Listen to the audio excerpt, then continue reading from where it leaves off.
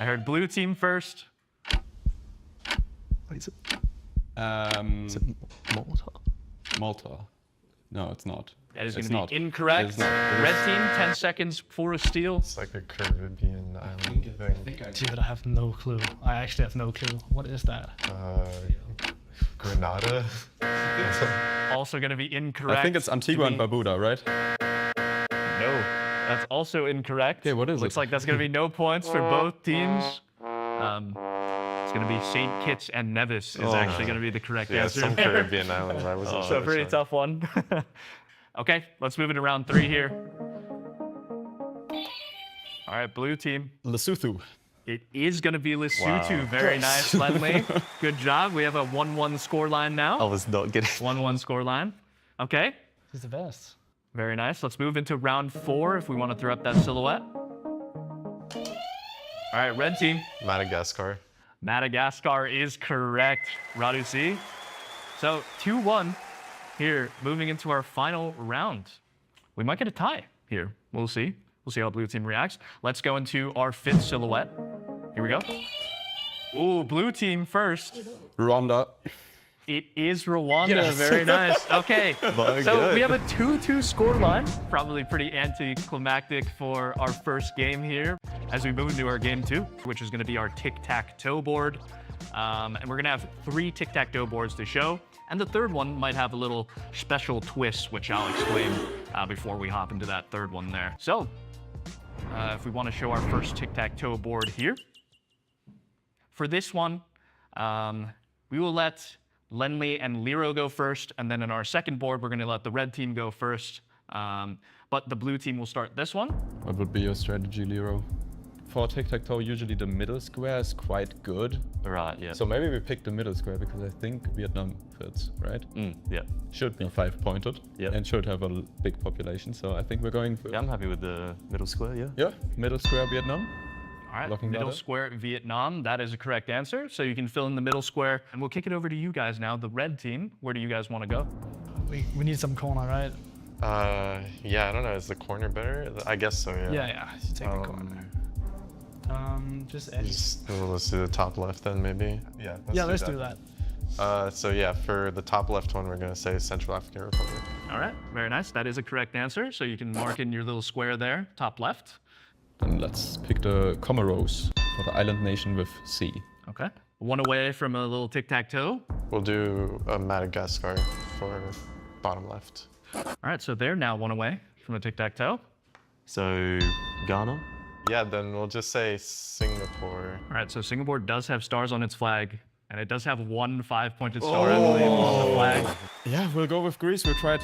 If it's under 10 million, then I am very disappointed in you, Greeks. All right, so I will say Greece very close to towing the line. Very, very close to 10 million, I believe, when I looked it up. But it is slightly over 10 million, okay. so you do get that square. Good. Over to the red team now. Surely like Colombia works? Yeah, that works. Yeah. Okay, let's do Colombia then. Yeah. All right, Colombia is a correct answer, so you can mark that down. All right. And it looks like we do have a tie here, I do believe. Nobody can win. But blue team, if you want to fill in that last square. All right, it's a Polynesian country. Okay. Samoa. It is, yeah, you guys got it at the same time. That will fill it in. So we do have a tie for our first board. So a bit more of a harder board here, a little bit more thinking. But red team, Yeah, so I think we gotta go for middle. We gotta go for middle. What about like Switzerland?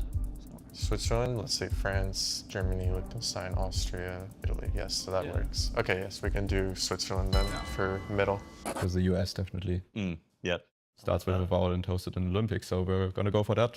Bottom left. bottom left, USA is course correct. So yeah, for top right, we'll go for Astana. Or for Kazakhstan. Okay, we're going for Kazakhstan. Good Yeah, save there. correct. That is correct. Japan with hosted an Olympics and is in Asia. That's correct, of course. They hosted the 2020 COVID Olympics. I feel more confident, honestly, about saying Budapest than Vienna has hosted one. Although they probably hosted a winner in Austria. Yeah, I mean, I kind of like the Austrian one more, but I don't know. Okay. I mean, we I can- don't know yeah, anything about I'm it, like, but yeah, There's like, If you don't know either, then I think I'll go for Hungary Okay. because I know for a fact they've hosted this summer. All right. So yes, Hungary for middle bottom. Okay, Hungary has not hosted an Olympics, actually. Yeah, unfortunately. So that's gonna be no square for you guys. Landlocked country. It is tricky though. It is tricky though. I mean, I think Austria is a good shout. Might not be right, but Are you locking in Austria as your answer for bottom middle? we are. I can say that Austria has hosted a Winter Olympics. Yes. So that's gonna be correct. Sorry guys. Yeah. I knew there was gonna be one. Sorry. That was the only other possible option besides Switzerland as a landlocked country that's hosted the Olympics, unfortunately. So, win for the blue team there on our second tic-tac-toe board. The last tic-tac-toe board, you're going to be playing a killer tic-tac-toe.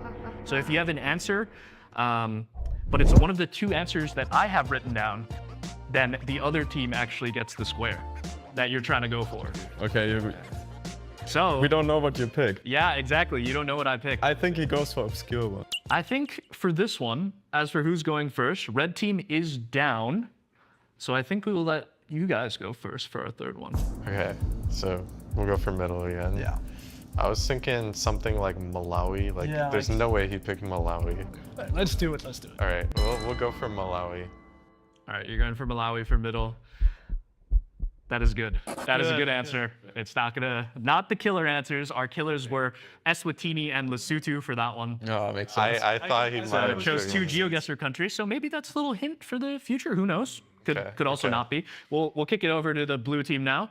Let's pick St. Vincent and the Grenadines. All right, St. Vincent and the Grenadines. That is, of course, a correct answer, and it's not the killer. Yes. So you do get the point there. Our killers were Sri Lanka and Singapore. But Bahrain doesn't have coverage, so we chillin', right? Surely. So Bahrain for bottom right, yeah. All right, Bahrain is the correct answer. Our killers were Qatar and Oman. Ooh, close. Two GeoGuessr countries there as well. Okay, you choose St. Lucia or St. Kitts. We'll do St. Kitts. St. Kitts and Nevis for bottom left. All right, we're going St. Kitts and Nevis. That is the correct answer. Not going to be the killer. Boom. As well, our killers were Samoa and Suriname. Okay.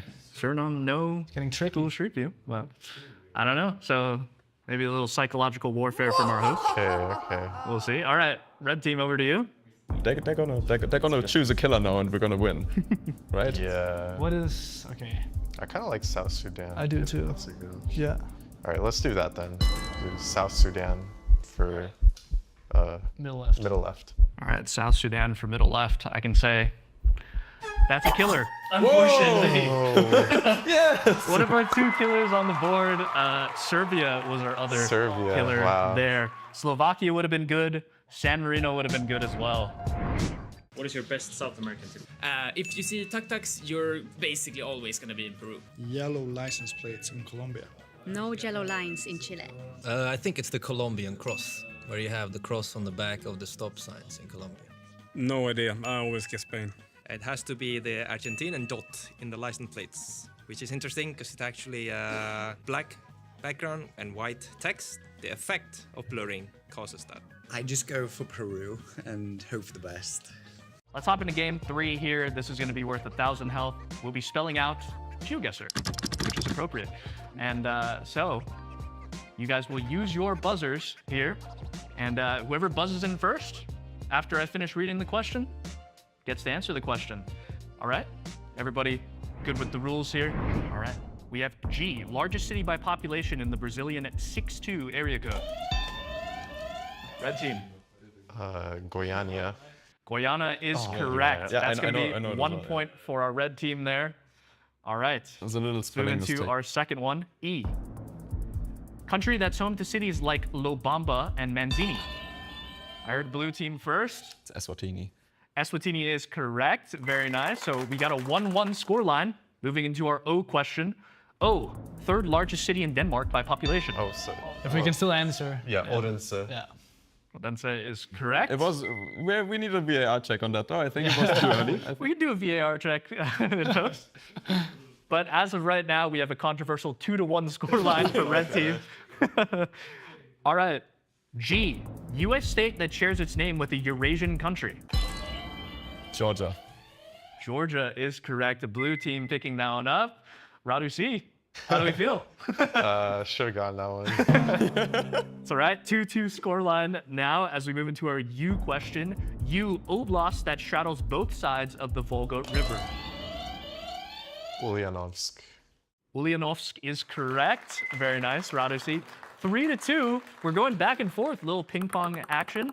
Okay, let's move into our E question here. E, largest city that starts with E by population in North Rhine-Westphalia. Blue team? Essen.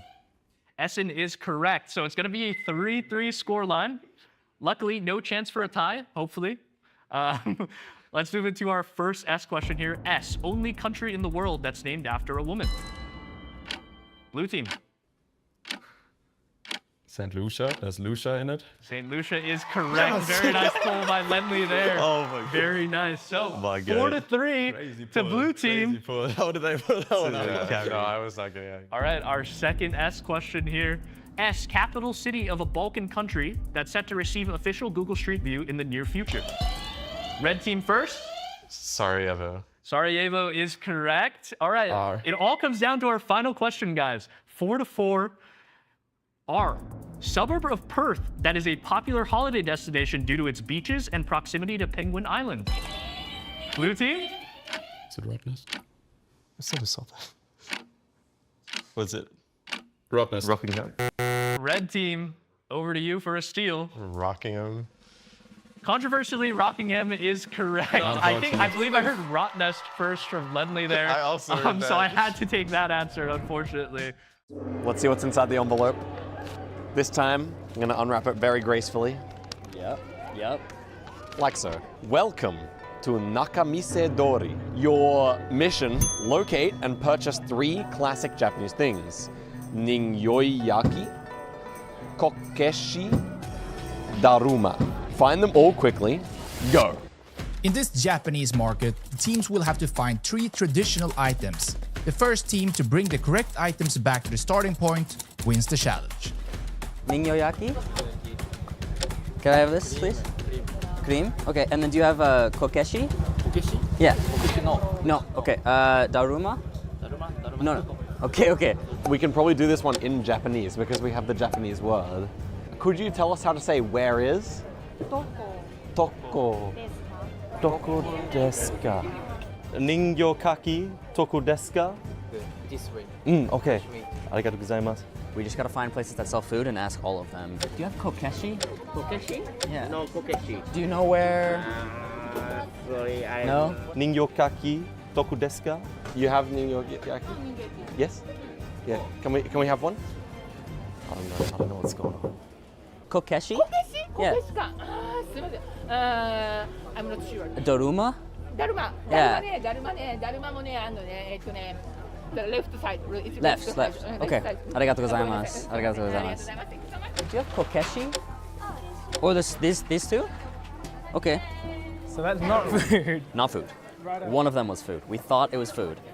Toko kokeshi desu ka? Oh yes. Could we buy this, please? Let's have daruma.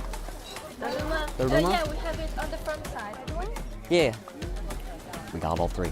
Sure. Now we just gotta run back. Surely we cooked. Surely we cooked. Oh, wait. What's the third one called? Daruma. Daruma? Oh, yes. Arigatou gozaimasu. Let's go. Okay, so now we're hoping that they come and they don't see us because we're gonna hide. And we'll be right here, and the second they're done, we'll be like, what's going on? Even if we happen to lose, we did it in Japanese. Or you did it in Japanese. Oh, you've repeated like the same 2 words over and over. Still. If they were first, they would be standing right there waiting for us. You know, I'm making sure I don't see them. Let's see. No! Both teams are back. Now let's see if they brought the correct items. The first item. Ningyoyaki. Next was kokeshi. Yes. And daruma. 3 for 3. All right. Pressure's on you guys. But here's the thing, people. We were first. a package of danyoyaki. Ningyoyaki. Ningyoyaki, sorry. I got them confused. Ningyoyaki. Ningyokaki. Mini kokeshi. And daruma. Yes? Correct? Round 5 here, inverted flag. So for this final round, each round here is going to be worth 1,000 points. So if you buzz in first, you take 1,000 points off of the opponent if you get the question correct. And if not, same buzzer rules applies. 5 seconds for first team that buzzes, and then 10 seconds for a steal. You're going to see a flag, a country flag, and the colors are going to be flipped to the opposite. So you're going to have to tell me which flag it is. And that's how we're going to settle street smarts here. So without further ado, you guys have your hands on your buzzers. I am buzzing with excitement. Let's hop into round 1. Let's go. I heard blue team first, I believe. What the is that? Black, blue, red, blue. What is it? what That's time. Red team, 10 seconds for a steal. I'm not sure. Black triangle. Is it? It's like something in Africa. It's like Gingi something. I don't know that flag. That doesn't exist. All right. That is time. Idea, that does not What'd exist. You say? No idea. All right. There's no answer for this one. No, that doesn't exist. What is that? It's... Oh, Bahamas. Oh. Okay. I was like, which flag has a black thingy on the left? There's no flag. So that means that red team's still with 5,000 points. Blue team's still with 4,000 health there. And we'll move into round 2 here. Blue team first, I believe. Yeah, wait. Yeah, Bangladesh. Bangladesh. That's incorrect. Oh man, it's not Bangladesh. Like, yeah, dude, I thought the blue would be red. So what else would that be? All right, that is time, guys, unfortunately. And the correct answer is actually Palau there. Palau. Not Bangladesh. I mean, understandable answer, I'd say. But it is Palau. Okay, let's move into our third flag here. 5,000 to 4,000 health still. We're still trying. It won't work. Here we go. Okay, blue team. Okay. Yellow. There's yellow at the bottom. Yeah. All right, that is time. That is time. Red team, 10 seconds to steal. Throw out a European country. No, it's not Europe. What does the yellow turn into? Could it be a no? No, that would be no. I have no clue. What is this? Germany, I don't know. Germany is incorrect, unfortunately. The correct answer is Armenia. Oh, Armenia. Yeah. I think Germany was pretty close. Which shows that our 4 players aren't too good at inverted flags, it appears. It's the colors. Like. Here's not. Okay, so that means our health still sitting 5,000 for the red team, 4,000 for the blue team. 2 left here. Let's hop into our 4th flag. Here we go. Okay, red team. This one's easy. Come on, what? Why have I seen this flag? It's like UAE or That's something. time. UAE. That is incorrect. UAE is not correct. It's Kuwait. You're answering Kuwait. Kuwait is the correct answer. Very nice. Blue team. I mean, it's easy when you don't need to invert it in your head because that's the only flag that has that thingy. So yeah, which means it's 4,000 health each. Going into our last round here. So this last flag is going to determine a winner and a loser. All right, here we go. Let's show that last flag. Okay, red team. So it's black and white, and then... And Yemen. That is incorrect. Blue team, 10 seconds for a steal. It's not Egypt either. Estonia. Surely it's Estonia. Lenley has said Estonia. Estonia is the correct answer. Oh, and blue team takes the win there. What a win for blue team. Absolutely clutch from Lenley there, the GOAT. We have arrived. Let us take a look. That's how you gracefully open the paper. This is the Sushi Chef Challenge. Watch carefully as the sushi master creates 6 perfect nigiri pieces. Your mission is simple yet challenging. Replicate them exactly.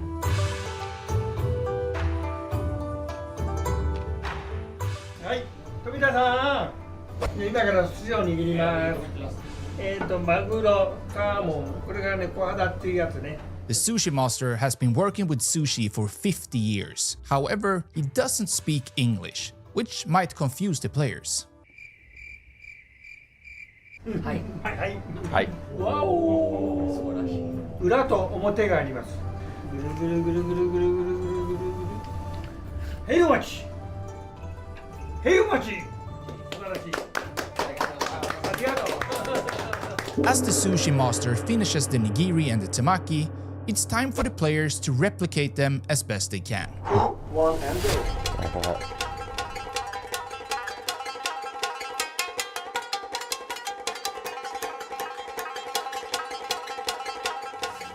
I'm so focused right now. You are. You're way more locked in than me. We're a bit behind, bro. Oh, wait. Oh, shoot. If I got served that in a restaurant, I'll be complaining. Done. You're insane. Oh, it's a disaster. Scheiße, Mann. Oh, this is...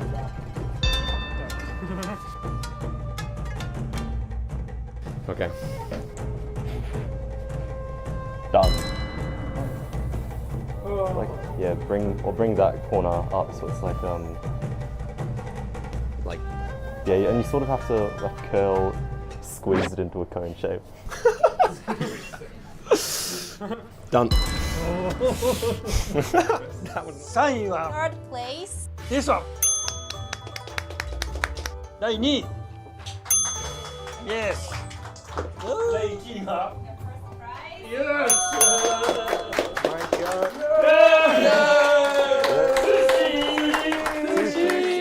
We have received an envelope here from production, and we are possibly in the dojo? I think so. We're gonna find out. Let's read our message here. Welcome to the Kendo Sword Challenge. Your mission, learn the basics from the master, suit up in traditional armor, and step into the ring. Your goal, burst the balloon on the master's helmet using your sword. Good luck and fight well. Now, let's hope the teams look closely at this letter, as each of these has a kanji sign written on it that they need to remember for the very last challenge. Okay, じゃあバーウェンセレモニーね。バーウェン。Okay? Either take the left hand and at first how to sit and how to バーウェン。Okay? バーウェン。Okay, I heads up. Okay, I please stand up. Please take your bamboo sword. Watch me. Next. Don't move. Hitting, okay? At first, hitting head. Louder! Hey! Louder! Hey! Then! I hit the man! Go! Oh, nice! I got chance! Oh, go through! Oh! There? Understand? Are you okay? Yes. Hey.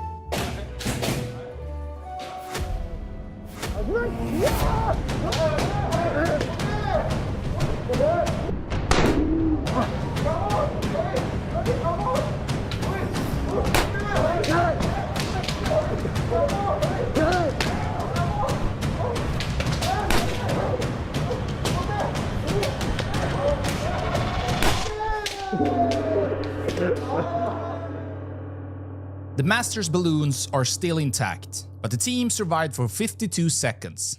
Now, let's see if the blue team can beat that. Come on, yeah! Go there! Hey, go there! Go there! Go there!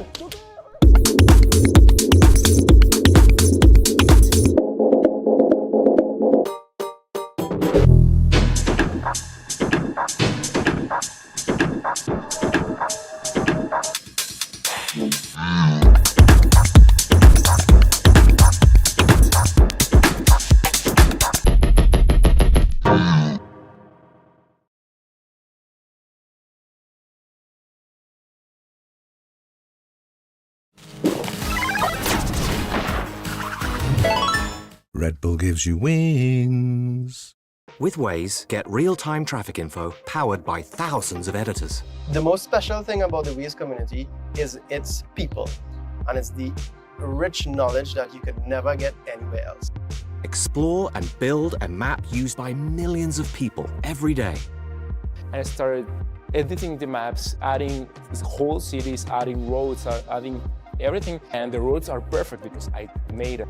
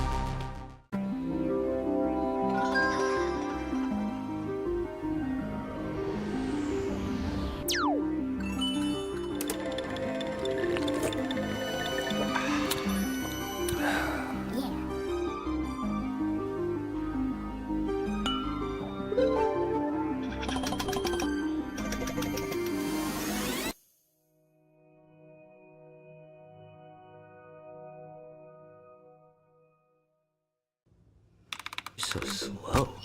I told you I was done with basic browsers.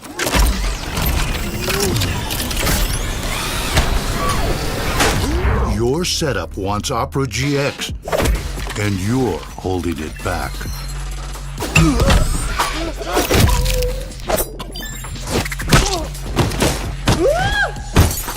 Upgrade to the gaming browser. Download Opera GX. The GeoGuessr World League Season 2026 is proudly presented by Red Bull, Alienware, Waze, Mikola, and Opera GX.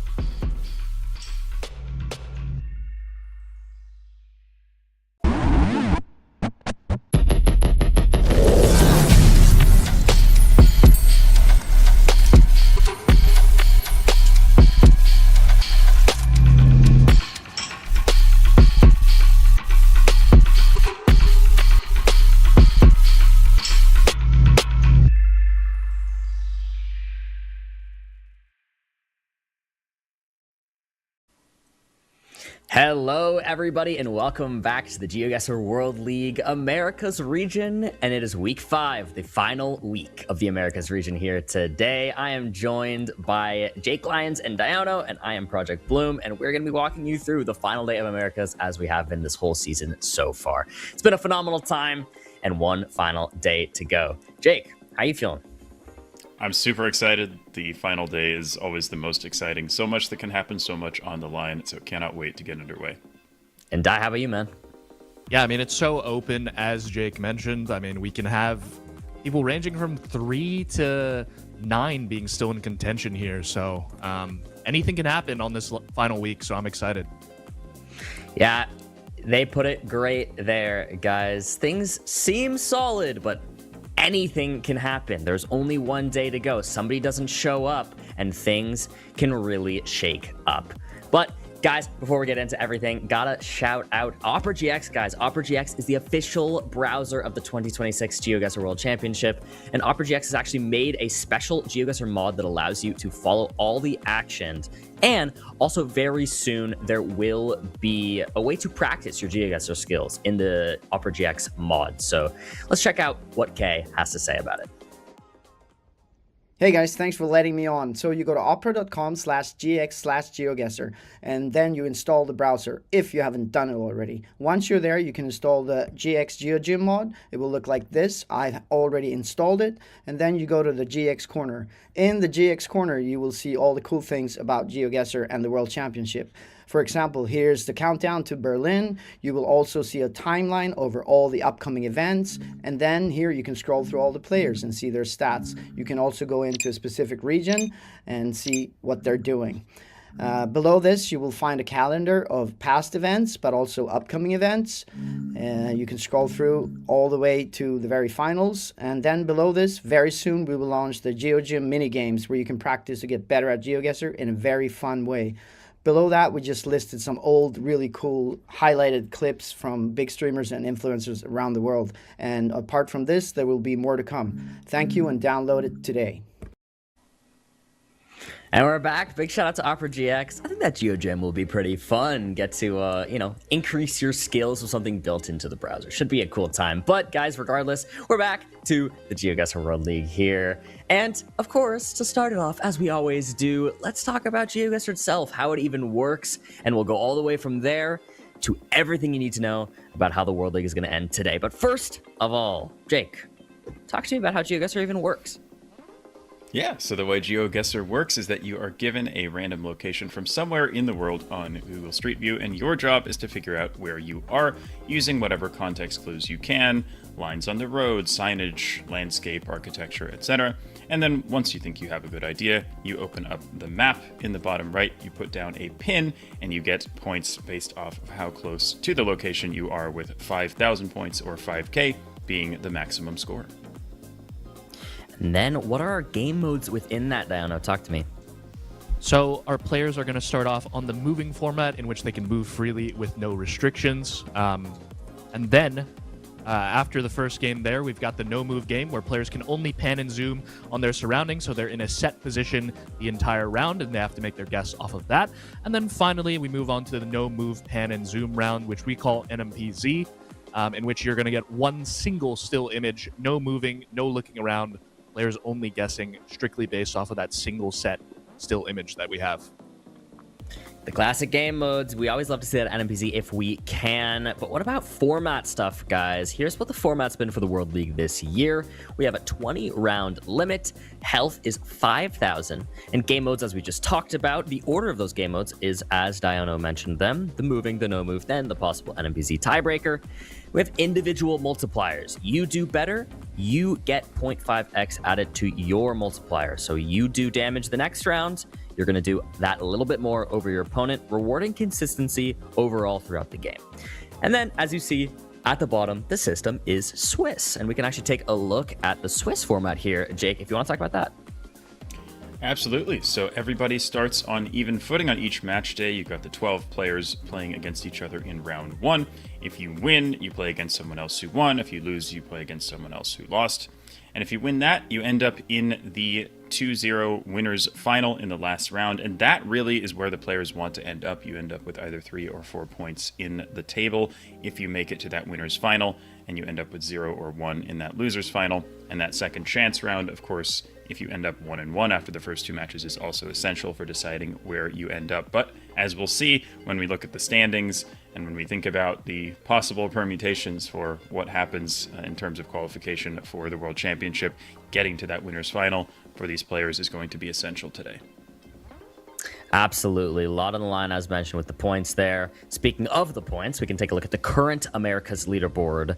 We can take a look at how MK is at 15 points. So he is already coming into the day mathematically 100% qualified for the GeoGuessr World Championship already. Now, the rest of things, maybe some questions. Radu should be sitting in a pretty good place with 14 points. But Mu and Ecal, things could definitely switch up. I mean, even a player like Fao, you see him down there currently in 9th, or Matias, both have 6 points. If they were to gain 4 points on the day, they could go up to 10 points, maybe tied with Ecal, maybe beating Ecal if Ecal has a bad day. Things could mix up. It really is up in the air to some extent, even if it might not seem like it is, considering we're on week 5. But here's where we sit going into the day. I mean, Jake, any notable things you want to talk about here? Yeah, well, you mentioned MK already qualified, but he's going to be wanting to get points in order to secure better seeding for the World Championship. Radu pretty much qualified as well, but we will see. But for players like Mu and Ecal in 3rd and 4th, you need to be top 4 to qualify directly for the World Championship, so they are going to be wanting to get into that winner's final. That is absolutely essential for both of them. And as you said, Fao and Matias kind of on the outside looking in right now, but if they're able to get to the winner's final and guarantee themselves at least 3 points, then they definitely have the potential to leapfrog the players above them, such as Gingi or Orlando. So very excited to see what happens. A lot on the line for these players, not only in terms of prize money, but making it to Berlin. This is their last chance. So I can't wait to see who makes it and who gets left out. Yeah. Also, quickly, before we also move on, one thing worth mentioning is 5th through 7th place do have that chance at play-ins, which will be happening in 2 weeks from now. So even if they don't make that direct qualification for the league, 5th through 7th still has a chance if they can perform well on the play-ins weekend. But with all that said, a lovely wrap-up of everything so far. Let's take a look at our actual matches that we're going to be watching and that are going on today. So in round 1, you can see a bunch of matches here. Our green highlighted ones are the one we will watch on broadcast, starting out with Lubec versus Lofi. Now, not a lot on the line here for this first match in terms of qualification. Both players sitting very low there on the table, so not too much to play for here, except some honor, and you know, if you do well in the day, you still are getting prize money. So will be a chill but fun one to start us off, Diana. What are you thinking about that and the other matches we're going to watch? Yeah, so the first match probably not as consequential towards the standings. The match going on off-screen, Fao versus RC, could have big implications.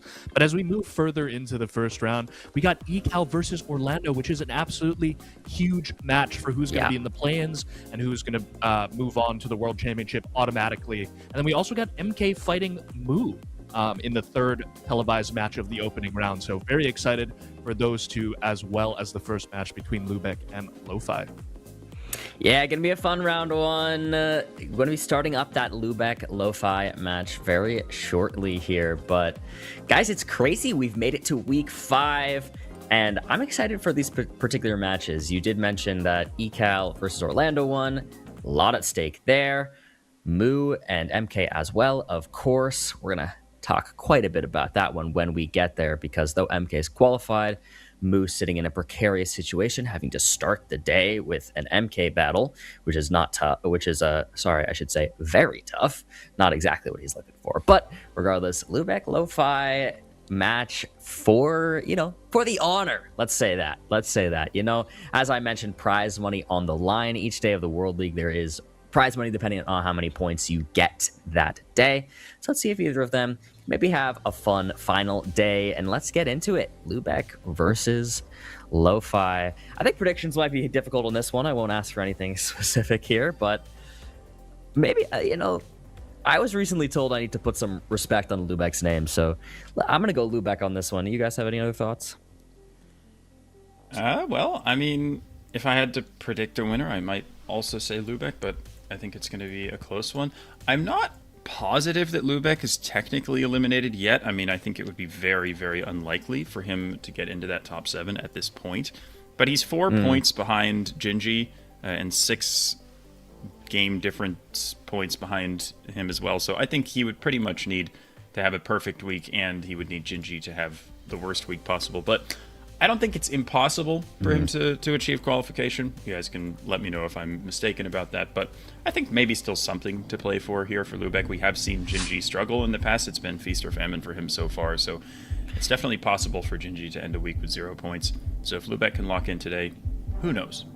Yeah, I do think you're right on that, actually, taking a look at this. If Lubec was to gain 4 points today and Gingi gained 0, I think it's possible Lubec would make it to play-ins. I'm not 100% sure, obviously. Yeah, again, somebody should do the math, but anyways, we get into the game. See how it ends up actually going here. Lofi's got a very good sign towards Nizhny Novgorod, as well as a couple of other cities there. He does, of course, know where Nizhny Novgorod is. Arzamas is city to the south. He's gone ahead and sent it in.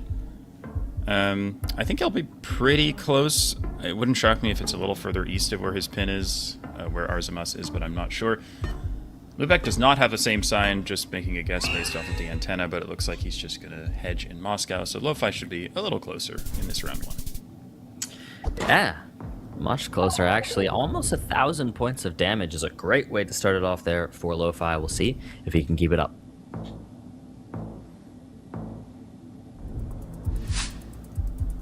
Neither of these players consider themselves moving specialists, I don't think, but ooh, that's a little helpful. This says Por Alentejo. Alentejo is a region in Portugal. It's a fairly large region.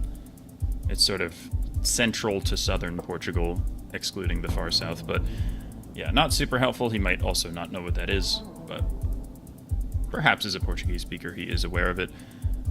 Currently looking... Why is he in Cabo Verde? What? Okay, what is happening? Wait. Why is he... What? What's going on? Okay. There's no Google Street View in... What is happening? Wait, but he's in like some track. Well, he's in Ari now, but he didn't start it. Yeah, he didn't start. Yeah, we started in Gen 2, so... Yeah, he's in the Azores. Oh, no. Oh, this might be a lot of damage, even though Lubec's on the south coast here. Yeah, it's not going to be as far south as Lubec is. Wait. But... Is he switching? Oh, is he gonna thought click? about it. Oh, he didn't. Wow. Yeah, very confused the thought process there. Again, Lubec didn't have a multiplier yet, so damage isn't terrible, but I mean, it's still a huge, massive hit. A little over 3,000 points of damage there on round 2. Also, gents, I think looking at the tiebreaker status, I do believe if Lubec wins all of his games and Gingi loses all of their games, so Gingi goes 0-3 and Lubec goes 3-0, they will have the same match difference, I do believe, but Gingi does hold that edge in other tiebreakers like 3-0 days and 3-1 days. So I think it is theoretically impossible for Lubec. If somebody wants to check my math there in chat, but yeah, it should be I believe impossible. it. I'd done the math on the match difference, but I hadn't done the math on the second tiebreaker, so that makes sense. But yeah, still prize money to play for, as Bloom mentioned earlier, so not nothing, and pride on the line, of course. So we'll see if he can bring it home. Lofi bringing it back a little bit on this one. Getting some damage. But Lubec just still sitting in such a nice spot.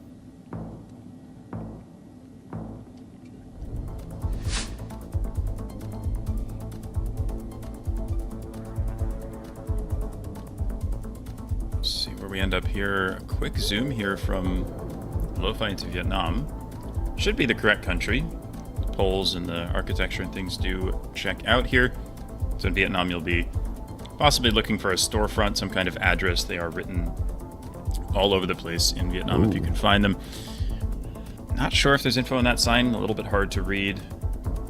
Ooh, that looks a little better. Yeah, Son La is a province in northern Vietnam. I think it's close to Lao. I think he's in the right area right now. Yep, you can see there as he zooms into the province border. Lubec, I'm not sure, has the same info, but I think he is in the right part of the country, so this shouldn't hurt him too badly, but I would expect Lofi to be a little closer here. Yeah, he's found the second part of the address as well. Oh, I thought he switched on to it, but it looks like he didn't. He was zoomed in on it at the end there on his map, but didn't exactly pick it up, I guess. But back to an even game now. I think Lofi has the lead in multis, guys, by a pretty good amount, so we'll see if that comes into play. Yeah, definitely worth mentioning there. Those individual multipliers always make a difference. Especially in a small country here like Lithuania, you are unlikely to get that many points off your opponent, but if you can get that multiplier a little higher, it can just help you knock them down a little bit more. So both, of course, will know the country and slightly different region guesses, but pretty nice guess from Lofi to get that individual multiplier even further up. Wow. And now Lofi actually ahead in health here. It was really just that one round from Lubec on Portugal where Lofi made a blunder. Otherwise, been Lofi all day. Okay. We're in the Philippines here. Both players are going the same way. I know it can be a bit random in terms of finding info, but they're both in some sort of settlement here in the Philippines, it looks like. Both looking for a province name, potentially. It looks like Lubec has one there. I can't quite read. It says Masbate, I think. Yep. Good find. That is the island that he has clicked, so he'll be pretty close here. Now pressure on Lofi to match it. Philippines, pretty large country, and And it looks like he's not going to get the info, so he needs to end up close in order to stay alive here, and it looks like he will. Not a bad guess. Yeah, not too bad, but further north. Let's see what the multiplier makes that. A little under 1,000 health. And Lubec here takes the lead. Very close here in our first game of the day. This looks like possibly Bali. We have this classic architecture, the ornate crowns and things on these tiled roofs. You see very, very commonly in Bali, so that is why Lofi has sent there immediately, and it looks like Lubec will follow suit. Yeah, the classic Bali roofs. Oh, he switches to Lombok. Oh, interesting decision there. And that's 1,000 points of damage. I mean, he does not look happy with that last second decision. And now Lofi has the health lead. Going into round 8, it's actually close here. I'm not super sure what made him do that. I mean, it's not that Lombok is impossible there, but it's definitely less likely with what we saw, so kind of surprising. But looks like Beluran is possibly a place name here in the state of Sabah in Malaysia. Oh, and yeah. Lofi has found it. Lubec has his pin basically right on it, and now he does see it. But yeah, maybe a little bit of extra much time to pinpoint here if you're Lubec. Take that extra 10 or so seconds, try and get a little bit closer and get your multiplier up, and not quite gonna happen for him on this occasion. 18 points of damage, but yeah, Lofi closer will get his multiplier increased, and let's take a look at exactly what it is. Lofi's gonna have a big individual multiplier lead, 4x to 2x. Looks like we're on Russia. We'll see if that multiplier even matters on Russia at this point, guys. Because it is a absolutely massive country and extremely hard to region guess, even with the antenna knowledge that both players definitely possess. Yeah, and I think if you're Lubec, this is probably what you want to see, at least in terms of the multipliers mattering or not. As you said, with a country this large, it's unlikely to be consequential. I think whoever's closer is very likely to win the game right here. Quickly gonna throw in an update from Radu Foul. That's happening off stream. Radu is up 1-0, winning the moving game. Back to this one though. Insta-guess here from Lubec. Unsure, he kind of shook his head as he sent that in. He's like, maybe it's here. I don't know. I'll give it a try. Lofi doesn't have any info either, but his guess is very different, so this should end the game either way. This is game, unless it's directly in between them somehow. But who has it? It's actually Lubec, closer, a little bit north of Kazan. And Lubec takes the game 1, the moving win. Oh, look at that. Singing along to his song, I assume. A little dancing. Yeah, nice start there for Lubec. Winning, I think, only 3 out of the 9 rounds there. But all that matters is that you win the game, and Lofi had a couple of larger mistakes, I think, in that game. So Lubec just a little bit more consistent. Nice Russia guess there at the end. And yeah, takes the 1-0 lead. Puts himself in good position going forward. Yeah, let's see what happens here on the no move. Lubec is just absolutely jamming. I love that, by the way. I don't know if you guys saw, but we've made comments that we see Lubec coughing, and then we've wondered if he's sick or if he's okay. And I asked him the other day, actually, I was like, Lubec, we notice you cough sometimes in the broadcast, like genuinely just wanted to check in if you're doing good. And he just responded, yeah, I'm good. So, I don't know. I guess he's fine. Yeah, I mean, he has had that, seems like a chronic cough for like the past 4 weeks of World League, so I'm not really sure, and that spans over the course of like 3 or 4 months there, Bloom. Yeah, so hopefully he's doing a little better nowadays. Yeah. Same guess here. Same guess to start it off. Wow.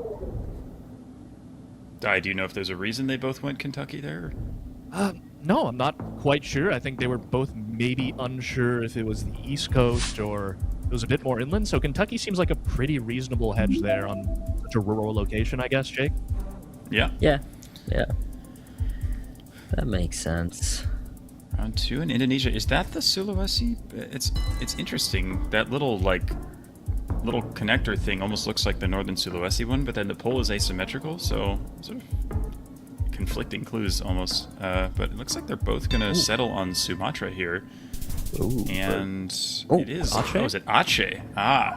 That explains the weird polls, I suppose. Yeah, I guess you do get some weird polls up there in Aceh. But we get some multis back for Lubec and back to an even multis game here. Looks like we are in Canada, I think, here. So Lubec might hold the advantage, locking in Sass immediately here, Jake. Yeah, it definitely looks like somewhere in the prairie provinces, but not always easy to tell them apart. Looks like Lofi going for Manitoba at the moment. We'll see who's correct here. Lubec seemed pretty confident in his home country, and it is, in fact, Manitoba. Wow. And that's Lofi with the round win on that. You know, maybe Lubec's, latitude was a little better, but not getting the points. Yeah, that is what my good friend Finbar would call latitude streak. But unfortunately a bit further away on that round. Looks like we have a Kyushu locking pretty quickly from Lofi here. Let's see where Lubec ends up going. Not sure if we can really see pole tops or anything like that, so pretty risky guess here from Lofi. If he is correct, though, can be a lot of damage. Lubec also pretty far south. Seems like he's considering Kyushu, but opts for the safer hedge, and it is Kyushu. It is. To send by Lofi there to pick up some points as well. Yeah, very impressive stuff. We can see that in BZ at this rate, unless Lubec pulls off something crazy like he did last game. I mean, just worth noting, he only won about 3 rounds in the last one, but took the whole game. Can it happen again? Can Lofi take us on MPZ?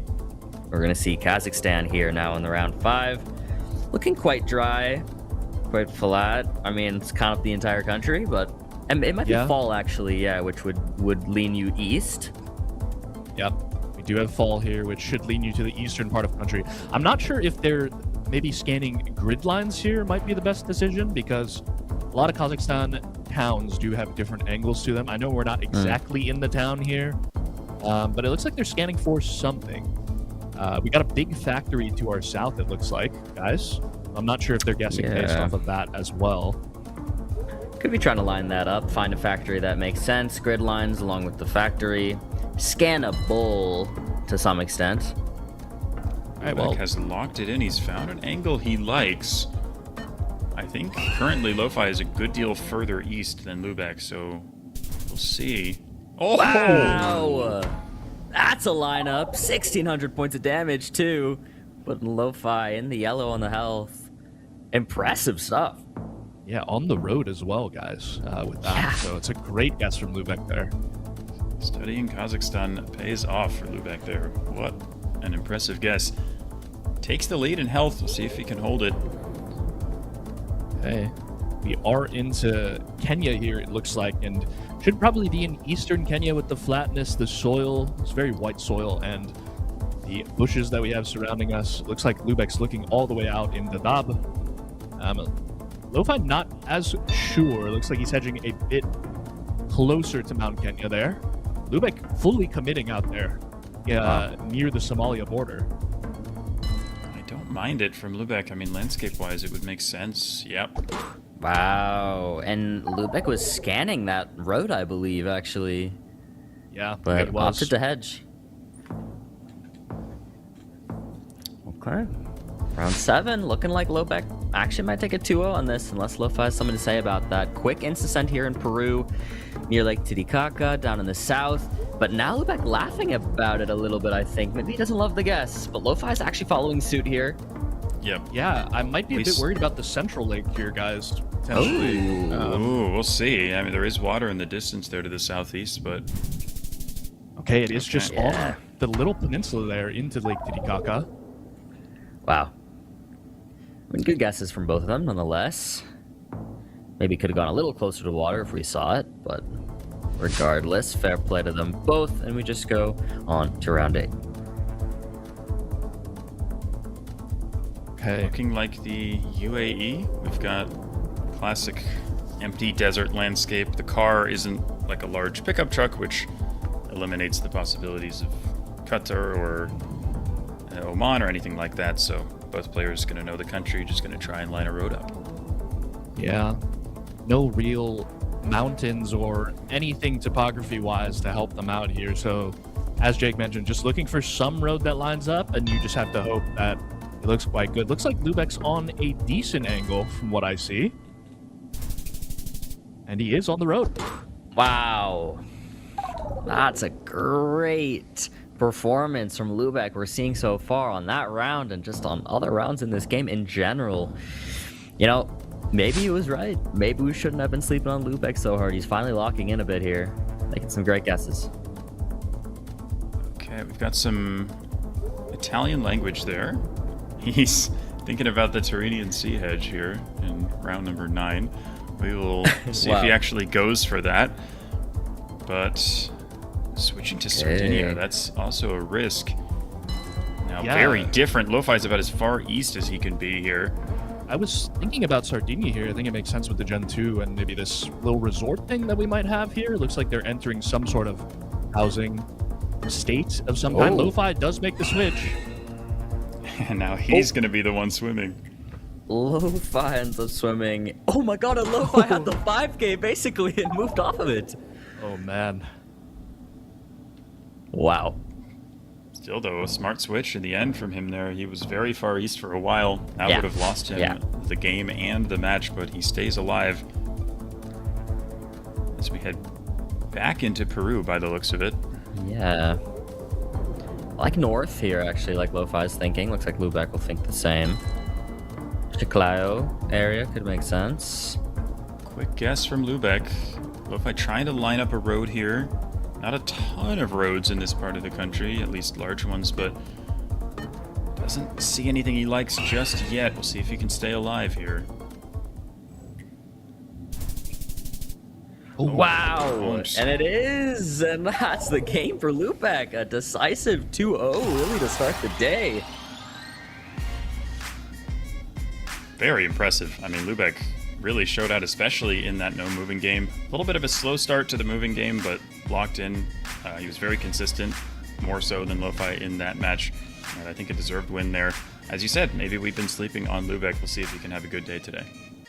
Yeah, we most certainly will. Maybe he can take home a decent bit of prize money here on the day, at least, even though mathematically should be out of contention for even the play-ins. But, you know, ending out with a bang, maybe it's just showcasing he might come back next season stronger. We'll have to wait and see. But again, props to Lubec for a nice 2-0 moving game.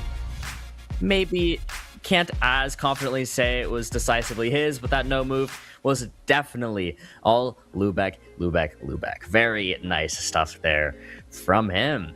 Guys, it was a fun way to start the day, it must be said. I'm also taking a look over here at my second monitor at the other feed. It looks like Radu did just 2-0 foul off broadcast, which probably to be expected.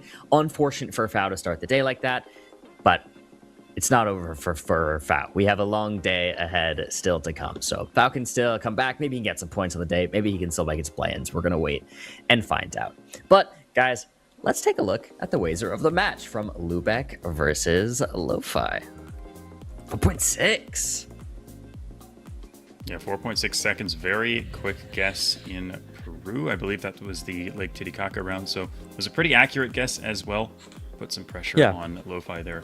But very impressive one there. He did lose the round, but I think it was pretty much a tie there. But yeah, he was trying to play quickly in some of those no moving rounds, and on occasion it did work out for him. So the speed was impressive, and the accuracy was as well. Yeah, agreed. Guys, what about Wei's moment of the match? What was our moment? I mean, Jake talked about the Wazer die. You want to talk about a moment? I'll let Jake take it if he wants to. Sure. For me, probably the Kazakhstan round, where I believe it was Lubec on the correct road just east of Pavlodar. Dropped only 2 points there, and it was a small road just kind of on the outskirts of the city. So very, very impressive, the ability there to figure out what city he was in and then line that road up. Yeah, agreed. I think that'd have to be mine. Maybe to Chiclayo, Peru, too, could be said. It was a very fast guess as well and very accurate, but one of those gotta be the Wei's moment of the match. Fun one, guys. A good one to start the day, and only more good stuff to come. We can take a look here at our schedule. What are we looking at? It's going to be Ecal versus Orlando up next. As you can see, I mentioned it already, but Radu did get that 2-0 against Fao off broadcast. Good start of the day for Radu, but it's Ecal Orlando next. And Dai, you were talking about it earlier, I believe. How consequential this is going to be. Maybe it was Jake. I actually forgot who. But Dai, I want you to talk to me about this Ecal Orlando match, because a lot is on the line for this one. Yeah, without a doubt, Bloom. I mean, Ecal currently sitting on 10 points. I think they are just within 4th place, which would qualify for the World Championship if this were to hold. But Orlando 1 point behind on 9. So this is a very crucial first game for both players because they obviously want to get into the winners final and potentially lock up their place in Berlin. So very important game here we got going for us, and an absolute treat to start off the opening round in our second match here. Yeah, it's going to be a good one, guys. Make sure you're locked in for this. Obviously, if you're in that 5th through 7th place, you have plans. It's not over for you. But the difference of getting auto-qualified for the World League, the security you can feel in that, you get to spend the summer doing whatever you want. You don't even have to worry about it. You want to end in 1st through 4th here in the Americas, and Ecal is just holding tightly onto that spot. Orlando looking to take it from them. And today, we're starting it off with the two of them battling it out to see what's going to happen. Oh, I don't even know, because Orlando went crazy last week. I'm trying to think which way this is going to go. I think a prediction is going to be really hard. If we see an Orlando like we saw last week, who knows what's going to happen? Another thing worth mentioning here is that Orlando is also potentially in danger of falling out of the top 7 and not even qualifying for play-ins here if Fao and Matias have good days and he has a bad day. So it could go either way for him. Of course, he's trying to get himself directly to Berlin, but he wants to at least get top 7. So yeah, hard to overstate how important this match is for both players. You want to start off today on the right foot. And it looks like Orlando's starting it off fast with a very instant send here. Kind of just middle Japan. Yeah, did he take a look at polls or anything? I don't know. I don't know. Sure. But if he knows, knows like he sent that one fast. Oh, he's gonna go. Yeah, I don't know. We'll see if it is. Yeah, it is indeed the Kanto region. So he might have seen, Orlando might have seen a poll very briefly at the start. I'm not sure, or just decided I don't know as much about Japan as Ecal, so I'm just gonna click middle and hope for a round that benefits me a little more. But either way, Ecal getting the slight advantage after a slightly better guess. Vietnam here on the round 2. Both players zooming in on the pretty much the same area. I'm not getting a good read on that sign, but Jake, you seen something there? Yeah, Kaobang is... yeah, I'm not sure if it's the northern... I think it's maybe now. I forget after the provincial reform, but it's one of the northernmost provinces in Vietnam, and they are both in the correct area here. Ecal, I assume they're scanning for the name of the town, which would be like the 2nd level subdivision here, or the district, whatever it is. Just trying to line up the road. We'll see if they're able to do that and further increase that multiplier, but both players should be pretty close here. Wow, but Ecal with the 4992. Very impressive. Yeah, very well done. As soon as you know the provinces, you can start scanning for the lower subdivisions, and Ecal doing it very well, showing their moving prowess early here in game 1. Again, Orlando definitely not a moving specialist. Would love to get this win on the board, but you certainly have to favor Ecal in the moving mode with how they've been playing in the previous weeks. See if they can keep it up here. Round number 3. Going to be in Poland here. There is a hill there, which you don't often see in Poland, but it's not the biggest of hills, so that doesn't necessarily tell you all that much. Players will be looking around for either phone codes or place names of any kind. They have found some phone numbers, but I don't think any of them have had area codes, so I'm not sure either player has any good clues here with just 13 seconds to play. That's his Wrocław, but I wonder if that's just like the name of a street or something. That's probably good info, though. I would guess that Ecal will be close here, but you never know with it just being a billboard. Okay. Yeah. It is kind of the south border. When you see hills in Poland, you tend to think the sort of south border with Czechia or Slovakia. Orlando thinking that, but opting to go much further east. And Ecal not as south, but is closer again. So 2.5x damage now for them. Orlando still yet to take a round. Let's see what can happen here on Austria. We have some signs here right off the bat, and a road number, the S36. He's got the S35 right there. S36 there for Orlando. Ecal has nothing yet. Yeah, he's in the town, I think, Bloom. Yep. Wow. Because he had Ecal had Judenberg on the sign. Ecal's plunk is quite good, though. Oh, they're moving a bit further west now. Oh, it doesn't see Judenberg. It's right there, but Ecal will not get there in time and moves pretty far west, so this should be a nice one for Orlando. A little bit of a bounce back. Yeah, good bounce back there. No personal multi yet, so not a huge amount of damage, but definitely a bounce back for the mental, and finally getting a multi on the board. Great stuff there on the round 4. Round 5, here we come.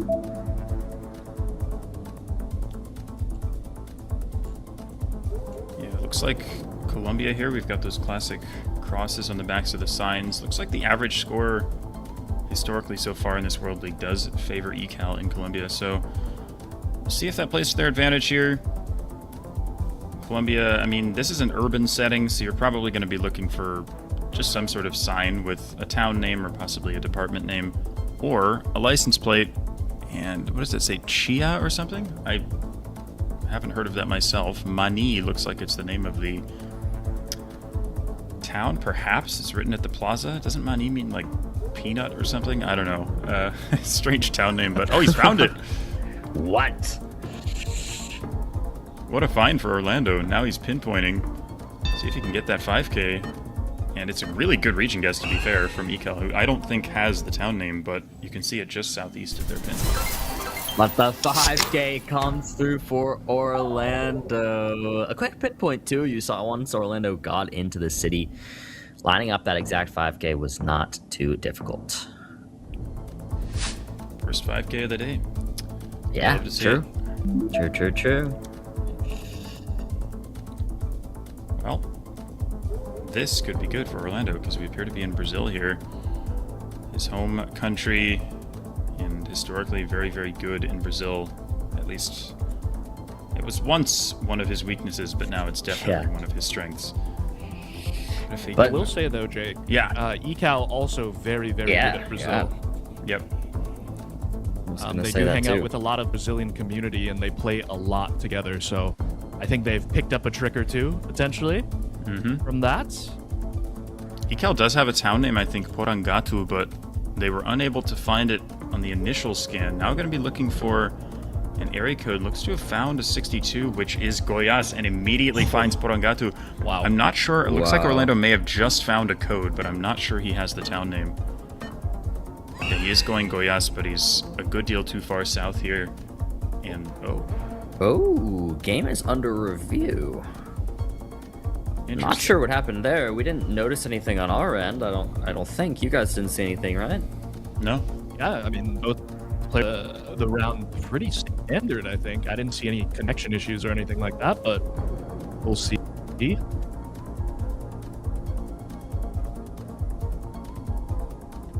Okay, hearing from production that Ecal is having some FPS issues, like a lot of stuttering in the game, so admins are checking that right now. pretty fun game so far, though. Pretty even. Nice 5K from Orlando. A little back and forth. This, I mean, if this round stands, it should be a pretty good hit, but Ecal not, I mean, the job's not going to be done yet. Orlando will still be alive for sure and the chance to come back. But again, I mean, even just this first game for getting off on the right foot is so important for both players. I mean, if you can win your first game, you're one win away from the winner's final with 2 chances to get in. And if you lose your first game, you have to win your next 2 in order to get there. So it really is a big difference. It looks like we're back, and the round is going through a nice 4.996. Yeah, I mean, I was gonna just say, like, considering Ecal is having some issues with the game, to be performing this well still is impressive stuff, nice stuff, good way to deal with the issues happening. Yep. Heading into India, that does say, it says Lucknow, it also said New Delhi.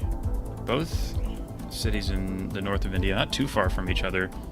If anything, I would guess that Lucknow is a little more reliable on that sign, but hard to say. Everything here just appears to be written in Hindi, so hard for the players to get much out of this. See what they can do. I would have had to say that Lucknow being in all caps there is probably we're closer to Lucknow here. I feel like you just get New Delhi right on just everything in UP, right, Jake? Yeah. Potentially. So I think they're both looking for, as Jake mentioned, some address here in Latin script that they can read. I wonder if they noticed the word Lucknow written there on that sign or not, but everything here is just in Hindi. Looks like both of them clicking pretty close to Delhi, and it is a little closer to Lucknow, indeed. Yeah, a bit. Probably within the province, right? Or something along those lines, potentially. I'm not sure. That would make sense. Okay, we go to round 8. An insta-send here, Argentina, from Ecal, and I like it, too. I mean, it's going to be somewhere in that plains area of Argentina, kind of in the north, but crazy to insta-send that quick. Yeah, choosing to play this round no move, thinking that they have a pretty good idea, and if they are even a little bit closer here, they may win the game. But it's Orlando, what a guess. Yeah. Crazy guess there, and if that happened in reverse, Orlando would be out, but wow, what a guess there from Orlando. Love to see it.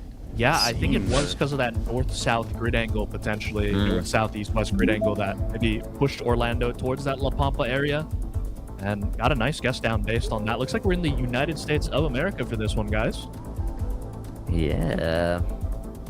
Yeah, this should be a fun one. See who's able to get to information. Looks very Appalachian Mountains to me at first glance, but not always easy to tell exactly where you are. Both going to be looking at the bins there. It looks like there is an area code. We'll see if Ecal's able to read it. Oh, it's just an 800, I think. Not going to help. Movement seems to be pretty difficult. It could end up coming down to a region guess. I mean, last round was essentially a no moving round, or it's how Ecal decided to play it. 833 is very likely a regional code. We'll see if Orlando knows it. Seems like maybe he does. He's going far east. Looks like he's in Maryland here. Maryland Panhandle. Very different guesses here. And it's Orlando! What? The comeback to take the game. What a fun game that was. Orlando goes up 1-0. Yeah, I think it may have been the area code that tipped him off there. I'm not sure if we were in Maryland. We were very close to the border there, but it looks like that was what did it for Orlando. So again, the studying paying off for him there. And moving is, as we said, Orlando's weakest mode, but he has looked so strong, especially in the last week, and now he looks really good again today. So starting this match off with a win is huge for him, because now he goes into his most comfortable mode, and we'll see if he can bring it home and get himself one step closer to the winner's final. We're gonna see. No move up next. Yeah, I like what you were saying there, just about Orlando kind of stepping up and moving recently. Because last week he had a great performance too, as well, on the move. So we're seeing a bit of a new Orlando recently, and an impressive moving win on Ecal game 1. Have to see how game 2 goes. Hey. Not an easy round to start us off here, Dai. What do you think? Yeah, it's an interesting round. I was thinking Mexico here. I was with Ecal on this one, I think. One does look pretty south. Got this absolutely massive blur here, but I'm not sure if this is because Google is re-blurring a lot of the cards to try to remove any sort of car color, car meta situation here, and that's what's happening in this location. But I think the pavement does look quite Mexican, so Ecal, they have decided to lock that in. Let's see where Orlando ends up going on this one. They are following suit, it looks like, but a bit more northwest in Jalisco. Wow, and Good guess. it is border with Nayarit. But a very good guess to start off there from Orlando. Wow, I'm very impressed by the Orlando we've been seeing in recent days. Yeah. I remember that Southern Argentina guess that he had last time, that insane 5K. He already had a great Argentina guess today, and I mean, that was effectively a no-move guess, and that one right there was also super impressive that he just had, so seems like he's really been practicing the no-moving, and it is showing. Australia, not an easy country. I thought it was Tasmania, but maybe they're both thinking that's a wall bollard, potentially? I mean, maybe I'm just wrong here. Like, we do have the black bottom of the bollard, but it just looks so weird for Western Australia, Jake. Yeah, I think that's why they're going really far south, trying to justify, yeah, maybe Western Australia could look like this. I mean, it might be. Far, but... Don't get me wrong here. Yeah, but I see what you're saying. We'll see who's right here. I mean, if they're both in Western Australia, this round won't end up mattering too much, but it is an unusual one.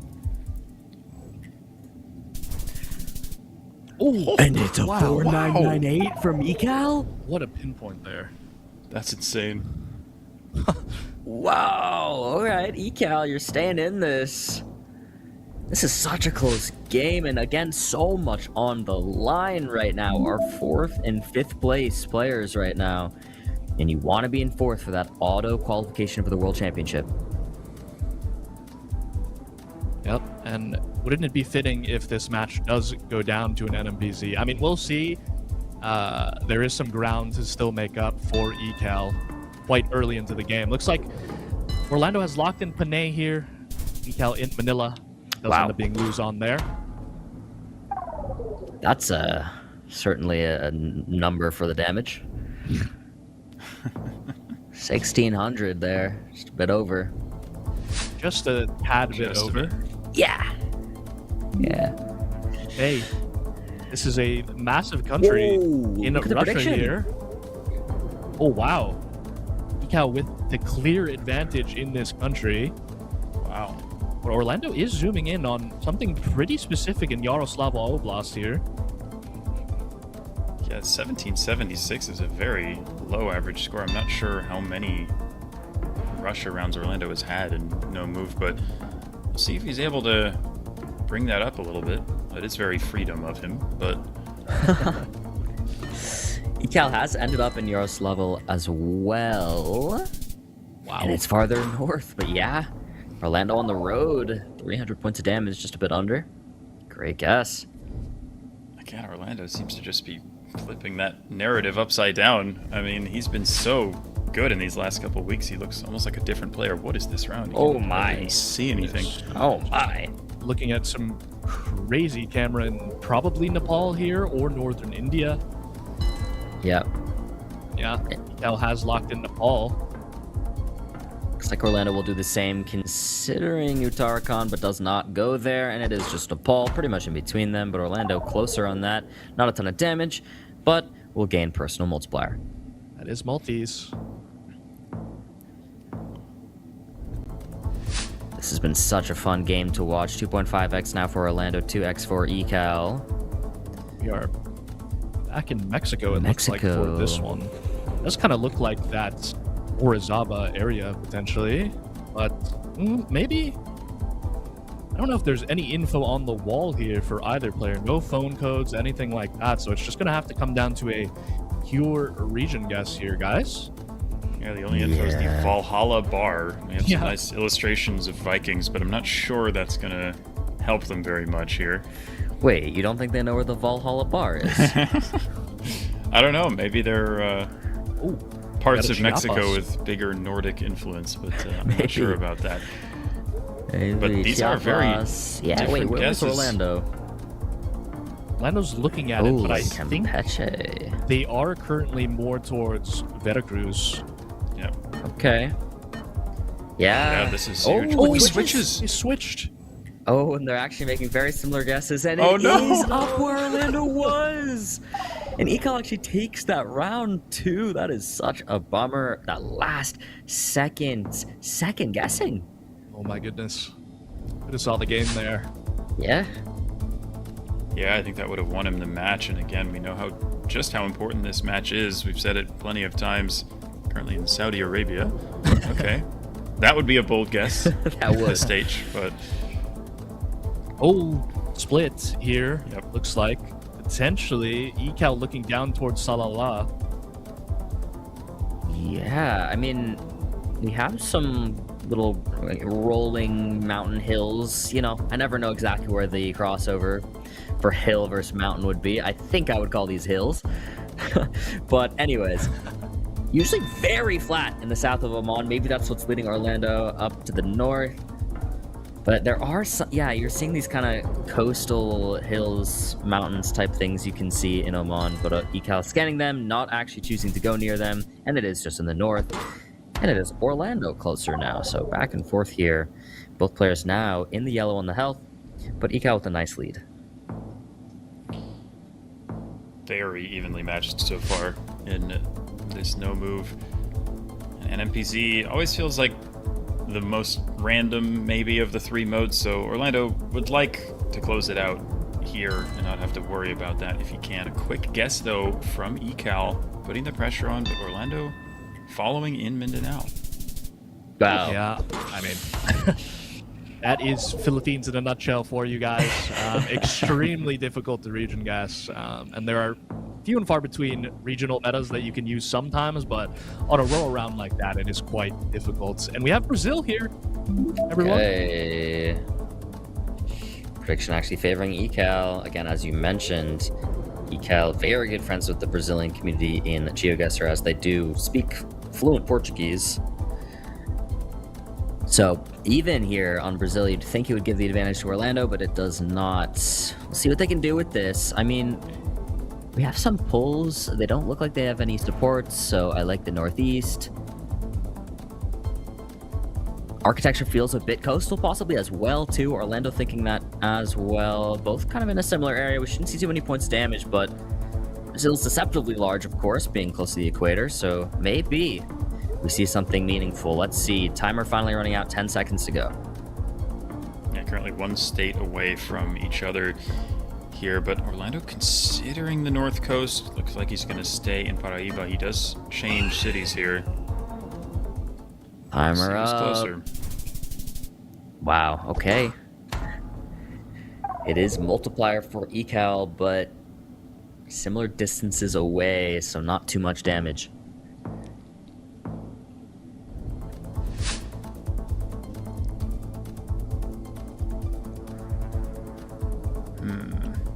Hey, looking at here.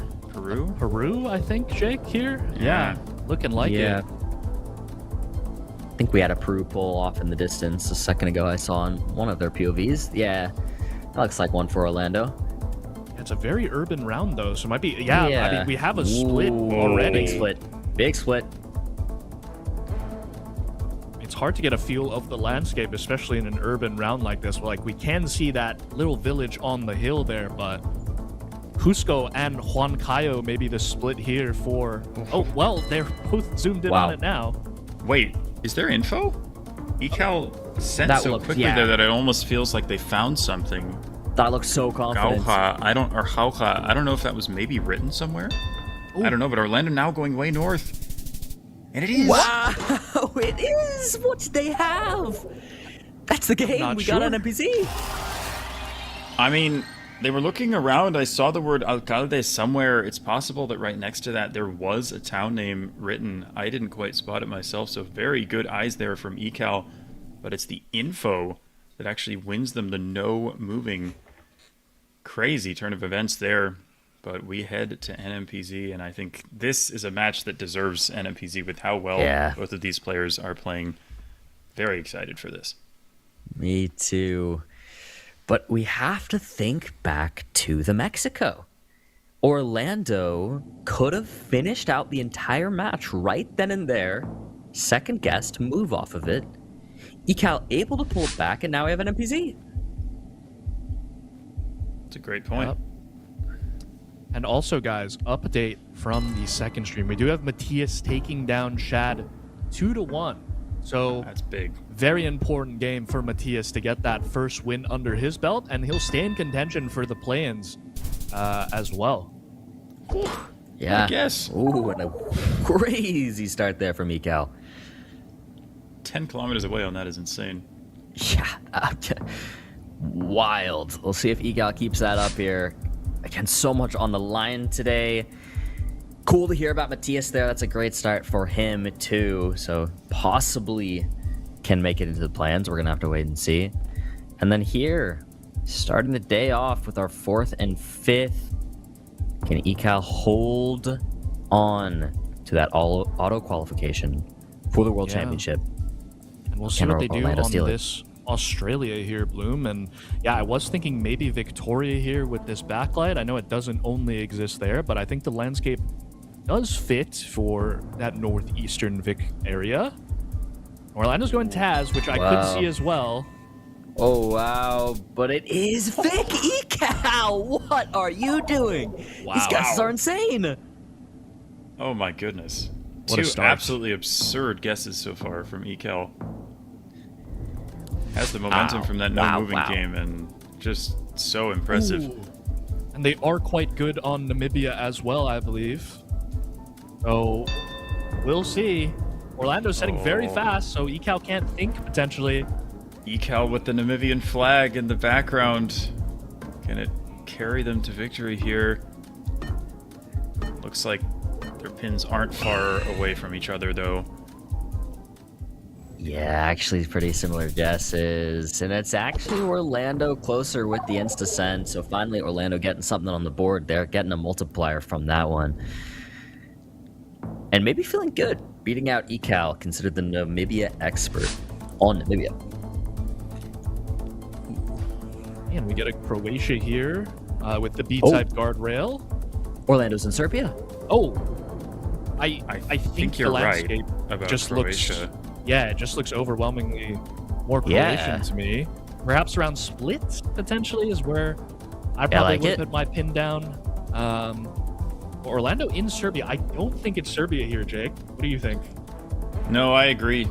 I think this landscape looks a lot more Croatian here.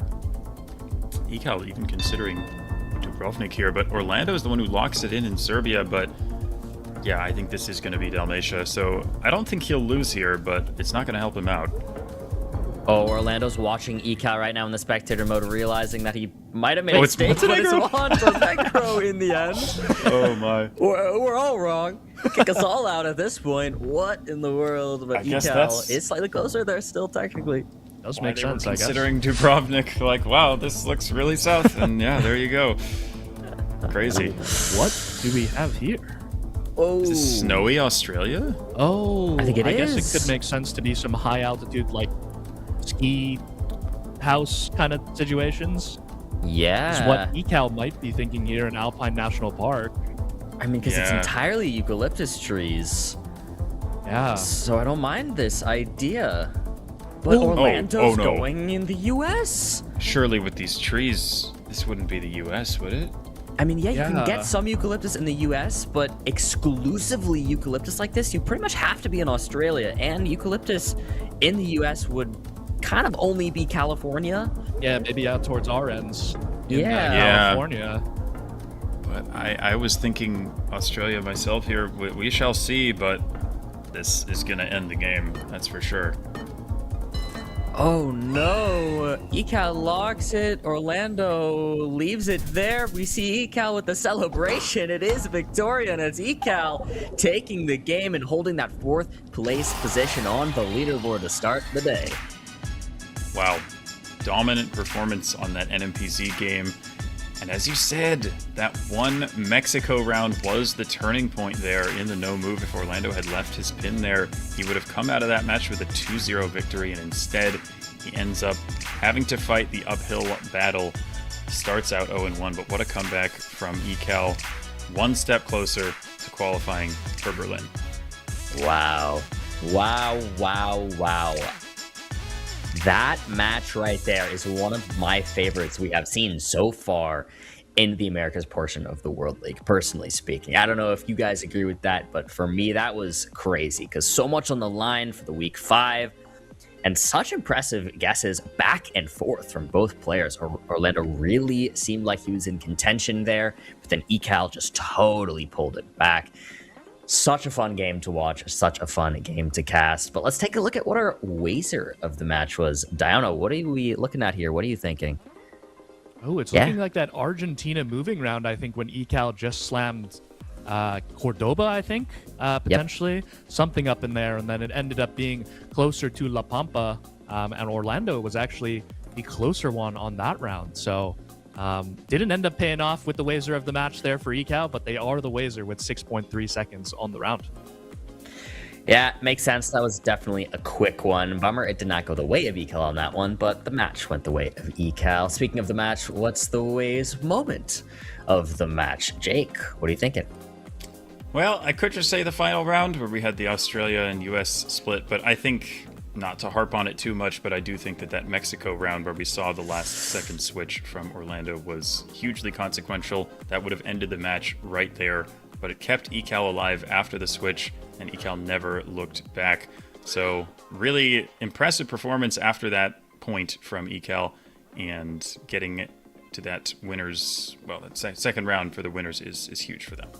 Yeah, I think I'm going to add on, and to your point, I like what you're saying there. I'm going to just go ahead and say Victoria. Victoria, Australia as a total because of the last round, of course, but also because Ecal had that other unbelievable guess in NMPZ Victoria. I believe that was round 2 of the NMPZ, just basically on top of it with so little info. So let's go with Victoria, Australia. At least that's my pick.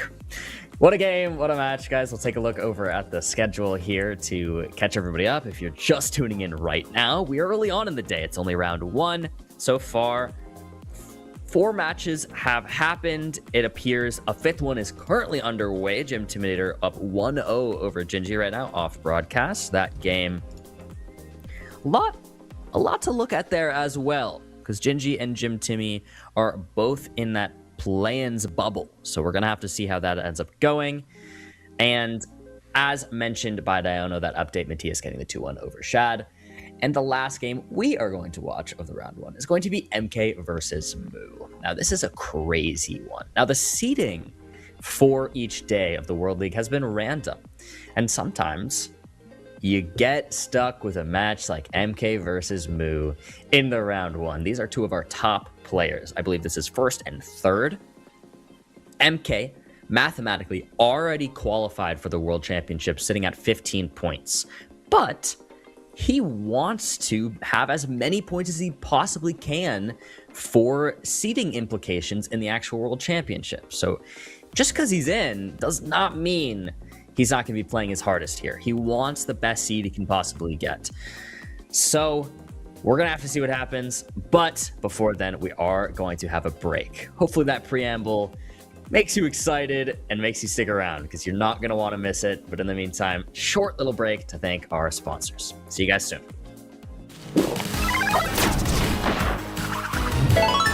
Red Bull gives you wings.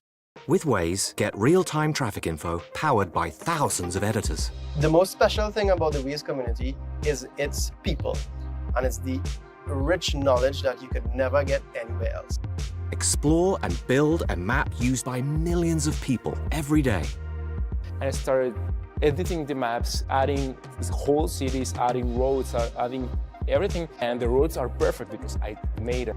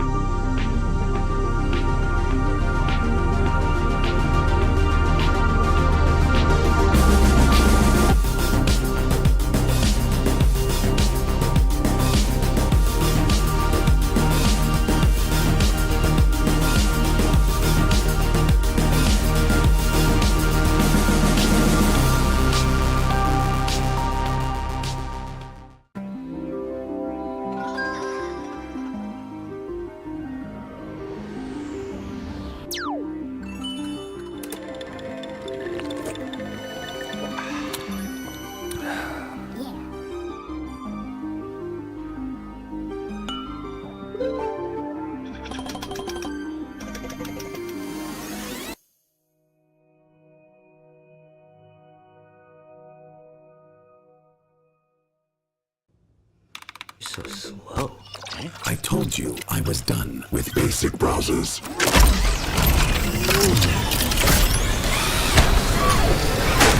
Your setup wants Opera GX, and you're holding it back.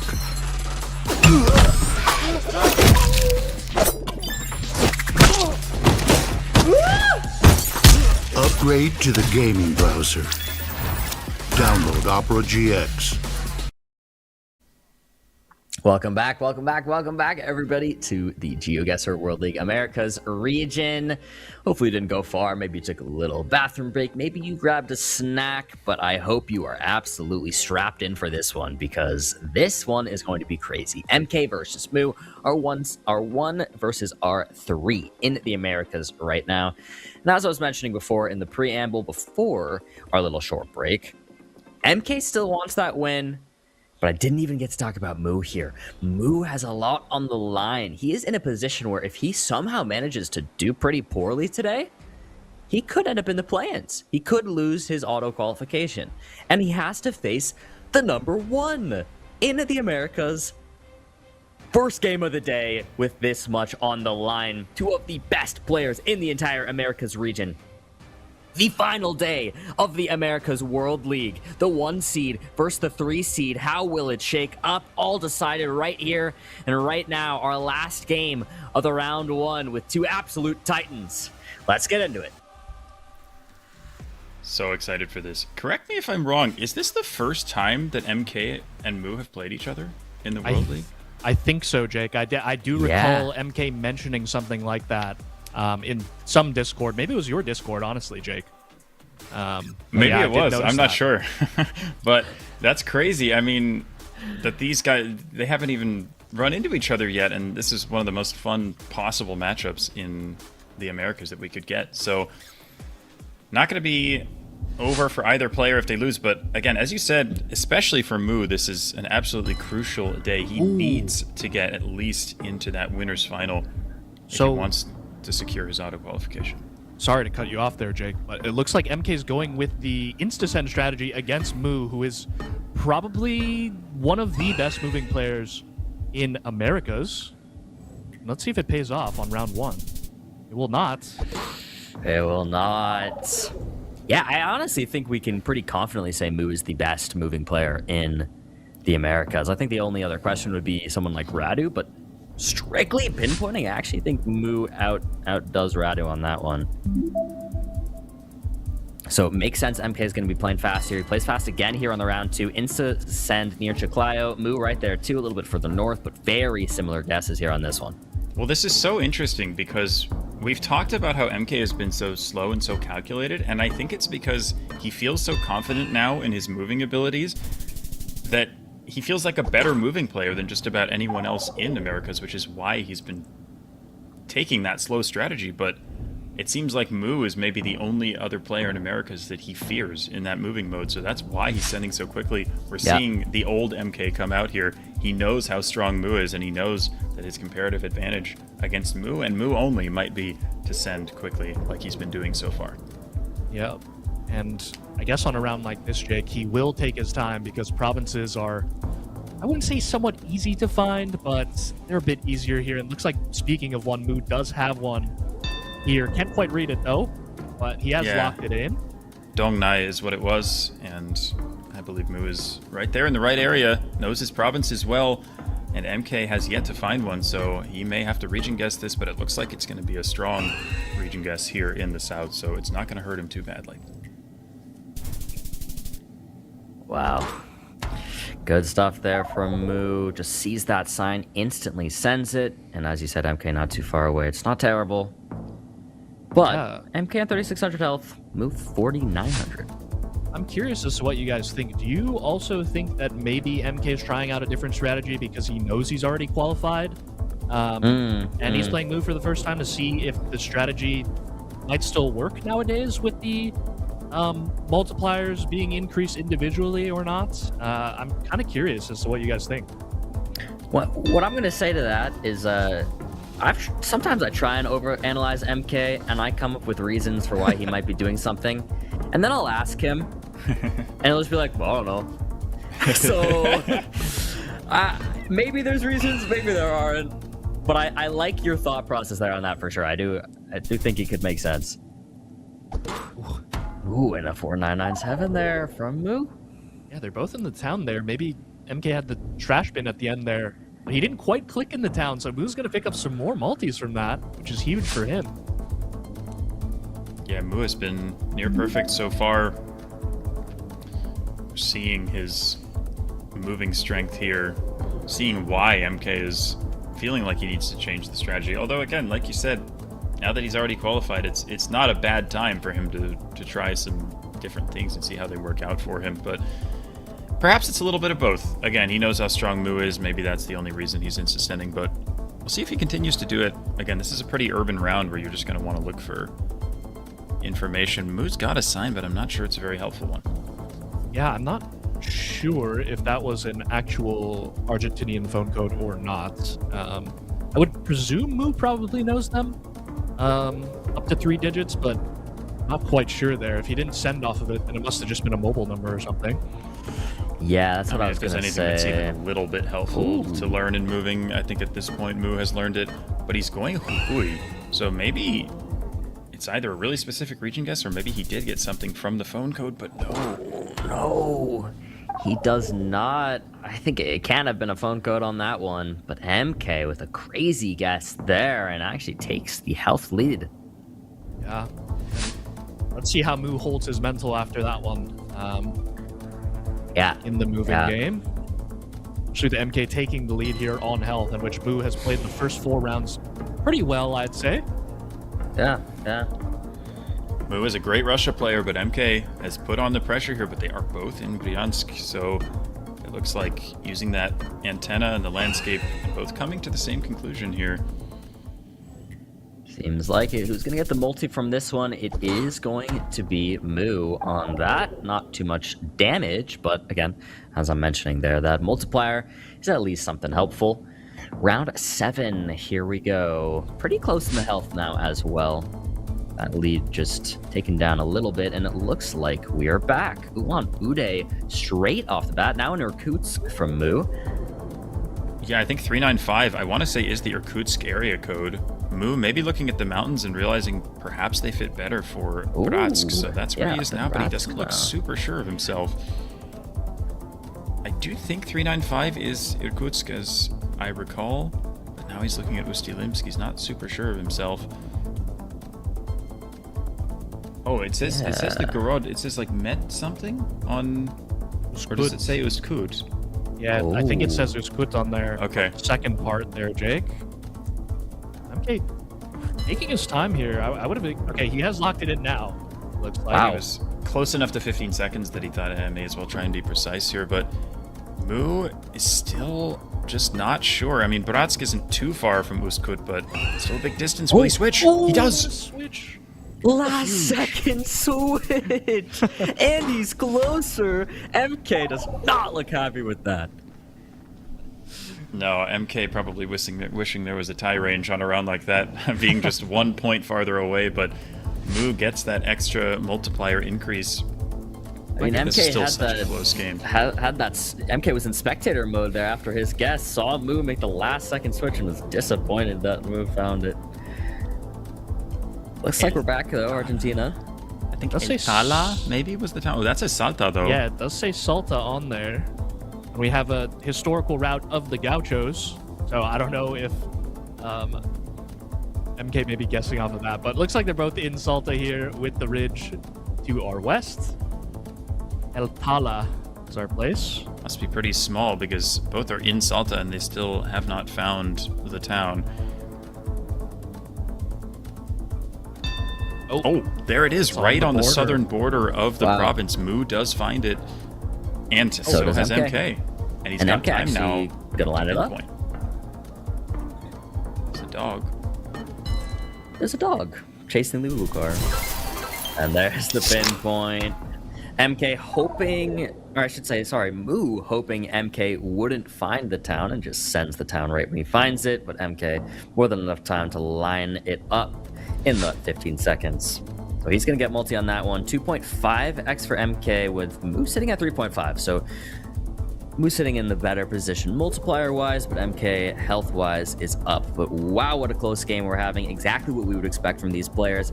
And MK really switching up strategies. Sometimes he goes fast, sometimes he's actually playing and pinpointing. I think he just decides round per round whether or not he thinks there'll be relevant enough information in close proximity that both he and Moo will find. And if there is, he decides to use it. Yeah. Very good info for both of them. I'd expect them to be pretty close. Again, this may just come down to a pinpoint because they're, well, MK at least is lining up the highway already, and it looks like he's found it, honestly. Wow. That looks like the 5K. Moo, I mean, there's a lot of info. Sometimes there's so much info on a sign that it's hard to know how to use it or which towns you're closer or farther away from. He's thinking about a switch. I don't think he should do that. I think he's reasonably close where he is, but this should be another increase for MK. It will be the 5K coming out from MK once again, back-to-back rounds. We go into round 10 now, and MK now has a very decent lead. But it's amazing how just strong MK is in all aspects of his game now. It's amazing how much better he's gotten. I mean, we've seen his ability to insta-send and be close, but also his ability to 5K. He's done it twice in a row here. That says Sar. Is that Sarangani? Oh boy, but it's an abbreviation, which makes it a lot harder to figure out where you are. Moo is in far south Mindanao, so if it is Sarangani, he's going to be in good shape. But I think, is MK in the right province? In the end, he is. Wow, Moo got that 4997 so fast. That might have even be Wazer of the match at that speed, and it's a 4997. We'll have to see what ends up happening later. I guess MK made some very quick guesses too, but what a quick one, quick way to get a nice 4997. But MK still sitting in the lead on the health. Look at the prediction, 4623 to 4624. Basically the exact same average here on India. Yeah, we're going to be in the state of Karnataka here, I believe, with this language, but it's a fairly large state, and with damage multipliers this high, we could even see the end of the game if one of them is able to find the city and the other isn't. Mahalagpur looks like maybe a town name for MK here. Yeah, I'm curious what Moo's scanning for. He maybe had the same info. Yeah, he does. The same thing there. But it may not be a very large town. It might not be a district. Both trying to find it, but not getting it just yet. Timer's up. Nobody too confident. It's MK closer. That's 500 points of damage with the multiplier, putting Moo on 1600 health. It's so back and forth. It's a shame we haven't gotten to see these two face off against each other yet. I know. Because it's amazing how strong they both are. Seems like both players deserving of a spot at the World Championship with this quality of play. Yeah, agreed. Agreed. We're back. And we're back. Yeah, we are. We sure are. This one, is this like Maharashtra? What are we looking at here? This is a tough one. Definitely got some Hindi on there, so we should be more towards the northern part of the country, and with this boxcar as well does fit. Yeah. I am not sure either player has found much of anything. I think Moo has something there, but I can't quite read it. Yeah, I think it is Maharashtra. It looks like we have that little infinity letter to the west, or to the left on MK's screen, which should tell us that it's Marathi, the language. So I think he's in the right state, maybe trying to read the district name there. I'm not sure Moo has much, but there's pressure on him to make a good guess here. He's also in Maharashtra now, but yeah. Wait, MK looks to be sort of lining something up here. Does he have it? He's closer with the multi. It's enough. MK wins the moving. Wow. I mean, honestly, really impressive from MK there. It seems like his strategy, I mean, he just adapted it based off of what round it was. I mean, the first couple of rounds, they were a little more rural. He was like, I have a good region guess. I'm just going to go for it. And then on the rounds where there was info, he took his time. He found the signage and he used it beautifully. So just so impressive the way that MK adapted his play to the round. And I think just such an impressive win against, as you said, one of the best moving players in the world, possibly the best moving player in the Americas region. What a start for MK. Yeah, certainly a start. It's I mean, it's the kind of thing where if you put them in a pinpointing duel, I think it just goes to Moo 9 times out of 10. But MK's ability in a moving duel, which is the format obviously we just saw compared to a pinpointing duel, it can go MK's way because he can adapt round per round and put pressure and make certain rounds no move whenever he wants to. So goes MK's way. That is the number 1 in the Americas currently. We'll see if Moo can bring it back here. I would love an NMPZ between these two. Yeah, that would be so fun to see. Both sending in the province of Riau in Indonesia. Wow, it's actually on the island off the coast of Dumai there. But Moo getting his multiplier up. It's what he needs. It's a good start for him. Needs to win this game, and especially for Moo, this is such an important game, such an important match. He needs to get at least 3 points in the table to secure himself a spot in Berlin. Quick one here, Massachusetts for MK, Moo in Connecticut. Getting the New England vibe here. Or is MK in Connecticut too? It's like on the border. Oh, yeah. He is in Connecticut. What is that guess? What is that guess? Stone-faced as always, but oh my goodness. I mean, I think he was hedging for like most of the New England states there with that guess, but like it just seemed absolutely insane. Yeah. Yeah. And looks like we're back in North America here, I would have said. Maybe a potential Maine or somewhere in Canada. It looks like MK's looking at Maine, which would make sense, I think, with the dirt road and the small cam that we have. Yeah, I don't mind it. Whoa, send on the border here for MK. Moo's in New York, I think. Yeah. Could see that as well. Fairly large spread here. Oh, he switches to Canada. And back to New York. And now moving it till the last second. And it is Canada. Oh, Moo's not going to be happy at that one. That is the Canadian losing a round on Canada. But give yourself some props. MK wasn't sure either. Moo has to keep his head, though. We've said it before. Sound like a broken record at this point, but he has sometimes in the past had trouble with momentum, but he needs to stay alive, even if he loses this match. MK is the best player in the region so far. So it's not the end of the world if he loses this, but he needs to lock in his next matches. If MK gets the better of him, it is not over for Moo.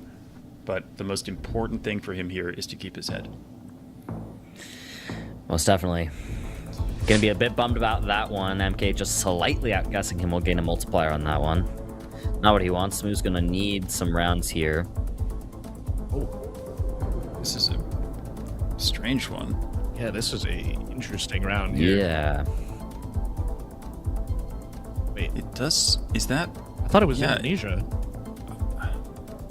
I'm pretty sure it's Indonesia. We've got some kind of like airport or something here with this barbed wire fence. I'm not sure what we're looking at. I did also think Indonesia here. But MK in Cebu, Sarawak, Malaysia. I don't know. This is a crazy one. I don't know. He could be right here, guys, but I probably wouldn't have went Borneo, Malaysia here. Moo just switched to mainland Malaysia. In Malaysia, yeah. It could be. I mean, this is an interesting round for sure. We're gonna see. Timer finally running out. Players keeping their guesses. Where is it? In the end, it is mainland Malaysia, and Moo gonna deal quite a decent bit of damage and get a multi on the board. MK 2200 health now as we go to round 6. Hey.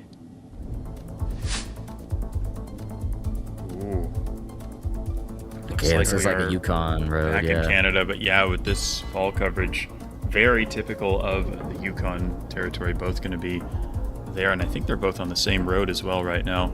Yeah, both on the 4. Oh, yeah, still on the 4 here for Moo. I thought he switched for a second, but Let's see who's closer on the 4. It's going to be MK. I think Moo was looking over in that area, but that's a tough one. I mean, it's an unpaved road, very long road, big section of land there. And just like that, the health is practically even. Just about 100-point difference now. We're in round 7. Moo down on the multiplier. MK up on the multiplier. Guesses instantly in sort of middle Latvia. Moo yet to open the map, finally does in Latvia as well, basically the same guess. Yeah, like sort of reddish soil and these birch trees fit very well for Latvia. So that's what they're both thinking here. And a nice guess, but again, MK a little closer. Moo's not going to be so happy about that. MK's won 5 of the 7 rounds so far. Wow. That's a bummer because there have been quite a few rounds where they basically make the same guess, but MK just slightly closer off luck and gets that multi-risen, just like that Latvia one, but could have a similar situation here on Poland. He just clicks middle.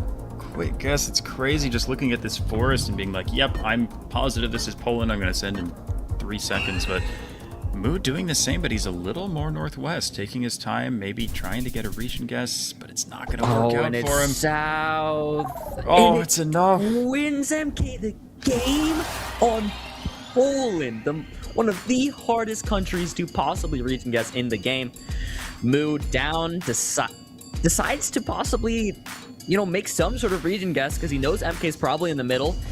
Higher chance of him getting a multiplier if he commits to something, but commits to the wrong thing. And it goes the way of MK, going up 2-0 on the start of the day. The America's #1 player, showing why he's #1. That's Poland for you. I mean, such a nasty country, so difficult to region guess. And MK, I mean, if anything, the Insta-send helped him out. He was like, I'm not even going to think about where in Poland this is. I think it's in Poland. I'm just going to click the middle because that's what you do if you're not sure where you are. And won him the game there. But again, Moo has to keep his head. Yes, he lost, but that is the best player in the Americas region that he just lost to. And Moo, if he can win his next 2 matches, will still end up in the winners final and still book his ticket to Berlin. But now he is in danger of dropping down to the losers final, and that is where he wants to stay away from. He's had 3 points in each of the first 4 weeks, so he's been super consistent. But in order to pull that off, he needs to win his next 2. We'll see if he can do it. Yeah, we'll have to see what his matches end up being. But before we get to that, let's take a look at the wager of the match. Probably an MK round, I would guess. It's the Poland. It's the Poland is the fastest one. The 4.9 seconds in Poland, winning not only the round, but the entire match. Makes sense, as Jake was saying, just like, what in the world? You look at a forest and you just insta-send that? Okay, all right. Sure, MK, sure. Yeah, I mean, that's not much else to say about that. I mean, that was the decider in the end. It's kind of interesting how oftentimes sending quickly, you might not be able to be as precise, but in a country like Poland, maybe it's Moo got in his own head. It was like, oh, I got to make a region guess. I got to, click somewhere that isn't the middle. And MK was like, whatever, I'm just gonna go central. And it actually won him the match, which is pretty crazy to end the match on a round like that.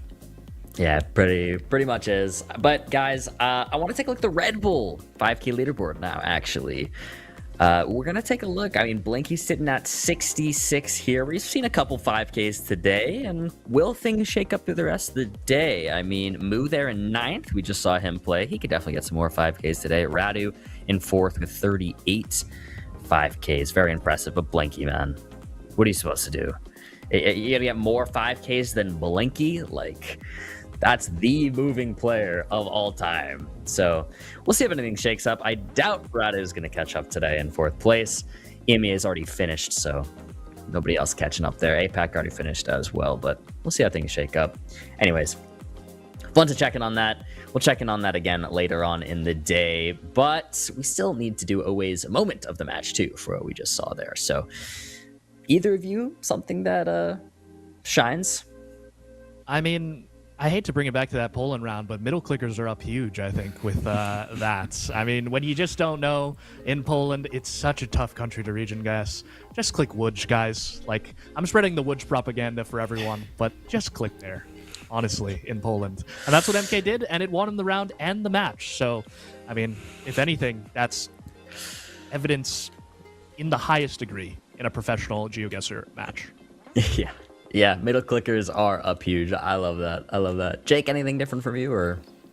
I mean, I think that's a good shout. If anything, I would just say maybe the entire moving game and the way that MK played it. I mean, he sent quickly on the rounds where it was advantageous to send quickly, and he took his time on the rounds where it was advantageous to take his time. It just felt like he played that game in a very expert way, and Mu is such a hard player to beat in a moving game, but it felt like he did exactly what he needed to do to pull that off. So I was just very impressed at the way he played that game, and that contributed to his match win. Yeah, I love it. It's a good shout out. Good shout out there. Well, guys, round 1 is officially over, and our round 2 matches should be calculated and set and ready to go. That's the end of the round 1, though. I mean, before we take a look at how round 2 is looking, just quickly go over this again. The Gym Intimidator Gingi game did finish with a 2-0, and we were going into our MK Mu game. It was just Gym Timmy up 1, but now we do know Gym Timmy taking that 2-0, so not a great start there for Gingi, but good for Gym Intimidator. And with that, we have our round 2 matches. Diono, how you feeling looking at this? Yeah, it's very interesting, Bloom, because as you mentioned, Gym Timmy did win in round 1, and he is currently sitting at 5th place. And with Ecal and Gym Timmy both winning on 10 points, Mu at 12 points, losing the first match, a little bit in danger here. Yeah. And we'll see if he can bounce back. But we have Lubec and RC to start us off. RC, of course, would like to secure his place by winning this and secure his place in the World Championship. And then that Ecal MK game and the Matias Gym Intimidator game. Huge, absolutely huge, guys. I'm excited. Yeah, and I mean, looking at all of this is insane. I'm very happy with these games we're about to watch on broadcast. I also quickly want to point us to Mu Orlando happening in the losers bracket, because I would argue that Mu is facing the toughest opponent in all of the losers besides himself right now because of the Orlando that we've been seeing recently. So that'll be a tough one, but it's going to be, of course, those winner bracket games starting with Lubec, Radu, C. And Radu already starting off the day with 2-0. You know, the reigning world champion. What more can you say? We can give him all the glaze in the world. It's deserved. We'll see what he can do up against Lubec here, and whether or not Lubec can maybe put up a little showing against the reigning world champ. We're going to have to wait and see. Let's get into it. Yeah, did I mention, Bloom, that he's also working on his master's degree at the current moment as well? Really? Yeah. No, I don't not think sure if we've talked about that enough. Yeah. No, Radu is in his master's program. We should probably mention that a couple more times. He is on summer break, though. And he did just go to London. I'm just going to share everything about Radu's life. He got back from London yesterday. Oh, and he's hopping into games immediately. Already won the first game. Let's see if he can win the second one here, Bloom. Yeah, we'll see if he can do it. You know, he actually said he only came back from London for the World League. He was like, I would have just stayed longer. But, you know, dedicated man, locking in. Let's do this thing. Yeah, and I'm not 100% sure on second tiebreakers or anything, but I know for sure if Radu is able to win this match against Lubec, then he will 100% book his spot at the World Championship. So, I mean, it's hard to bet against him. We know how strong he is. Even if he's studying, even if he's traveling, he's still Radu C. So we'll see if this can be the defining moment for him. But good start for Lubec here, finding the pole plate. Knows that it's Kyushu, but Radu is able to find a blue sign, but it might not be a very helpful one. What's Lubec looking at here, guys? Is he having issues confused. Potentially? Just Does he know that it's a moving game? I'm not sure, Jake. There he goes. Central Noda. I mean, Noda, I think, is a reasonably large city. I feel like I've heard of it before, but I don't immediately know where it is, and it looks like Radu doesn't either. But it does say Kagoshima, which is a little more south. Okay. Yeah, maybe he was having issues. Huh. We're going to find out. Maybe he was having issues. Game under review. I actually saw a question in the Twitch chat. We do read Twitch chat. asking about game under review, somebody said game under review is when they think one of the players is cheating. That is not the case.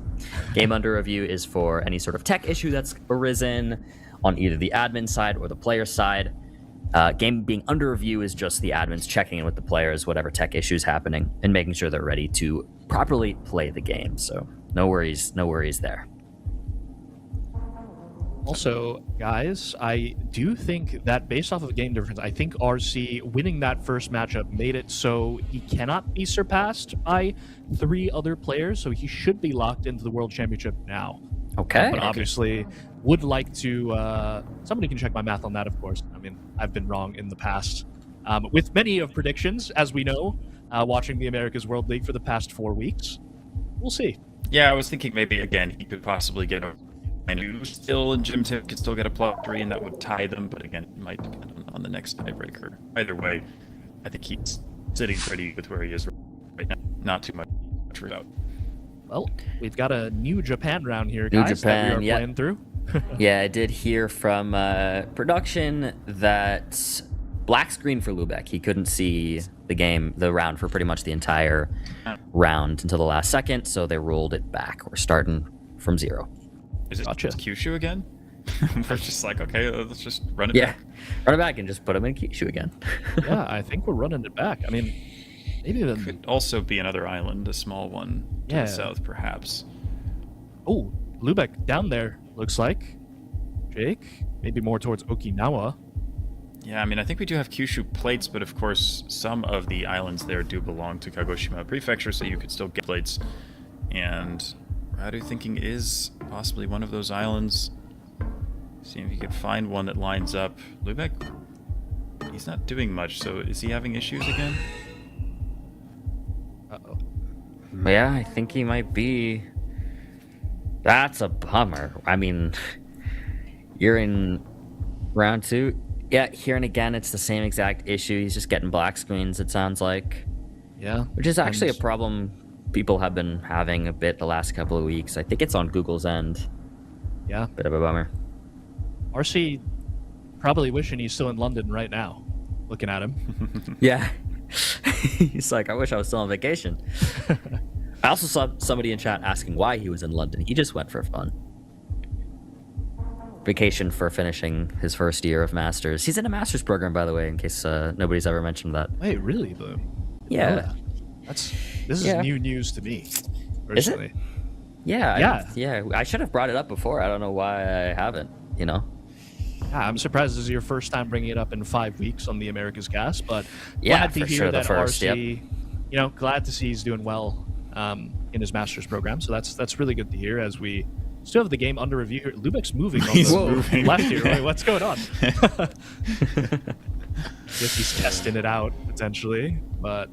Maybe. Still waiting on a restart here. Yeah, but, you know. Oh, looks like we got it. I was just going to say, you know, time will be taken. Watch it be Kyushu again. Okay. Oh, okay. Unfortunate. That would be crazy. I think they should still guess in Kyushu. I think so. I think it's only fitting.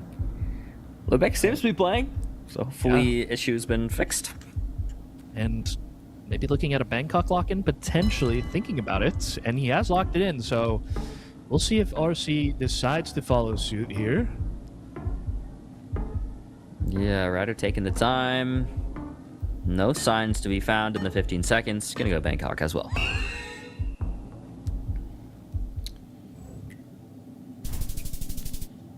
And it's Lubec closer. And after all of that, Lubec wins the round 1. Third time's the charm for Lubec there. Takes a very slim lead. And Radu, never an easy player to beat in moving, but it's a good start. We do have ability. Yes, he does. Polatli? Yeah, Polatli is what it says. Is Radu clicked on it currently? I'm not sure, but he's thinking probably Europe. I think he's in European. No, never mind. He's near Ankara. I think he's clicked on it, Jake, maybe, but maybe not. It's hard to tell because his pin is blocking the label of the city. Well, he looks like he's scanning, so I'd be surprised if... Or maybe he's scanning for, like, the smaller town?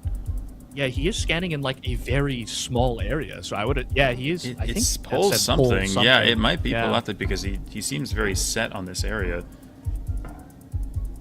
I'm not sure. I mean, I don't think Lubec has anything here. He's also looking for Polata, but he doesn't have it. Oh yeah, it is. Yeah, Radu's definitely correct. I'm kind of surprised that he didn't insta-send that. Maybe he just thought Lubec would know the town and decided he wanted to be precise, but works out in the end for him anyway. He's on the board with a multiplier increase.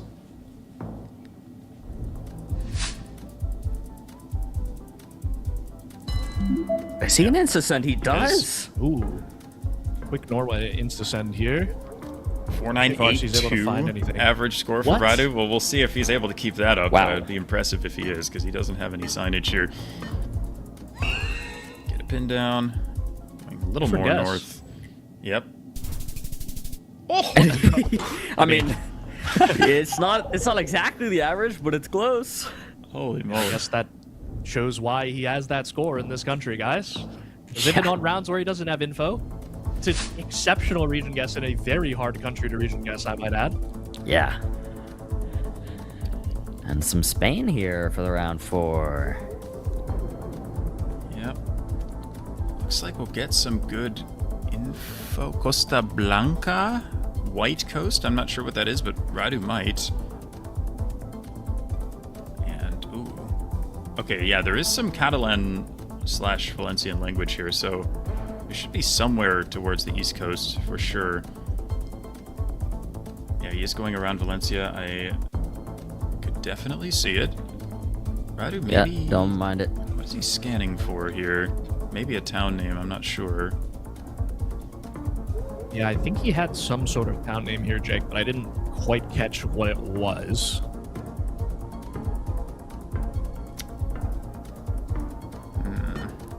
Yeah, so Lubec settling a little bit north of Valencia.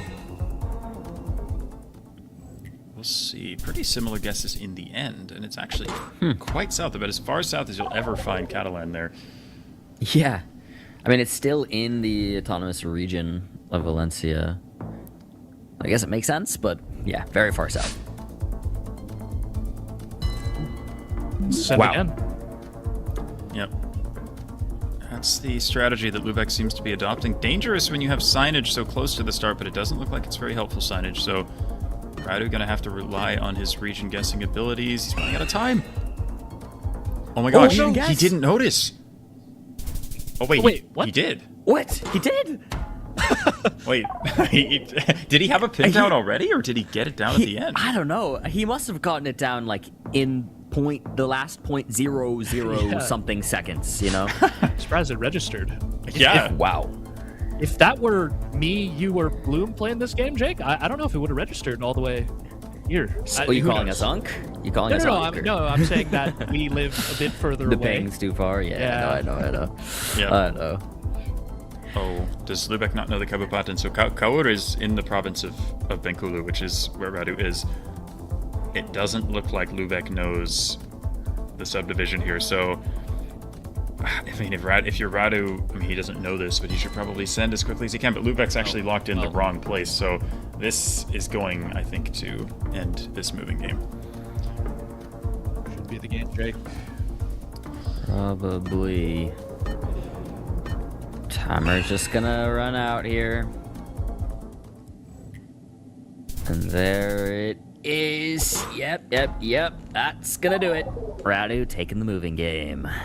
I didn't quite remember exactly where the Kabupaten was, but he was in the right province, and that was plenty for him there. So nicely played by Radu. I think an expected result. Lubec not the strongest moving player. I think he definitely prefers no move as a mode, so we'll see if he's able to bounce back.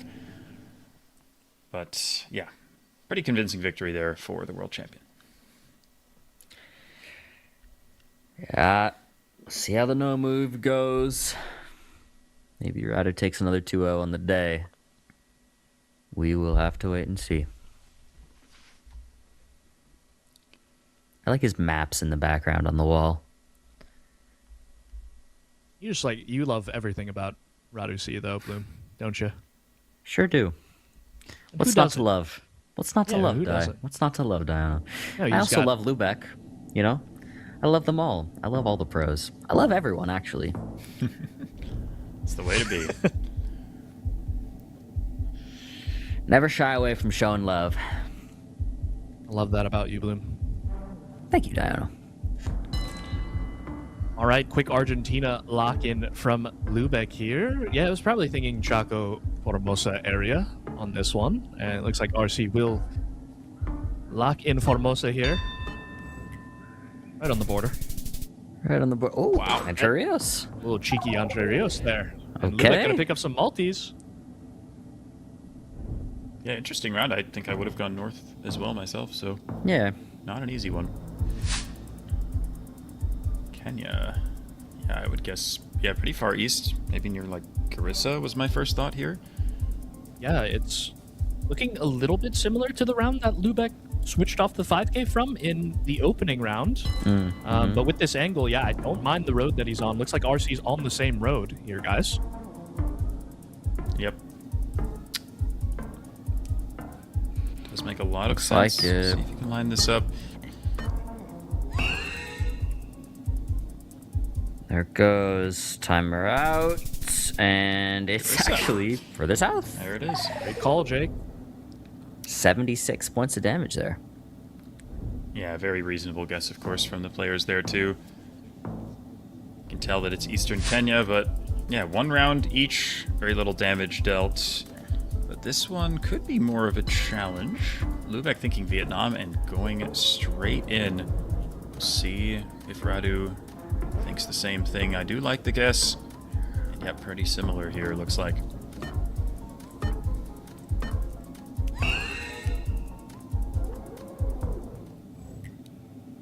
Yeah, very similar guesses there. It is further south. That is Lubec closer. Give him the multiplier on that one.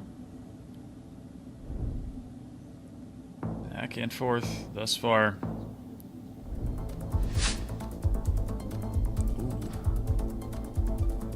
Big tasty mushroom burger, your guys. Wow. Dubai. I mean, Wow. I could go for a big tasty mushroom burger right about now, to be honest. Yeah, you guys are making me hungry out here with these ads that they're showing. We're approaching lunchtime here in California.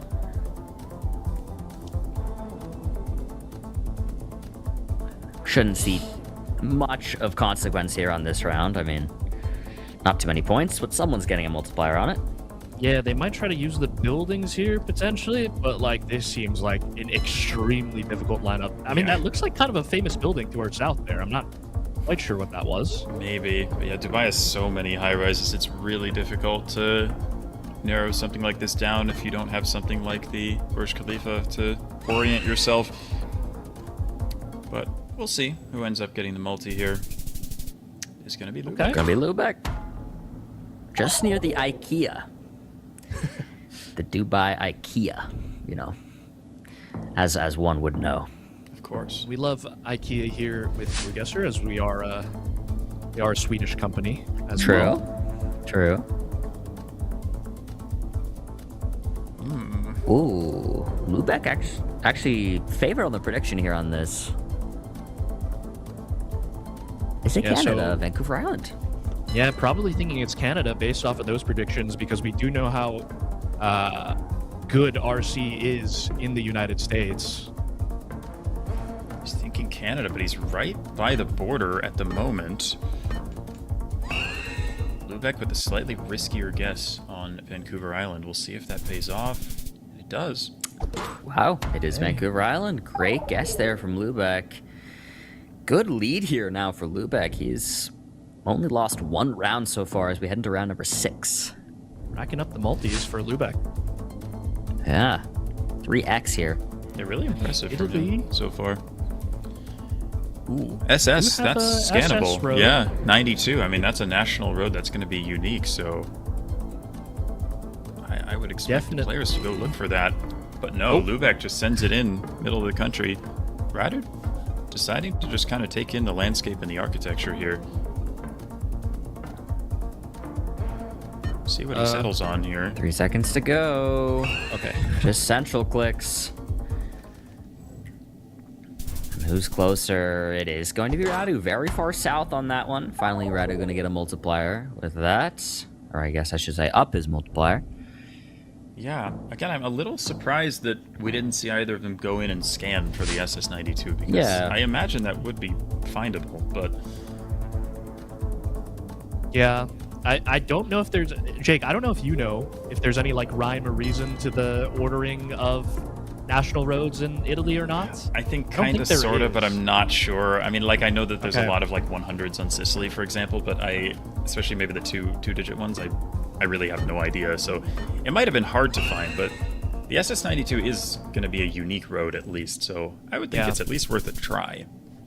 Oh. That's crazy. I didn't expect that to be that far west. Yeah, me neither. I mean, Norway, as mentioned, tough to region guess. Yeah. Classic one. What I thought was Indonesia here, maybe a North Sulawesi, maybe a Gorontalo potentially with these cocoa palms. Oh, Lubec going for East Cali. Okay. Interesting. Oh. I mean, we'll see. Yeah, I don't mind a North Sulawesi with the sort of thin road and the palms, as you said, but not easy at all to even figure out the country in a very different guess here. Ooh, Lombok for Radu. Let's see where it is in the end. What? It's South Sumatra? I mean, that's Sure. Indonesia for you. Yeah. For real. Oh my, oh my. Round 9, here we come, I guess. Radu's kind of taken it in stride after a strong start from Lubec. We'll see if Radu keeps it up, whether or not Lubec can bring it back here. Oh, Woods. He was listening to you.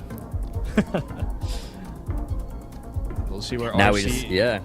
Is RC going to make a region guess, guys? We'll see. Well, he's not going to go wait. Poland, so... He's not going to go Poland. Is it? Oh, actually, didn't see the holy pole? That, Oh, he sees it now. My goodness, how close was that? Oh. Wow. My. Oh my What goodness. is- What that? Okay. That is like the try point of Germany, Czechia, and Poland. They are just pulling all the locations out of the bag for us right now. Yeah. And Radu's so close to going Latvia on that one. Oh, I thought UK? Wait, yeah, Spain is crazy. I would not go No, Spain it's here. no. I thought it was British Isles, yeah. Yeah, this is not. There are some ferns, I guess, but like, no. This is not going to be North Spain. We've been wrong constantly in the past 3 locations. We'll see if that continues Okay, and Lubec's just true. on the mark. Let's see now. It is just going to be England there, and the multi makes that the game. That's Radu C with a 2-0. Well, if there was ever any doubt about whether Radu would qualify, there is not anymore. We will be seeing him for sure in Berlin. We'll see if he's able to leapfrog MK in the standings. I think that's still a possibility for him, again, for seeding purposes. I'm sure he would like to do that. But very impressive, very convincing, not too much else to say. That's the world champion for you, and we'll see if he's able to repeat this year. Yeah, have to wait and see. But GG's there on that game. And yeah, GG Radu for that qualification. Bummer for that to go as a loss for Lubec. Again, Lubec today basically just playing for difference in prize money, seeing if he can get some of that if he can. But GG to Radu. A nice sort of chill way to start the round 2, similar to our round 1 where we got a pretty chill start. Pretty chill start to round 2. Hopefully the cinema just continues to grow as we continue on the round 2 matches. But before we look at the round 2 schedule, let's of course talk about the wager of the match. Let's take a look at what that was. 3.4. Die 3.4. Yeah, which Indonesia round was this, guys? Can It you was the remind me? There were moving- so many. The moving. There was the Indonesia, one, yeah. I think it was Oh, the Kalimantan, Kalimantan, right? Yeah. Where RC, Yeah. RC Yes. almost didn't get his pin down, I Yeah. think, guys. Actually, fitting it's that because Lubec going that fast is why RC almost missed it. I don't think you even realized that Lubec had made a guess. It was so quick.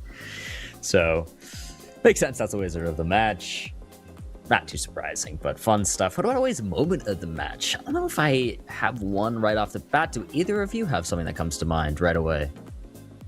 Not really, to be honest. It just felt like kind of a convincing performance from Radu all the way through. Yeah. Yeah, I don't have a specific round to point to. I think it was just an impressive performance overall. I don't know if you can think of anything off the top of your head right now, Dai. Yeah, I don't know. I would say probably those 3 rounds consecutively of just like being in extremely difficult locations like that Lampung, the Western Norway that we had, I think near Stavanger, and then the southwestern pocket of Poland on that try point, as Bloom mentioned. So, yeah, I mean, yeah, that was probably the summary of the match. Just kind of an interesting game from both players. Yeah, maybe I'll throw in just like Radu's last secondness. I don't know exactly how to call that, but he almost didn't guess, and then that he almost went Latvia on Poland, and just kind of doing those last second switches. So maybe that. Nothing too stand out, but let's go with those picks for now, guys. Some fun stuff all around. But guys, what about the schedule? How are we doing? Let's take a look at how things are progressing. I believe right now off broadcast, Moo is now up 1-0 over Orlando, and Fao took a 2-0 over Lofi, checking on the right there in that losers bracket portion of the round 2. We're going to have to obviously see what happens with the Moo and Orlando game. We'll give you guys updates when they come. But yeah, good start there for Radu Seat, 2-0 over Lubec. And next up is Ecal MK, Jake. Yeah, this is such an exciting game. 2 heavyweights. Again, MK already qualified for Berlin, but Ecal has not. But if Ecal is able to win this game, they will guarantee themselves at least 3 points on the day and get very, very close to guaranteeing qualification for the World Championship. But again, a battle of heavyweights. We should see some extremely high-quality gameplay in this one. Cannot wait to get underway. Yeah, gonna be a fun one, guys. Jake put it perfectly. You're not gonna want to miss it. But before then, we do have another little short break. So we'll see you guys very, very soon. And then it's back to the cinema. See you soon.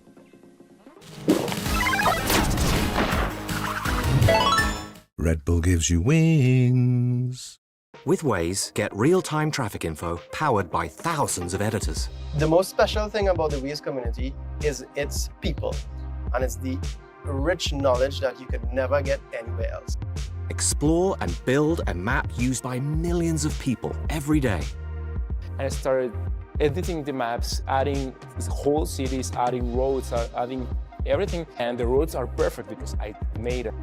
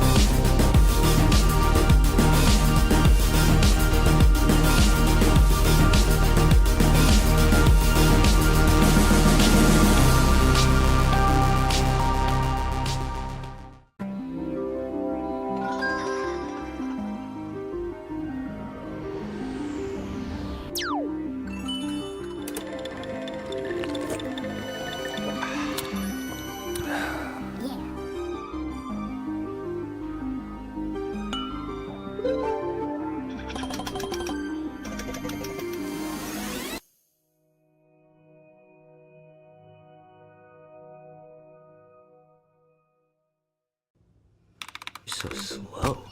I told you I was done with basic browsers.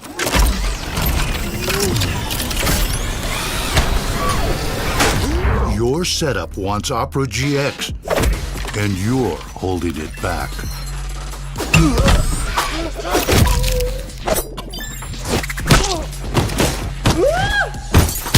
Upgrade to the gaming browser. Download Opera GX. Hello, hello, hello. Welcome back, everybody, to the GeoGuessr World League Americas region, week number 5. Short break. You had a good little moment to yourself, but we're back, staring directly into your soul, as we always do. I always love the comments about that. It's very fun. Anyways, guys, we're back. It's Ecal versus MK up next. An absolute banger of a matchup. Currently, the Americas #1 up against Ecal, one of the craziest newcomers here to the scene that we've seen in the Pro League, performing insanely well, and we saw how well they performed just earlier today. Now up against MK, Honestly, I can see this one being very, very close. MK having a tough bracket today, playing some of the best in the Americas, having to really prove that he is that #1 slot. Now Ecal here to challenge that. How are you guys feeling about this? Dai, you first.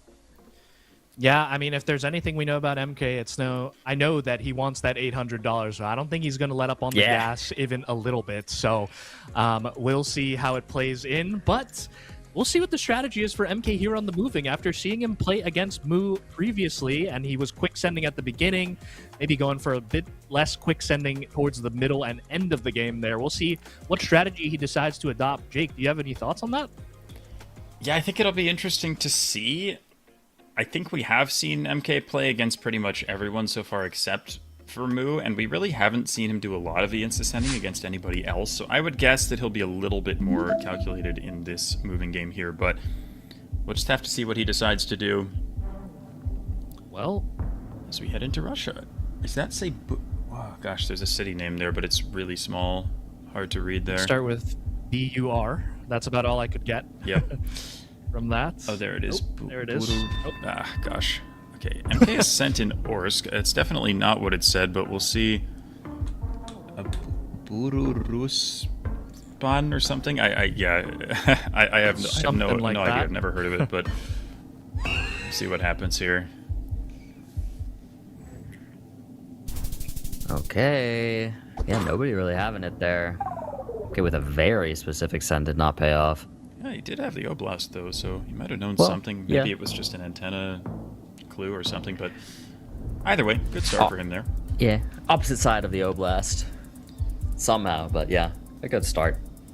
Some damage, and a multiplier. Now, #2. Ooh, signs here. Interesting. It's weird that it's in a white sign, but Rusa is a large city on the Danube River in northeastern Bulgaria, so maybe Ecal deciding to take in a little more information here and make sure it is actually near there. Yeah. Oh, better MK signs getting there. Yeah, even more. Oh, he might have the town, actually. He might have the pinpoint here. Yeah. That's looking pretty good. Does Red look angle good. looks good. Ecal in a different town right now. It looked like MK had some extra info with some more nearby towns.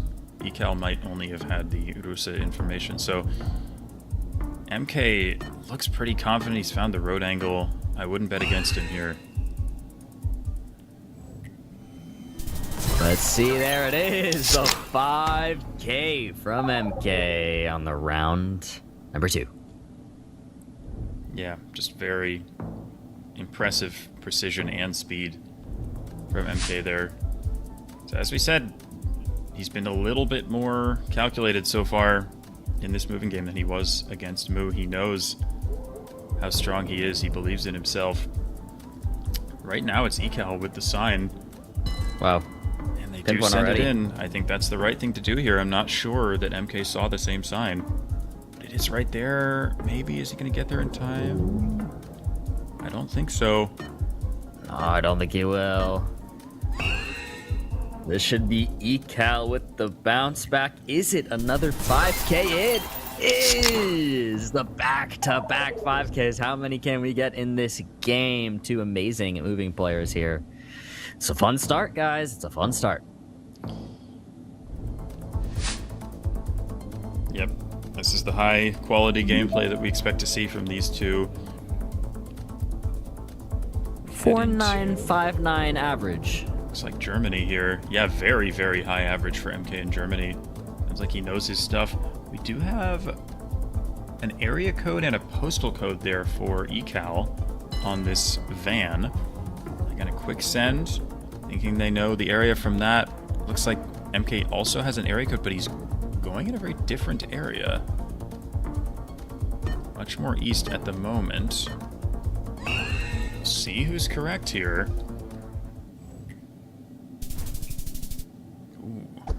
It's gonna be MK. Bit closer there. No pinpoint, but it's enough to deal quite a bit of damage. As MK now sits with about an 1,000-point lead heading into round 5. Into Indonesia, urban enough, you're going to be looking for Kabupaten or Regency to help narrow this down, and it looks like we've got Kota Pagar Alam, that is in South Sumatra. MK, I imagine, will know that, or is trying to remember it, and he's going to get there. Ecal, I don't know if they had the same info, but yeah, MK doing the smart thing here, sending quickly, not worrying about the pinpoint, putting the pressure on. Will Ecal be able to follow or not? Uh-oh. Oh, that's very, very far away. This is going to be a game right here for MK. Whoa, whoa, whoa. There it is, the 4985 at that. And Ecal so far off, and North Maluku and MK taking the win after what was such an even game to start it off. But MK doing the smart thing there. He had the information, and he knows, you know, the difference between 4,980 and 5,000 is negligible. So as soon as he found Pagar Alam, he was like, I'm going to send this in, I'm going to put the pressure on, and it worked. Who knows? If Ecal had a little more time, they might have found the city, but not enough time there. So MK, again, just really impressive with his decision-making so far, adapting his strategy to the round that he has, but he was more calculated in that moving game than he was against Mu. And again, just very beautifully done by him. This is, I really think, the best version of MK that we've ever seen. Yeah, he's looking real strong. Anybody in the other regions taking a look at MK should be a little scared.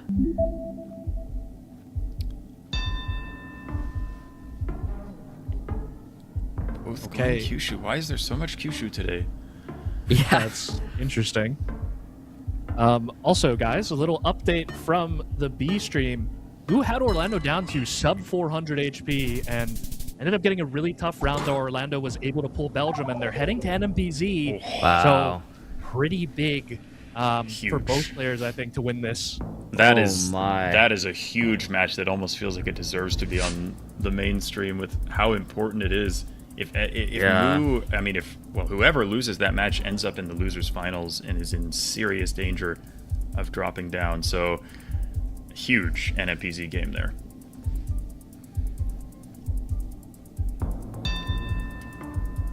Okay. Oh. What MK just... Are we double 5King right now? Yeah, they're on the same road here. Oh, Ecal, they're thinking of switching, but...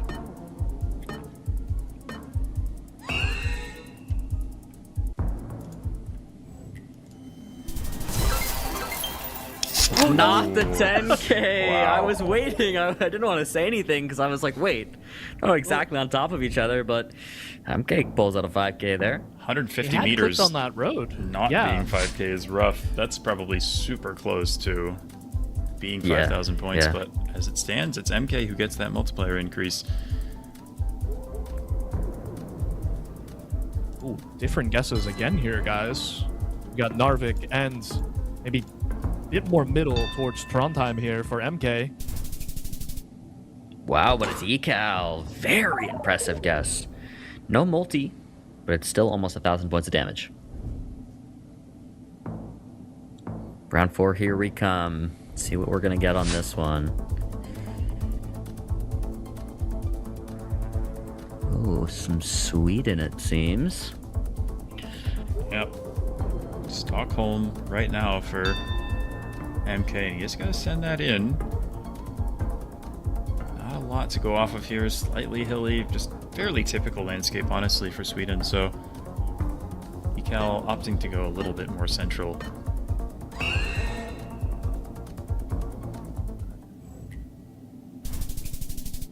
Wow. It's gonna be MK. Wow, very impressive guess. One of just those islands sort of north of Stockholm, I guess. But would you look at the health, guys? It's pretty much an even game. As we head into Denmark, don't expect a lot of damage, and Ecal just says, what the heck, I'm going to send it in. MK following, and yeah, a little closer to Copenhagen. So once again, multiplier increases for MK. He's won 4 of the 5 rounds so far. MK does a little swimming. Round 6 now. To Senegal now. Yeah, I was thinking south of the Gambia here. It does look quite green. We're both going there. Look like. Wow. Lock in immediately. It's MK closer again. It's more multi on that. and some decent damage considering how high his multiplier is.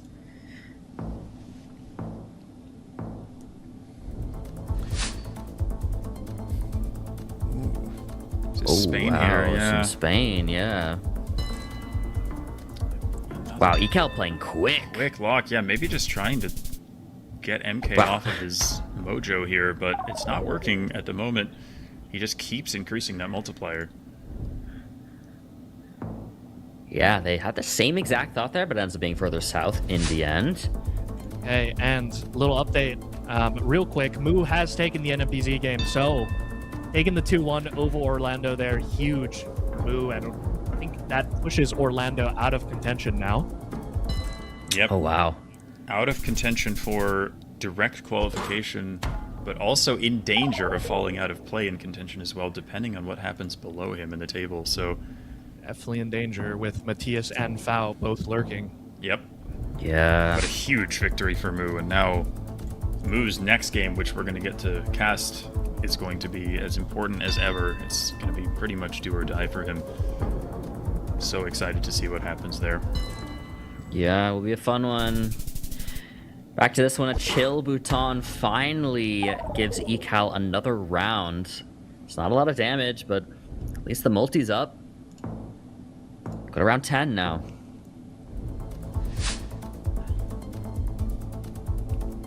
On a Kenya, MK poised to make a quick guess. Near Kasumu, locks it in. Yeah, again, you don't expect too much damage to be dealt in Kenya, but with 4.5 times multipliers, if the guesses are different enough, this could actually matter quite a bit. And these are very different guesses. And it's Ecal. Some damage there on the board now, and somehow the health is pretty close to even again. Yeah, only a few round wins for Ecal, but bigger round wins. So yeah, you could see this going either way. Maybe a tougher round here. Does look like Turkey here. MK currently right in the center of the country. Ooh. Oh. Wow. Like Van here for Ecal.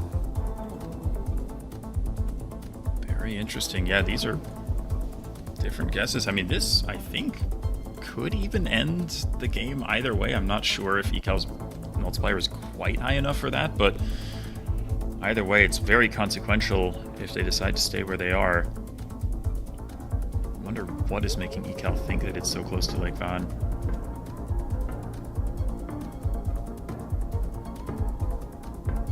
We're gonna see where it ends up being. 5 seconds left to go already. Seems like they're committing to their ideas here. Oh, Ecal actually moving a little further west near the end, but it is actually going to be MK closer, and the multiplier will finally make that enough. He gets the big hit he needed, and he wins the match 2-0. Yeah, MK just looking so strong, really putting himself in a good position. He already now qualifies for the winners finals, which I think may guarantee him the #1 seed in Americas, because now, given he has the match difference advantage against Radu, and now Radu could get 4 and MK could get 3, but I think that would still put MK at #1. So I think that's going to secure him the #1 seed. So big wins here for MK, and it makes the next match for Ecal even more important. Well, it certainly does, Jake. Great wrap up there. That was a fun one to watch. I mean, MK just so dominant right now. He's looking so tough. And as I mentioned in the middle of the game, people in those other regions, the regions have been separated this World League. People in other regions should be taking a look at MK and maybe be getting a bit scared for when they have to finally face him in the World Championship at the beginning of September. But guys, on this match alone, let's take a look at the wager of the match. What was our fastest guess? Looks like it was a Japan guess from MK, the no move. 6.7 seconds. Was it a Kyushu round? I think possibly. Gosh, I think it was the Kansai round. Oh, right. Yes. Yeah. That's correct. Yep. But yeah, pretty quick, and he did win the round as well. But that is a pretty fast guess time there, Bloom. What do you think? Yeah, 6.7 seconds. Fast for sure. We've seen faster, definitely, but that's definitely a good one. Love to see that from MK, and love to see when it's a round win too. When the Wazer match is also a round win, it's even cooler. So props for that one. What about a Waze moment of the match though? Like overall, I'm not sure. Do you guys have one? So off the bat, what are we thinking? I don't have one, Jake. Do you have one? Not immediately either. Again, it kind of feels like sort of like the last match. It was just kind of a masterclass in consistency from MK. Just kind of playing very well, being very consistent, just getting that health down. So yeah, honestly, it's just kind of the whole match there from MK. Just how well he played throughout, beating a very, very strong opponent in Ecal and securing his #1 seed. Yeah, I like it. Maybe the 5K for MK. MK had a nice 5K Bulgaria, I think. We could say that too. But regardless, let's take a look over at the schedule, see what we're looking at, see where we're at today. And let's take a look. So yeah, as we mentioned, we got to talk about it very briefly during the game, but yeah, Moo did take that 2-1 over Orlando. Very consequential for both of these players, as I mentioned, going into round 2. Super important match there. And Moo, with the tough opponent of Orlando, does take the 2-1. Going to be very interesting to see what these two players do later today. Hopefully we get to see more of Orlando and Moo main broadcast. But we still have one more winners game to go. It's going to be Matias, Gym Intimidator. Now, Matias is just fighting to try and jump up into play-ins qualification. Gym Intimidator sitting at the top of play-ins qualification, hoping to hold on to that. I think based off of how things are going, it doesn't seem very likely he can make it into auto qual, but he definitely wants to hold on to play-ins for sure. That's where Gym Timmy sits. And Matias wants play-ins from Gym Intimidator. So that's kind of what's on the line here in a sense in this game. It won't be decided by only this game, but that's where we're sitting going into this one. I'm pretty hyped for this one, to be honest. We haven't seen Gym Intimidator or Matias on the main broadcast here yet today, so it'll be fun to see how they're doing today, see if they're in form on the day, on the big day, the final day of the Americas region. So, Jake, I'm going to give it to you first. What are you thinking about this match? Do you have a prediction? Oof. Well, it's a very exciting one. I mean, I think Gym Intimidator actually does have a pretty solid chance at qualifying directly if he's able to leapfrog Ecal in the standings. I think they came into the day tied on points in 4th and 5th place.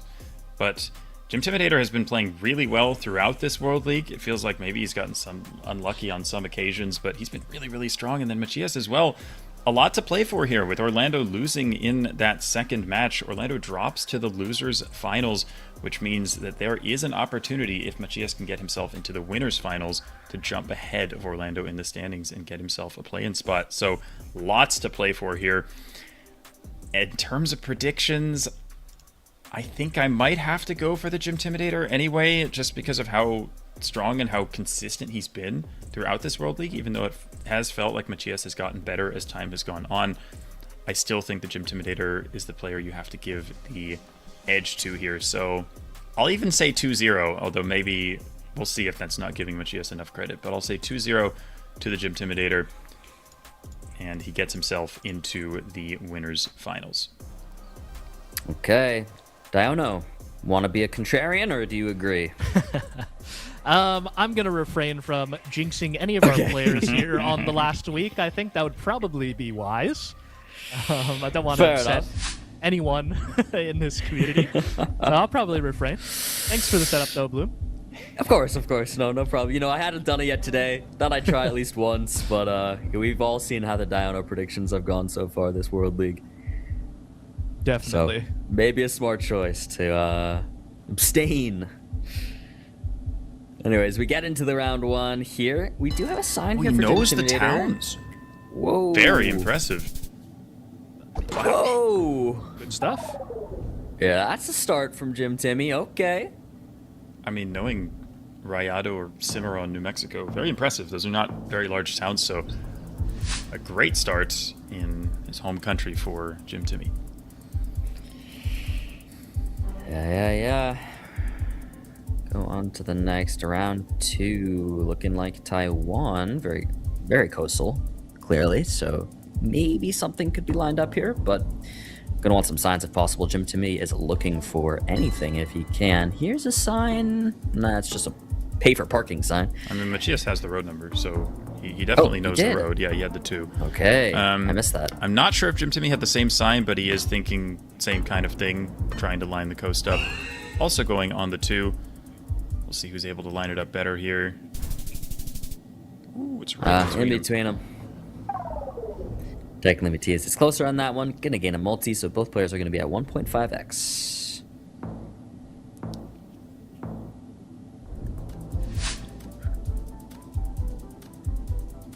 Is he gonna go quickly? Here he is. Yep.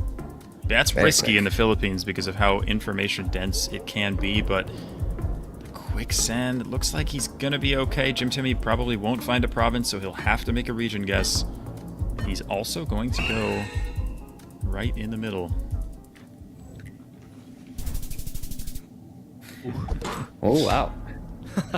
Jim Timmy is going to be closer there. But Matias, I mean, the water hedge was not terrible.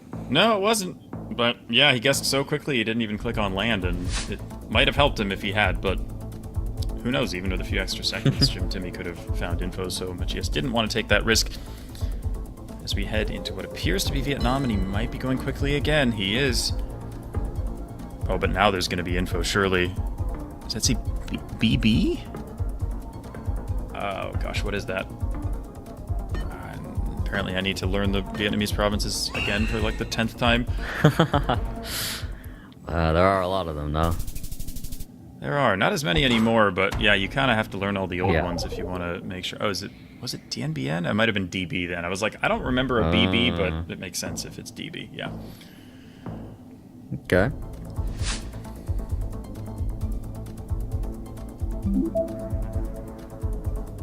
Wow, 4997 average score for the Gym Intimidator here. Little Finland here, I guess. Wow, 4997 on Finland is pretty impressive, Jake. Yeah, I wonder if it's just low sample size. Maybe he's only had 1 or 2 rounds, but either way, very impressive. See if he's able to keep it at that level. He's on a decently sized road here, so we'll see if he can find some sort of road number or sign to a nearby town. Something there. Yep, 86. That 86. should help. They're not always easy to find, so we'll see if he can do it in 20 seconds. In the meantime as well, guys, as they're scanning for this, Gingi did win game 1 of the losers match against Shad. They're currently in the no-move game. I did see Gingi win on a pretty funny guess, where he went Maluku, I think, on Gen 3. And it ended up being North Sulawesi and ended up winning the game on that. Wow. So oh that my was pretty goodness. funny. Okay, yeah. Jim Timmy is apparently just the Finland goat. So wow. He did find the road in the end, and Matias already on the ropes here in this moving game. Again, I think especially in moving, this is the mode where you have to favor the Gym Intimidator most heavily, but definitely the start that he wanted. A quick guess here. Is there ever a Demos? There is. Rajon. I couldn't quite read it, but he's going to go more in the center here. Going for Paros. Different guesses. Jim Timmy could win if he's closer here. He is going to be closer. Great game there from Jim Timmy, only losing 3 health on the entire moving game. As Jake mentioned, to be expected in this particular matchup, Matias has shown time and time again in the World League he is not the biggest fan of moving and tends to just kind of guess quick on the moving to kind of get it over with, wants to move on to the no-move round. Jim Timmy has actually showed quite a decent bit of prowess on moving, and we saw it there as well. Really great player, another one of the newcomers here to this season that has really showed out. So impressive stuff from Jim Timmy going up 1-0. We head to no move now, where I think things will even out a bit. Yeah, I would expect them to. This game feels like more of a toss-up, but again, this match is so critically important for both players. So we'll see who's able to lock in. This is very far north, I would think. Yeah, possibly Shetland or Orkney Islands here. 1 Shetland, 1 Orkney, looks like so far. Let's see who's correct here.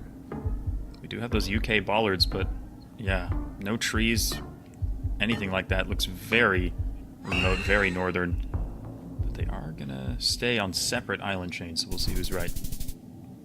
It's gonna be Matias. Just talking about it evening out here on the no move. Matias starts off strong.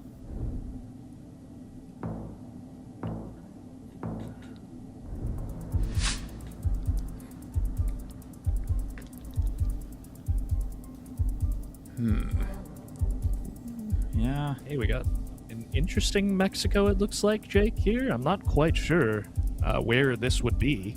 Yeah. It's like Matias is looking Orizaba, potentially, which makes sense with the rolling hills-ish that we have. Yeah, there's a lot of stuff written around, but I don't think any of it is helpful.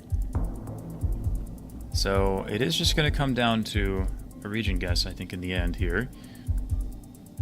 But yeah, it's not an easy one to figure out. Yeah. And also, guys, Gingi has taken a 2-0 over Shad, so that is a big result for him moving into that second chance game.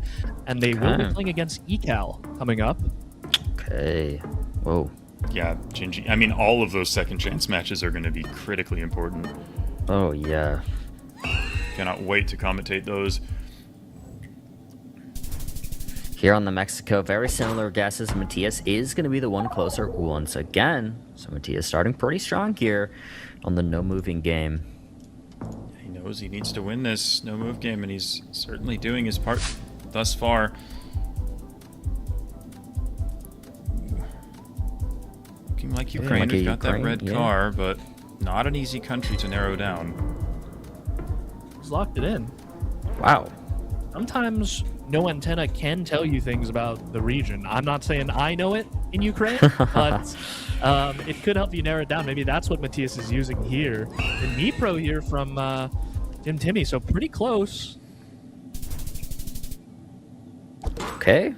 Just go further down the river to one of the other big-ish cities, I guess. A little bit smaller, but not bad guesses from either of them. Matias closer still, though. We'll go to round 4. We are back in the British Isles, potentially Northern Ireland was my thought. Yeah, Jim Timmy looking at Northern Ireland as well. I really don't mind Northern Ireland. I mean, very almost just Irish-looking landscape, but with that yellow plate.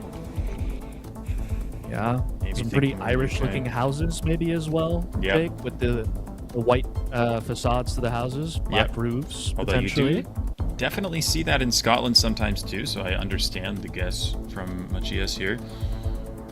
We will see who ends up being right. Looks like they're both pretty set on the general areas that they're guessing. Matias even thinking about going further north within Scotland. Looking at Aberdeen right now.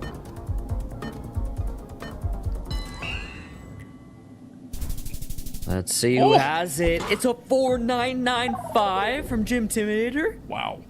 What a guess. What? And that could have been a lot bigger had Gym Intimidator had any multipliers at that point, but yeah, it's really important for Matias to win those first 3 rounds and limit the damage there.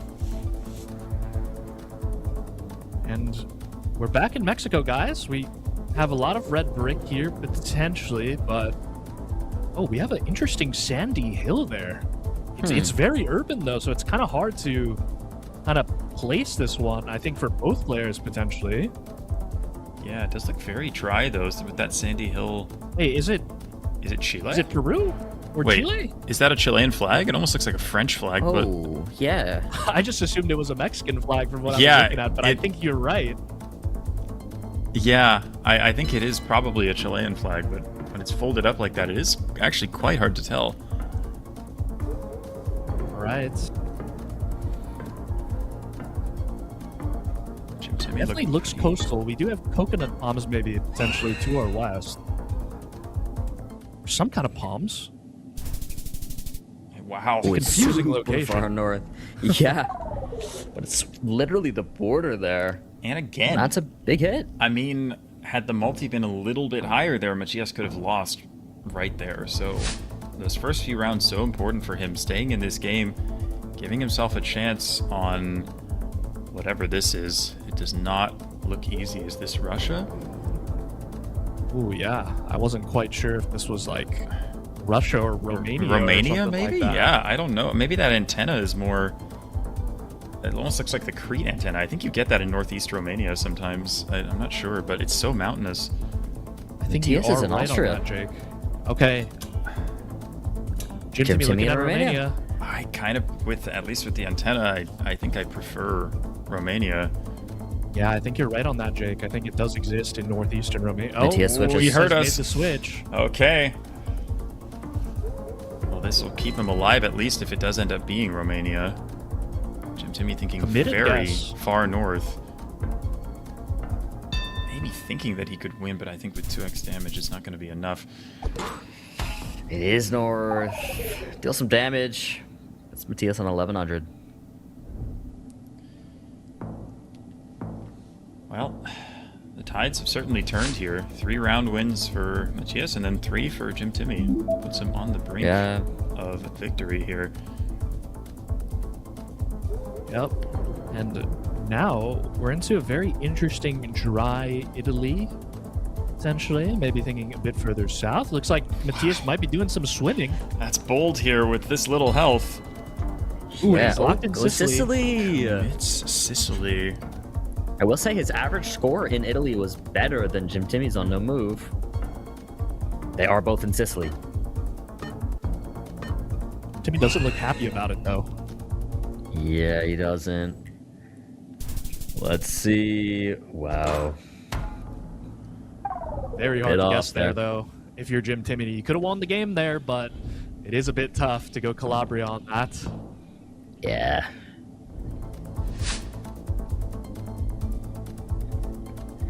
Okay, round 8 now. Wow. What are we looking at here?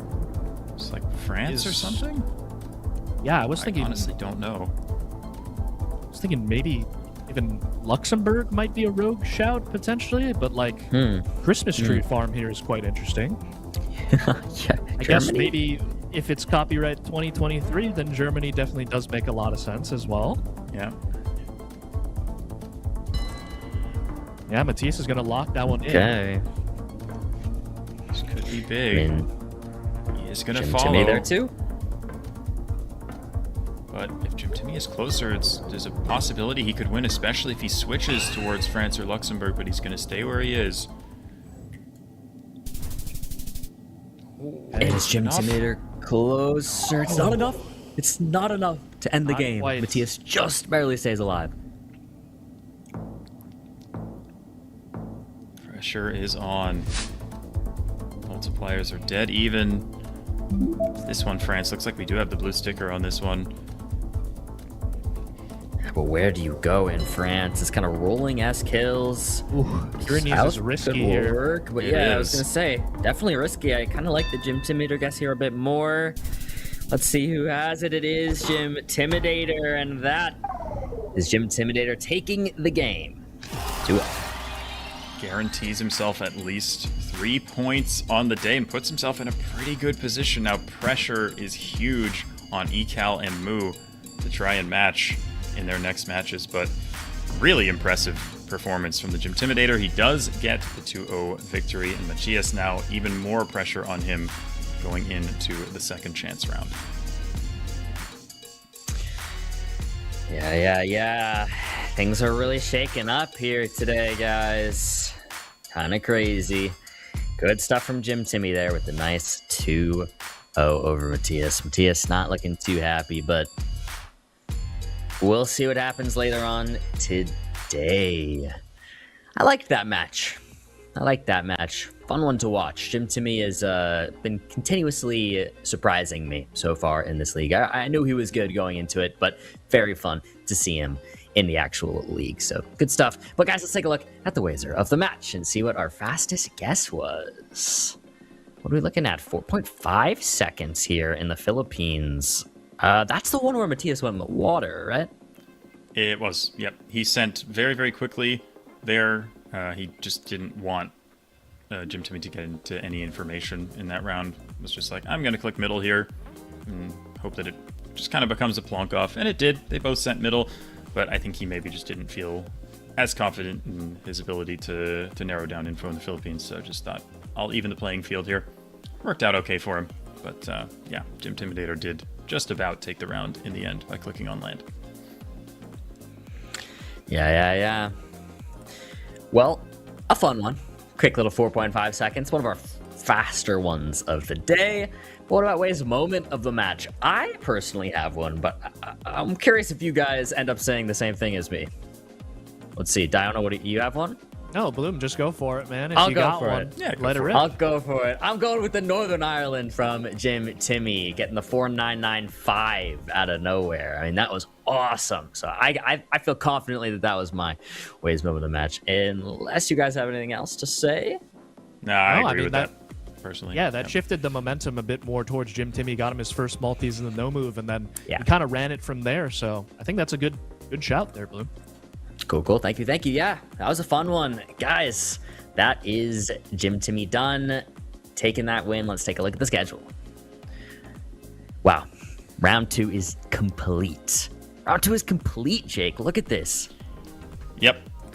Several 2-0s in the winner's side of this, but yeah, what I'm really excited to look at is the second chance round, because every match there is going to be so incredibly consequential for the players.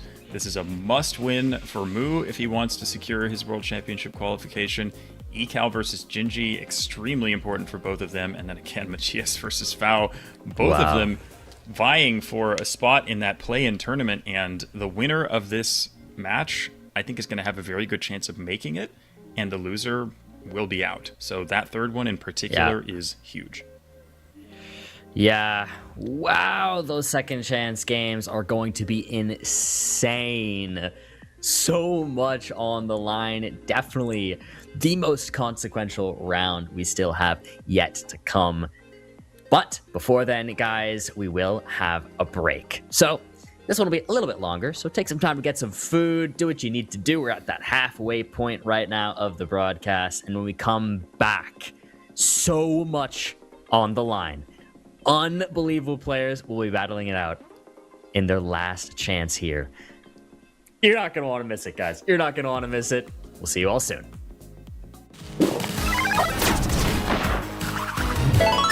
Red Bull gives you wings.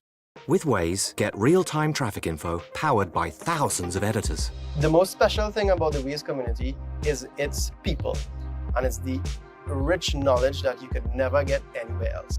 Explore and build a map used by millions of people every day. I started editing the maps, adding whole cities, adding roads, adding everything, and the roads are perfect because I made it.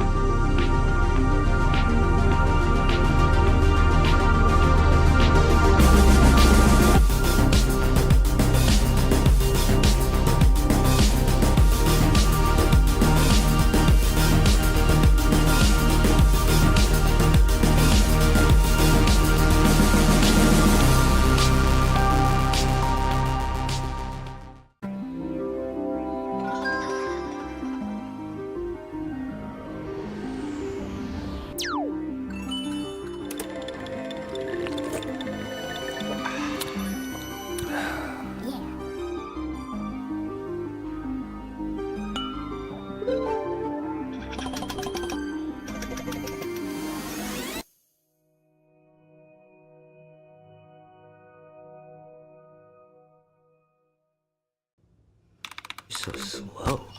I told you I was done with basic browsers.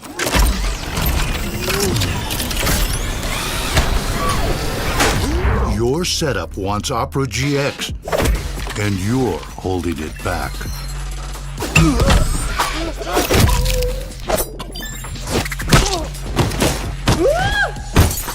Upgrade to the gaming browser. Download Opera GX. What's your best tip for Asia? Hokkaido snow arrows and cabbages. I was gonna say snow cabbages. One more time. Hokkaido. The snow arrows and the cabbage in Hokkaido, so northern Japan. If you see a Jollibee, go the Philippines. Kind of. It's the Kabupaten names in Indonesia. So if it starts with Ci, CI, that's usually West Java. The currency, of course, that is rupees. Rupiah. My bad. If you see poles with black stickers, that means you're in Malaysia. But if you see poles with thin white stripes, then you're gonna be on the Malaysian part of the island of Borneo.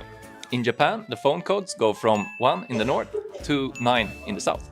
As we move into our game 2, which is going to be our tic-tac-toe board. And we're going to have 3 tic-tac-toe boards to show.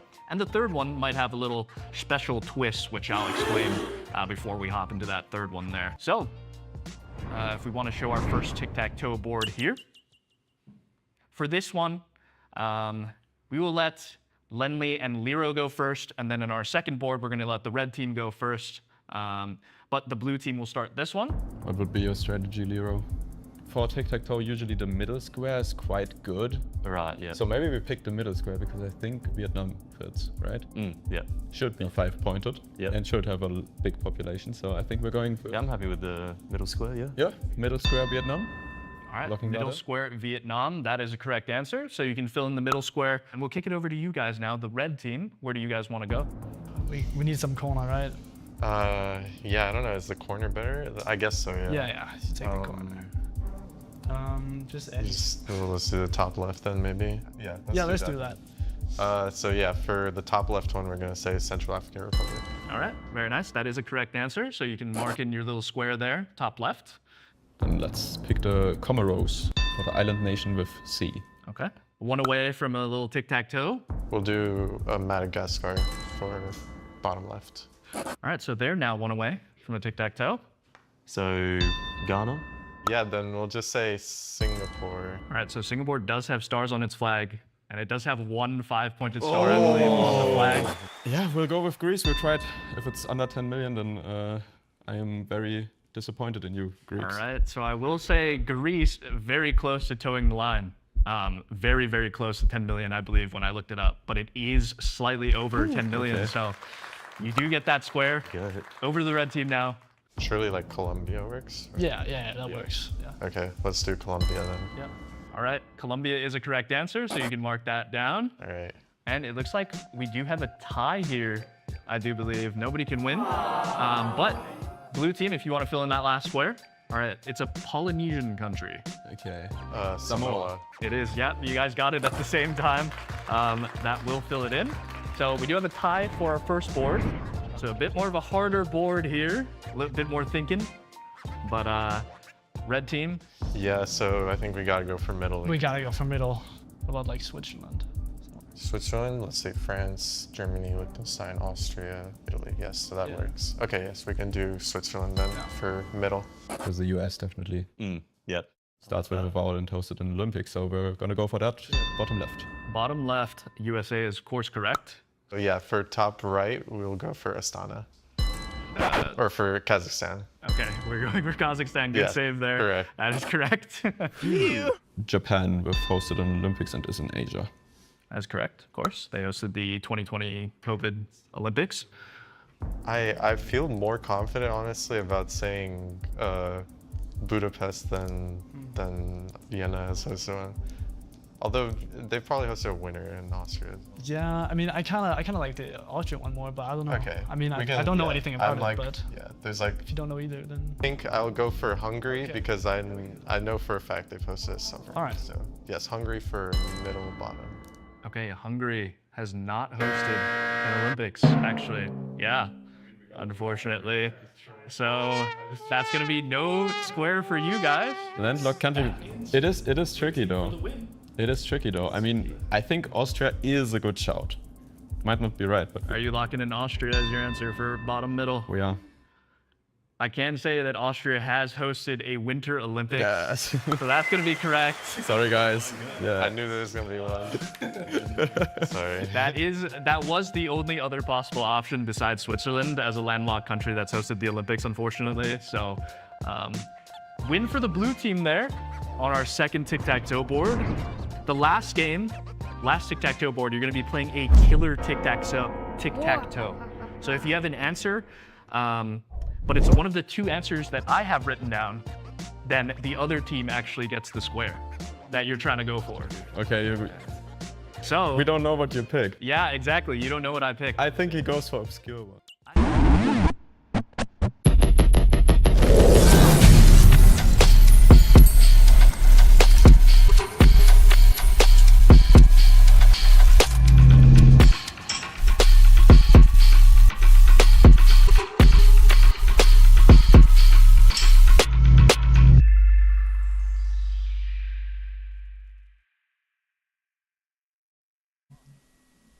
Welcome back, everybody, to the GeoGuessr World League Americas Week 5. This is the very end of the World League. The other two regions have finished.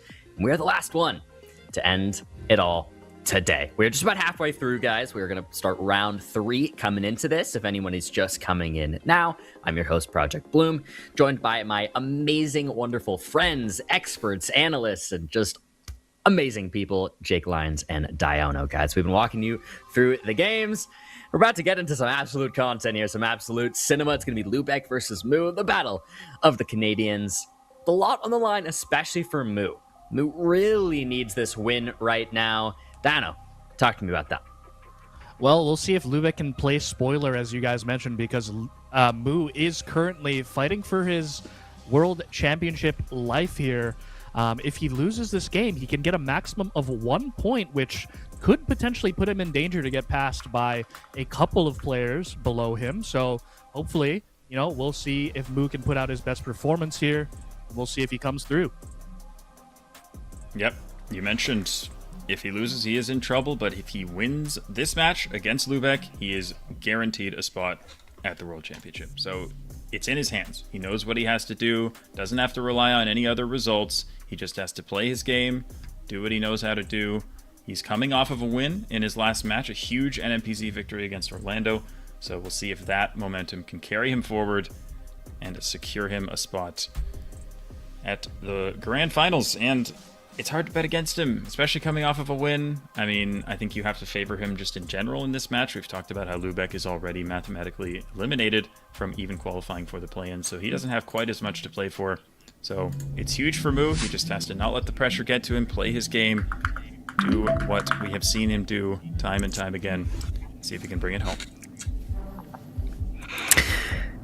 We're off to the races on the moving game. Does that say Mangarai Barat? Is that what it said?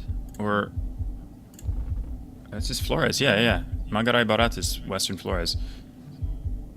It looks like maybe Lubec sees the word Flores, so he knows it's that island, but doesn't necessarily know what part of it. But if anything, Moo might want to just send quickly here because he is in the right area, but now Lubec has found it as well. Not sending, maybe trying to go for the 5K, figuring Moo probably has the information too.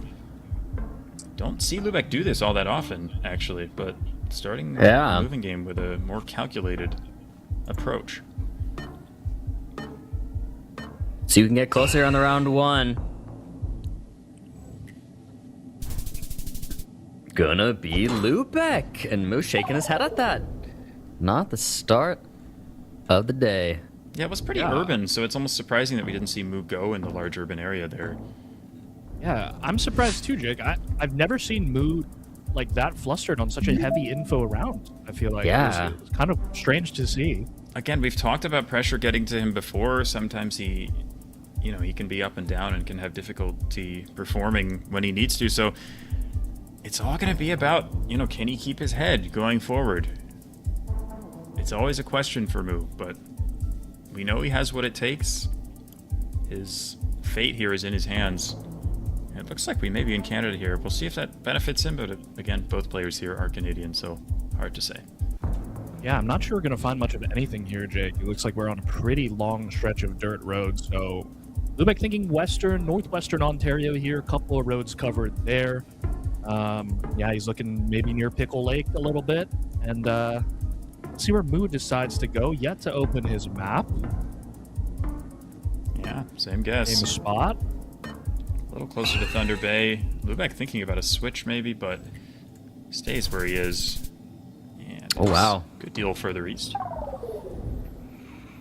Moo's going to get a multi on that. We're tied up in the multis here now. But a decent bit of damage there for the round 2.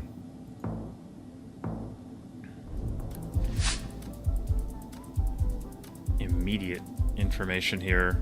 Wow. Road numbers, Moo's town already there. names, all sorts of stuff here. Lubec gets there X589. second. Moo's got the road. Already pinpointing, and he's on it very, Wow. very quick, but it looks like Lubec is right behind him here. Should see a 10K here, I would imagine. Although, did he send the wrong place? He did. Oh, whoops. He didn't bother to line up the angle of the road. Yeah, that one, I mean, that can be consequential, even 0.5x multiplier. That can make the difference in a later round, so Lubec had time to be a little more precise there, so maybe just sent a little bit too quickly there. It's going to help Moo out.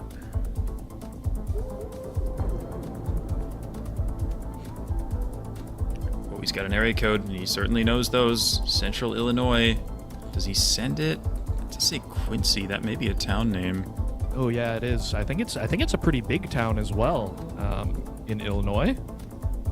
Hasn't found it just yet. Moving, seeing maybe this green sign has something for him. Lubec approaching it as well. Oh. Is Yeah. it Missouri? These are, well, these Hannibal and Carthage are in Missouri. So Yeah, it's on the border there. Yep. Quincy there. There it is. Okay. Shout out Quincy. One of my best friends is from Quincy, Massachusetts. Different Quincy. Okay. Fun fact. Thank you, Bloom. You're welcome. Oh, I didn't even notice that little cheeky state route sign below the interstate ones. It's so small. It's a strange one, but yep, Moo right on it, doing what he needs Who's gonna to do. get it? Yeah. I mean, Lubec just opting for a very central hedge on that one. And this moving game, again, this is the most lopsided on paper. Moo, as we mentioned, may be the best moving player in Americas, and Lubec is not a moving specialist, so Moo definitely feels he needs to win this first game. But so far, he's doing what he needs to do. Okay. Quick lock again here for Moo. Must have had both the province and city there. Looks like he does. Yep. Lubec not too far off though. Just You're just gonna away. Yeah, chip damage. Chip, chip, chip. He did look maybe a little flustered on that first round, as you mentioned, but since then has looked very strong. Quick guess, and I think that's not a bad idea from Lubec. We have those wide lines that should put us in, I would imagine, either Oregon or Washington, but Moo's not going to have time to get to info. Going to have to play this round no move. We'll see if he's able to do that.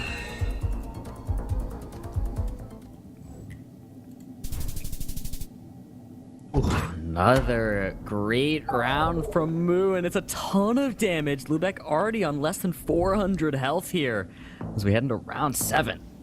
Yeah, and he's passing the test here, guys. I think Lubec tried to turn that one into no move round, essentially, but Moo recognizing the wide lines, keeping his head, and was able to make a nice guess. Oh, and Lubec's going quick again here. Yeah, and this isn't easy. Oh, shaking his head, though. Shaking his head. I mean, pressure on Moo, though. Very different guess, but I mean, we had some tiled roofs. I don't hate the drop, I guess. Yeah. Yeah, Goes coast right south there. as well. So let's see. And it's an amazing guess from Moo at that 12,000 points of damage with the multiplier. A conclusive win there on the moving from Moo. Well, any doubts we had about Moo after that first round were quickly put to rest. Incredible performance from there on out. Winning, what was it, 5, 6, something like that, rounds in a row. Dominant performance in the moving, as we would expect, I think, from Moo. But now come the no move in the NPZ. He needs one more win to secure his spot in Berlin, but Lubec is an excellent no moving player, so it will not be easy. No, it will not. Let's see how this one goes. They're both looking relatively calm. Actually, Lubec had a sigh there. I don't know if that was a sigh of let's calm down or what it was, but now he's laughing apparently. He's got a no move though on India to start us off. Yeah, Gujarati language. So they'll both know we're in the state of Gujarat. I don't know if we have an address or anything. It looks like there maybe is one, but it's not easy to read. Ooh, actually, that might be legible there for Moo. Hard to tell which one of those is actually the district, if any.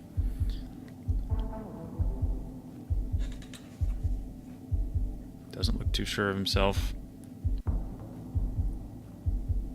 Might both just end up hedging here.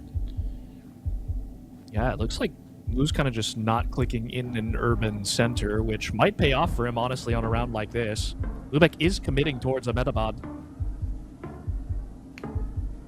Yeah, just a slightly more central hedge looks here from... Oh, well, they actually switched now. Oh. Moo is now the one near a metabot. And Lubec is in the water. And it works out. He's closer there. That is kind of insane, no? Swimming in Gujarat, it is possible. So it's like that's going to get him the multis. Looks like... Okay, well, round 2, now. Bangladesh insta-send. Wow. Yeah, Moo going to take in what he can here. Bangladesh, notoriously a pretty tricky country to region guess, but Moo thinking towards the southwest. Lubec pretty close to the middle. Oh, now he's going pretty close to where Lubec was. And, oh man, it was southeast in the end. Wow. Switched off of it and lost the multi because of it as well. Yeah, unfortunate sequence of events there for Moo.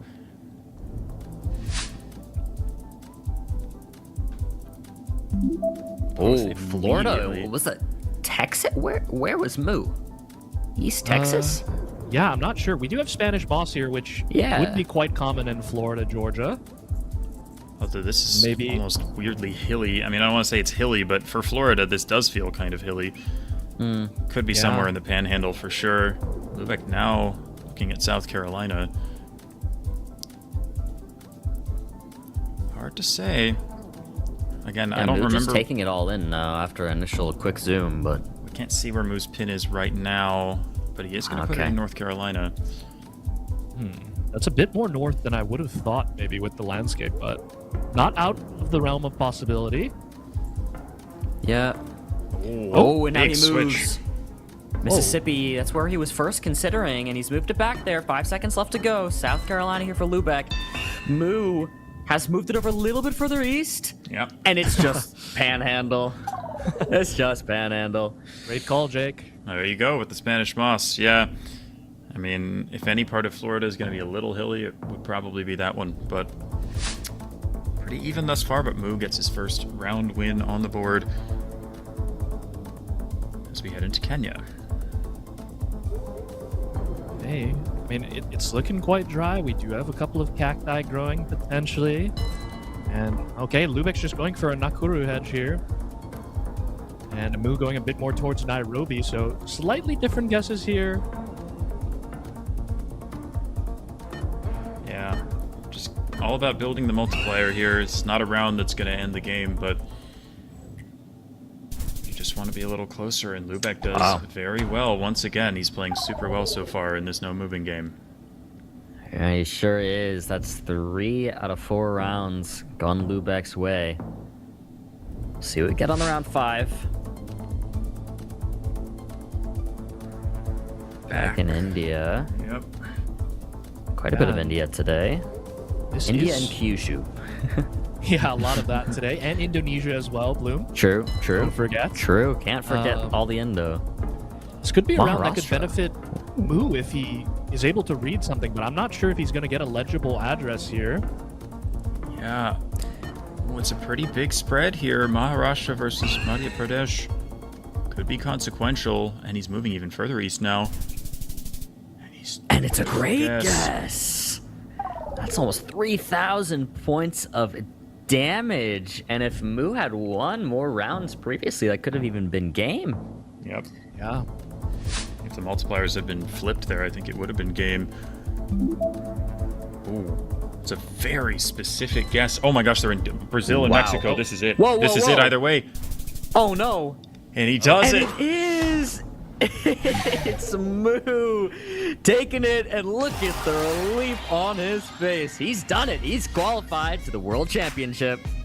He knows what it means. He's done the math. Moo will be in Berlin in September. He guarantees himself at least 3 points on the day. Again, this match didn't matter too much for Lubec other than for prize money purposes, but just such a relief for Moo, as you can see on his face. He has done enough he's managed to make it to the winners final every single day of the competition, and that is the kind of consistency you need in order to qualify for the World Championship. So well-deserved, impressive victory for Mu. He kept his head and he played so well. Yeah, big props given to Mu on that one for sure. And as you said, making it to the winner finals every single week, but not able to win one of the matches in the winners finals ever. But just the consistency to still make it there every single time just shows how good he really is. When he just can, like, consistency over time is what's gotten him there. I was going to say, like, right, like, it's not always perfect performances. He's not always winning that final game. Sometimes he's not winning that first game or whatever. But it is the consistency overall week to week that has gotten him to be at least in the top 4 securely. So big props to him. Let's take a look at the Wazer moment of the match. What was our fastest guess? Yeah, 3.5 seconds. Yeah, Lubec was like, what the heck? I'm just not going to worry too much about this round. Just send it in and see what happens. I actually don't remember exactly where this one was. It was the Oregon round. round. Of course. Yes. Yeah, makes sense. I think 3.5 is our fastest of today, actually. I think we had a 3.7 earlier, but I think 3.5 is our fastest today, if I'm not mistaken. So, fun one. What about a Waze moment of the match? I think there are a couple good rounds from that game, but really felt to me the consistency of Mu overall. But you guys have anything more specific than that? I think for me... Yeah, go ahead. Oh, sorry. Go ahead, Jake. No. Okay, well, I'm going to say the last round, I guess. I mean, maybe that's an easy or cliche thing to say, but I mean, that's the round that clinched qualification for Mu, and it was not an easy round. I mean, we had Lubec going in the wrong country. He was all the way over in Brazil. So, yeah, that was the one that clinched it. That's got to be the moment of the match for me. Yeah, agreed. And I think also the Indonesia round, in which Mu kept his head, was able to send Southern Coast of Java there as well, get the moving game under his belt too, which I would say is the mode that he's favored in. Was definitely huge for him and propelled him towards the win as well.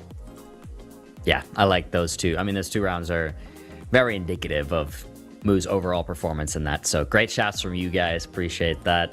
Let's take a look at the schedule. We have officially finished up the first game here of Second Chance with a 2-0. And look at those 2 other matches we have in Second Chance. These are insane matches. Ecal, Gingi is up next, Jake. Yeah, I love this match as well. I mean, we saw Gym Intimidator lock his spot in the winners final, guaranteeing himself at least 3 points. So massive pressure on Ecal here. If they are able to win, they will also end up with at least 3 points, and we should be set up for a great finale in the winners final.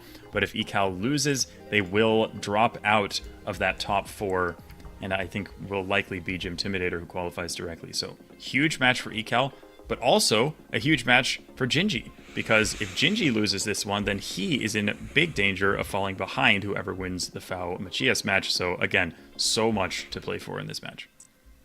Yeah, you put it beautifully there. You put it beautifully. It's a lot on the line for both players in different ways. So, going to be super consequential, super important. Will we be seeing a Gingi like some of his best weeks? Or will we see what was it? Week 1, 4 points. Week 2, Gingi gets 0 points, right? And then I think it was week 3 or 4, Gingi, and then randomly again just got 4 points. Yeah. I think it's 4-0-0-4, I think is the progression for him. Yep. So it's been definition of feast or famine. So we'll see which kind of week it is this week for Gingi. This match will decide it. This match will decide it, because Gingi could still have a 0-point week or a 4-point week. We don't actually know yet. So this is the one to decide which direction he's going to go. And either he's going to make it to the winter finals, have a chance at 4 or 3 points, or lose and have a chance at only 1. And then again, Ecal. If Ecal loses this, Gym Timmy will overpass them. This is just crazy. Yeah, I mean, I cannot wait. So much to play for. I mean, the players are going to be at the top of their games right now, but only one can win. Cannot wait to see who it is. Only one can win. I don't know. No predictions. No predictions from you. But just thoughts on the players here as we head in. Yeah, I mean, should be an exciting match. I think Ecal definitely has the edge in moving, I'd say. They're pretty solid moving player overall, but we'll see if Gingi can make it a game there, and we'll see if, they're pretty evenly matched on both No Move and MPC, I'd say. So we'll see how this match ends up going. If I'm Gym Intimidator right now, I am pulling hard for Gingi to get the win so I can qualify for the World Championship. Yeah, good point. And a quick lock here from Gingi. Very quick. Be close to home. We do have those California pulls. Yeah. He's definitely right about the state. Both of them going in the hills northeast of San Diego here.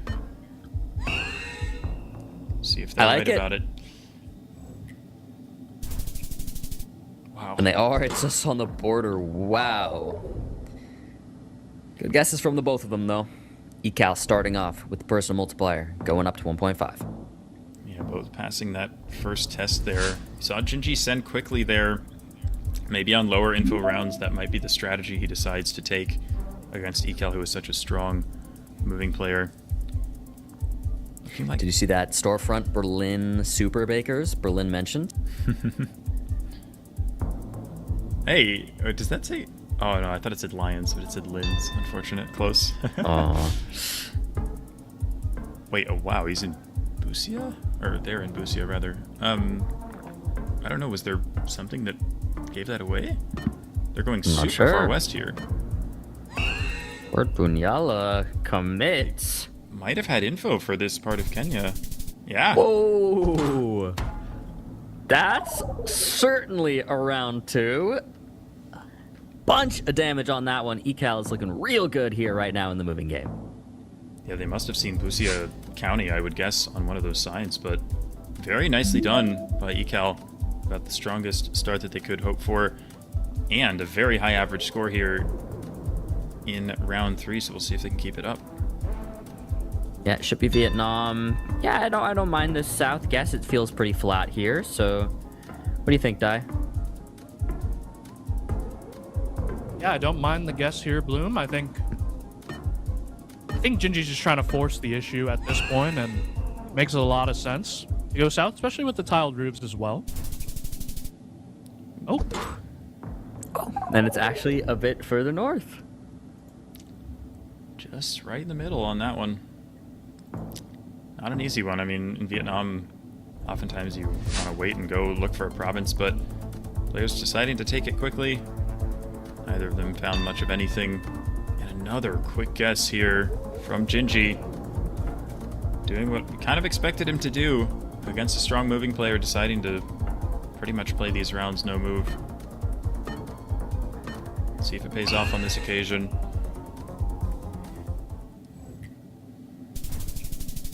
Wow, and Ecal. So impressive right now. I mean, Ecal was... I don't even know if shaky would be the right word, but not a perfect performance earlier today, but some insanely impressive guesses nonetheless. And now the consistency has come back. Ecal can have games like this where it's just such impressive high-level stuff. Happy to see it happening right now when so much is on the line. There's some signage there for Gingi here in Kazakhstan. Signs for Atirau and Samara. Those are very far west in the country, or at least Atirau is. Ecal, thinking Uralsk. I guess, I mean, Samara is in Russia, of course, so I think Uralsk would make sense because it would be somewhere between the two cities, but Aktobe, I think, is also possible. Oh my. Now a sign for Shymkent. My gosh, those are... Whoa. So cities really are not close to each other at all, so this is kind of hard to triangulate. Yeah. I imagine we're somewhere west, at least. Oh, Gingi now switching a little more east. We'll see who's right here. It was October. He switched off of it.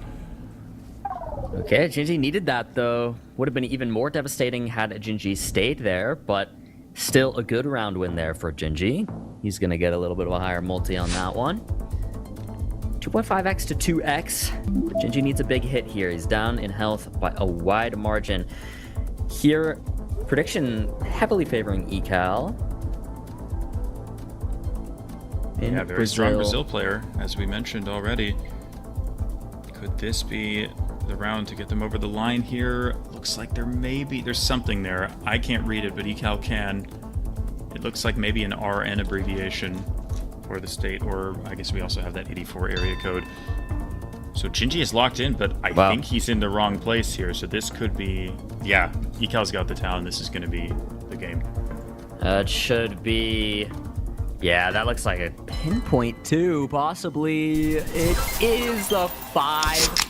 Hey, from Ecal to close out the moving game in 6 rounds at that, Jake.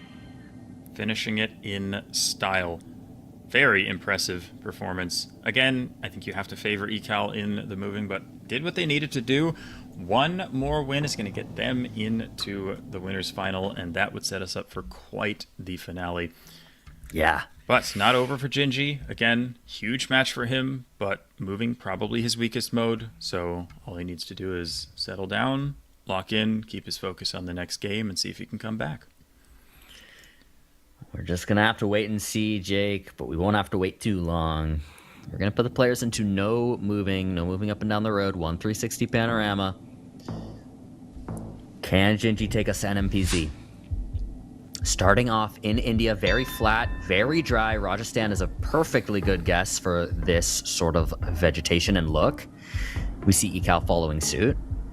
Yeah, this dry, you have to go in the Thar Desert, and that's what both players will do. So I imagine they'll both be pretty close, but we'll see who's a little bit closer and can get off the mark here with the multipliers. It's going to be Ecal. Okay, Ecal starting it off. Gingi needs something big.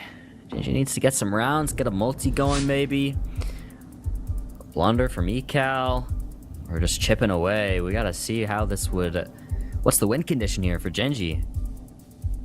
Whoa, Italy versus North Spain. Wow. We did have like black back signs, but I'm not sure if they're to be trusted potentially, is maybe why Gingi's thinking Italy here.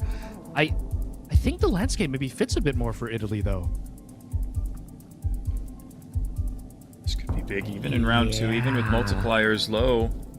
And I was just saying the win condition might have to be Ecal making a blunder. Maybe this is that blunder. I see the Spain shout just off landscape, but these houses feel a bit more Italian. That one that Gingi's looking at maybe a bit more questionable. Interesting round for sure. Now he's going for the sea hedge, but he is going to stick with Italy here. So we have 2 separate country guesses here. Potentially big damage here in round 2.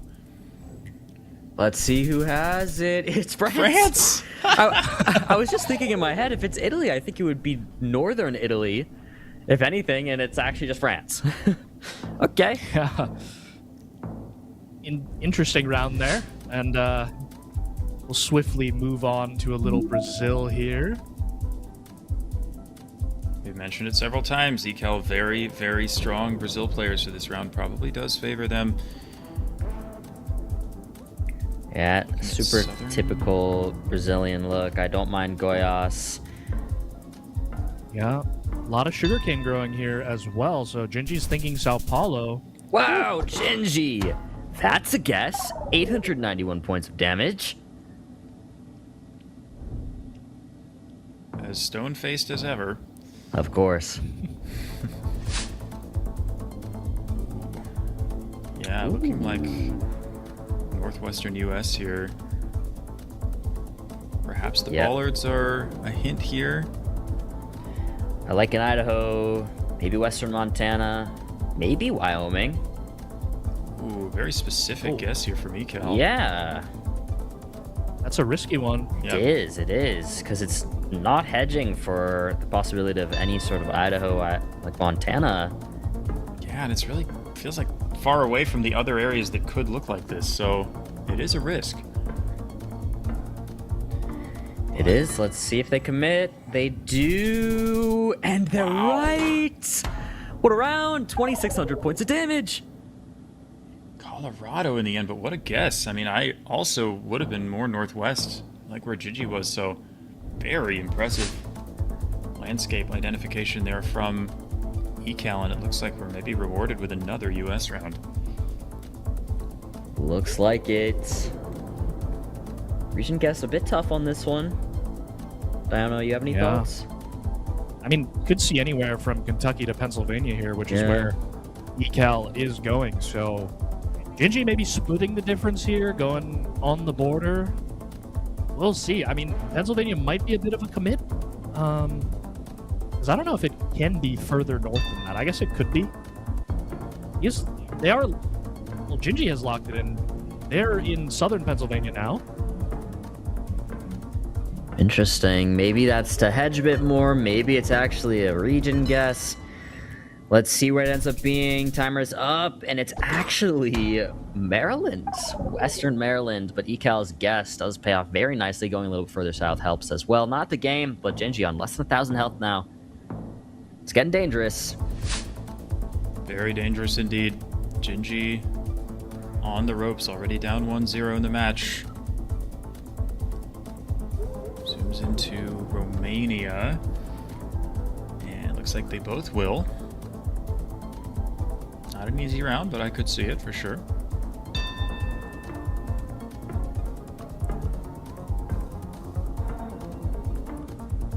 Yeah, looks like similar guesses. I don't think we'll see the end of the game here. Okay, it is Ecal closer, putting Gingi on less than 500 health now. Again, very dangerous spot for Gingi to be in. Ecal looking poised to take the entire match here, making it to the winners finals, where that's going to be intense. Ecal, can they win it on Namibia? It almost feels too good to be true with the flag in the background. Can this be the decider? Yeah, do they take it on Namibia, their best country in GeoGuessr? Gingi locks in north. Ecal thinking a similar idea, but a bit further west. Could be enough of a difference to take out Gingi. Yeah, I think it would be if Ecal is close.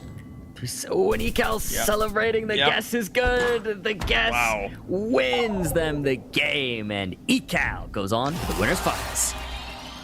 I mean, that almost felt scripted. How beautiful was that? Winning on Namibia, securing their spot in the winners finals, and yeah, it's either going to be Ecal or Gym Intimidator taking that final spot at the World Championship, but we don't know who it'll be just yet.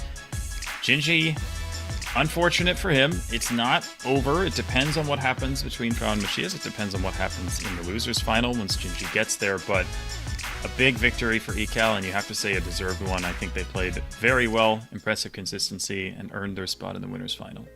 Yeah, definitely agreed. Ecal, so impressive this season, and so impressive this day, and so impressive in that match against Gingi. A very decisive victory in that match, it must be said. Let's take a look at our Wazer moment of the match. What was our fastest guess? Was it a round win or not? That's always going to be the question as well. It's 3.9 and a round lost. It's India, no move. Is that the Rajasthan? Rajasthan, I think.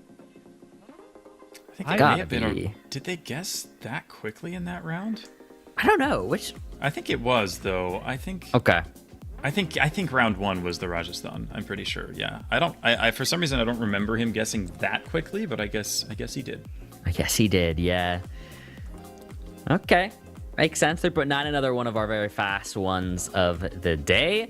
But of course, next up, our Waze moment of the match. Now, I might just jump in on this one. Might be a little boring, but I think I have to say the last round, right? It's just too perfectly scripted.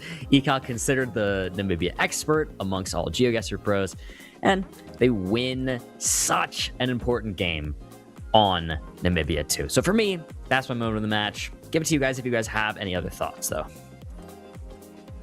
I don't.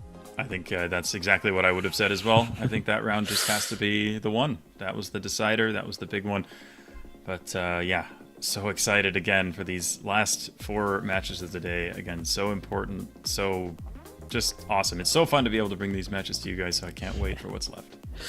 Yeah, I mean, speaking of the last 4 matches, we can take a look at the schedule too, so you can see what the last 4 matches are going to be. So we're in that second chance right now. Mu took a 2-0 over Lubec. Then we just saw Ecal get a 2-0 over Gingi. And next up is Matias versus Fao.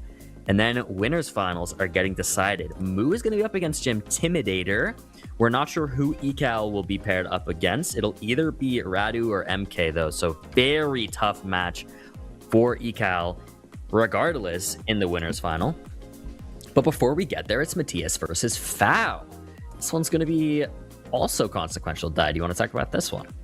Yeah, I mean, huge match for whoever wins this, because I believe Gingi now can get a maximum of 1 point, and that means Matias or Fau on 6 each can potentially match or overtake for that last spot there. So definitely a huge match for whoever wins this one has a really good chance of making it in the play-in. Yeah, gonna be a big one. You're not gonna want to miss it, but we do have a short little break, of course, before then. So stick around, quick little break, and then we'll finish up these round 3 matches with an absolute banger. Very important one. See you guys then.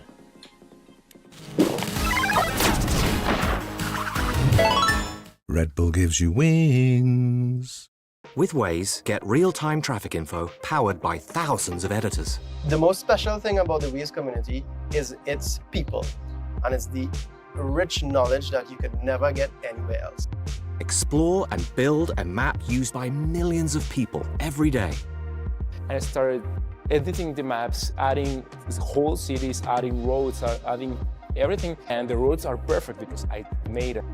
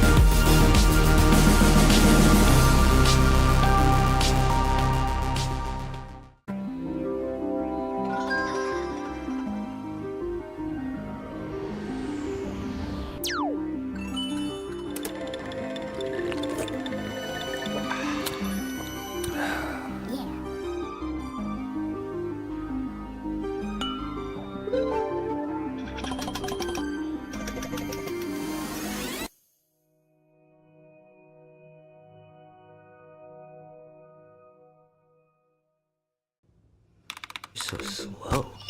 I told you I was done with basic browsers.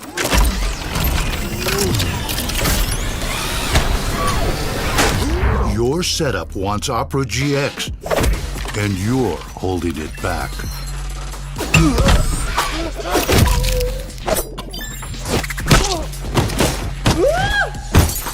Upgrade to the gaming browser.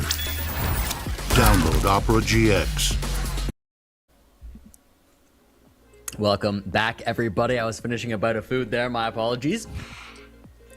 But we're back to the GeoGuessr World League. We only have so much time to eat during these days, so my apologies again. But we're back, guys. Welcome. It is time for such an important match. We were just actually talking about this in the break, so let's just get straight into it. It's Matias versus Fau. And Jake, you were just explaining it to us in the call. Let's explain it to the people. What's at stake here exactly? Okay, so the loser of this match is out. Guaranteed to finish 8th through 12th and will not qualify for the play-in tournament. The winner is likely to qualify for the play-in tournament. It still depends on who it is. If Matias wins, he is in. He is guaranteed to finish above Gingi. Gingi cannot catch him. If Fau wins, then he is possibly in, but he'll be on 9 points. Gingi will be on 8, and then it depends on the results in the final round, because if Fau loses his last match in the winner's final and Gingi wins his, Gingi would overtake Fau. But if either Fau wins his last match or Gingi loses his last match, then it would be Fau who qualifies. Kind of a lot, but hopefully that made some sense. But this is a huge, huge match. The loser, what we know for sure is that the loser of this will not qualify for the World Championship. Yeah, a lot on the line. It's scary. It's crazy. Let's get straight into it, guys. Moving time. Shevchenkiv Krai. So we're going to be in Ukraine. Shevchenkiv, I don't know what that is. I doubt either of the players will either. But that might help a little more, although I don't know what these towns are. Stavinci. Yeah. Bohuslav, Lucianka. Yeah, I've never heard of any of them. Foul maybe doing a little bit of scanning here. Matias opting to continue moving, see if he can find any other signage, but it looks like neither is going to get much here. Different guesses, though. Oh, switch to Kiev, though. And it's foul closer. That's a start. He's got the Alberta bollard in the back. It's back. Wasn't it gone the previous week? I think it may have been, yeah. Yeah, it was. But it's the good he's luck got charm. yeah, it is. The Alberta bollard is back. Happy to see it. Into, I think, Australia. Yeah, we've got, looks like an Australian flag there. Players opting to move opposite directions, though. Fao is going southwest, Matias is going northeast, so we could see some information asymmetry here. It's an interesting round here, Jake. I'm probably just thinking south coast of Victoria, I think. I think we did have a concrete pole as well, so that would fit. Fao scanning maybe with no info here. I think both players don't have too much to go off of. Yeah, ooh, super blurry sign. Far away to read, yep. Ooh, maybe something here for Fao, though. Cape Bridgewater. See if he can maybe find that in the time that he has left. Ooh, we got a Tasmania guess. Cape Bridgewater, Fao's got it. It's a big start for him. Bang! The Red Bull 5K coming in from Fao, and a ton of damage at that. Matias on already less than 2,000 health, and we're only heading into round number 3. Exactly what Fao needs. Again, Fao is probably strongest in moving of the 3 modes. Matias is probably weakest in moving. So of all the 3 games in this match, moving is the one that Fao needs to win. And he's doing what he needs to do so far. We've got sign for Trondheim and Røros, which Fao has. We've got the 30. Now it's all about narrowing it down. I wonder, maybe the 30 isn't marked? Because I don't see it on the map.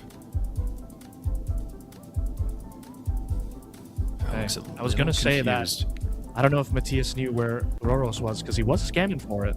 Looks like he's getting north of Trondheim, which shouldn't really work. Yeah, I mean, there's a sign for Graftos as well. I don't know if that was visible on the map or not, but yeah, he is looking, I think, a little too far north, as you said.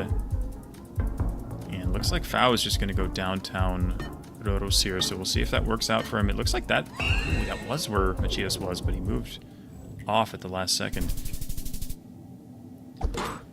Fao ends up closer. Once again, Fao looking really good right now in the moving game. Fao considered a very good moving player for a long time. And again, as we mentioned already today, Matias, this is definitely not his game mode. Yeah, and again, Fao, we've seen time and time again. We've seen him at the World Championship before, reaching the semifinals a couple of times. We know how good he is under pressure. There's no question about that. So he knows how important this game is, but he's not going to let it affect him. Schaffhausen, yeah. Schaffhausen is in Switzerland, so that's a quick send from Fao, and he's definitely in the right area here. If Matias doesn't get the same info, this could be game. And it looks like it will be, unless he makes a last-second switch. Maybe, well, I don't know. I mean, Germany's not huge, so maybe Matias could survive, but it's close. We're going to find out. That's the 4998, and it's not enough to take Matias out. 111 health here for Matias. Fao just sitting one step away from going up 1-0 on Matias here. Is it Yushu again? Yeah, I was wondering the same. No way. I would certainly believe it. Looking at the pole top there, maybe he's gonna look at the... I mean, there's a sign there. I would imagine you want to go for that. No, he does now. Does now. Both Might not can be much, helpful. Though. Just a prefectural road and a couple of small place names, but I don't think that's actually going to help all that much. Oh, Shimonoseki. Okay, it is Kyushu. Shimonoseki. Oh, wait, no, it's not. Shimonoseki is Yamaguchi, I believe. It's like as close to Kyushu as you can get without being in Kyushu, is where Shimonoseki is. But clicking Kyushu wouldn't be bad. Does he know it, though? Because Fao has Shimonoseki on the sign. Does he know the city? Looks like perhaps not. He's gonna go Kansai, which is not actually that close. He does switch to Chugoku, though.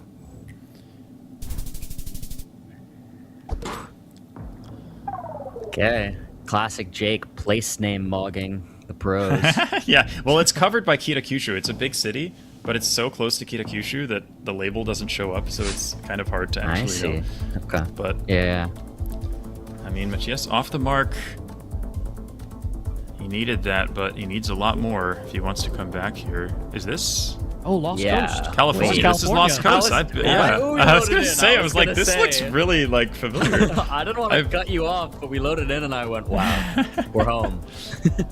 Yeah, Lost Coast is awesome. Oh, he's in Oregon. He's in Oregon. No, it's California for sure. It is Lost California Coast is for sure. Popular, Yeah. like, backpacking destination. Is this He's on it. He's on it. Is this the town with the the private airport in there that you is can fly it? into? I'm not quite sure, but Fao has locked in Shelter Cove. Found it. Yep. Matias is in Washington. That's game. For sure. That's it. And there might even be a 5K here from Fao too, just to really seal the deal. It would appear it is. That's it. Another 5K from Fao to very securely, confidently, and dominantly win the moving game. Never any doubts about Fao's ability to lock in when he needs to. We've seen it so many times from him. Moving game, so important for him to get off on the right foot in this match. Again, still work to do. Matias feels a lot more comfortable in no moves, so this is not over, but that is the start that Fao needed. Now he just needs one more game win to get himself into the winner's final. That's it. And again, so much is on the line. Either player, whoever loses this, is out of the play-ins. That's where we're sitting. Yeah. And also, guys, I just have to let you know that Gingi's losers game has started against Lofi, so I'll keep you updated on that as we get going, because that is a big match as well for Gingi to get maybe even secure 1 point and put himself potentially in contention against both of the winner of this match. Yep.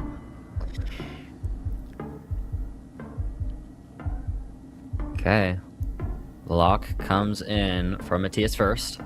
Fao to follow in Pretoria. Oh, a little further west now.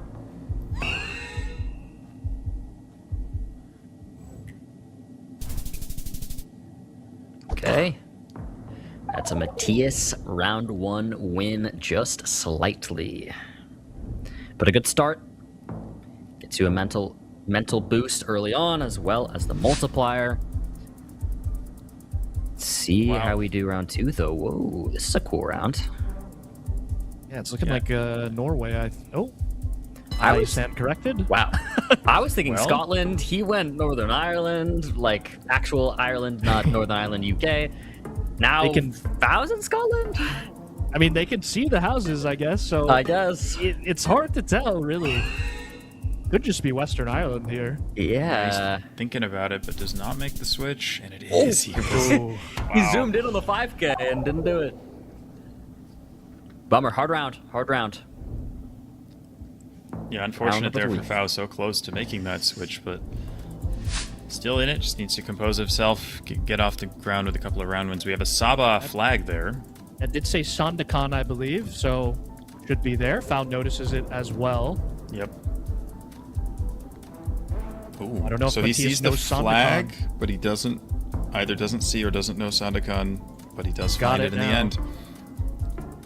Goes for the quick lock, so maybe a chance here for Fao to increase that multiplier a little bit. He can take his time, see if he can line up the road. It's not easy, though. Doesn't have it. Ooh, maybe find something he likes, though, there. Yeah, that looks pretty good near the port. There it is. Another 5K for Fao. That's 3 in this match so far.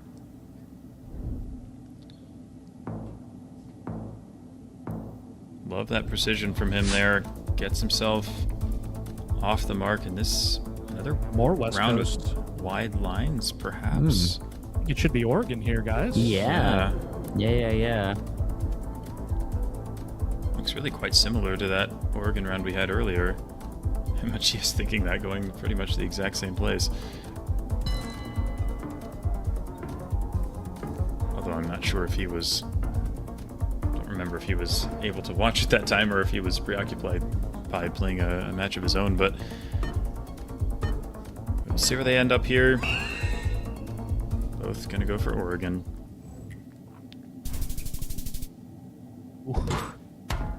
Okay. More multis. More multis for Matias, and chipping away more damage. Wouldn't it be fitting, guys, if the match for the play-in goes down to an NMPZ? Wouldn't that be some cinema? It sure would. The scripted allegations would go crazy. And this might be a good way to get us there because this looks very difficult.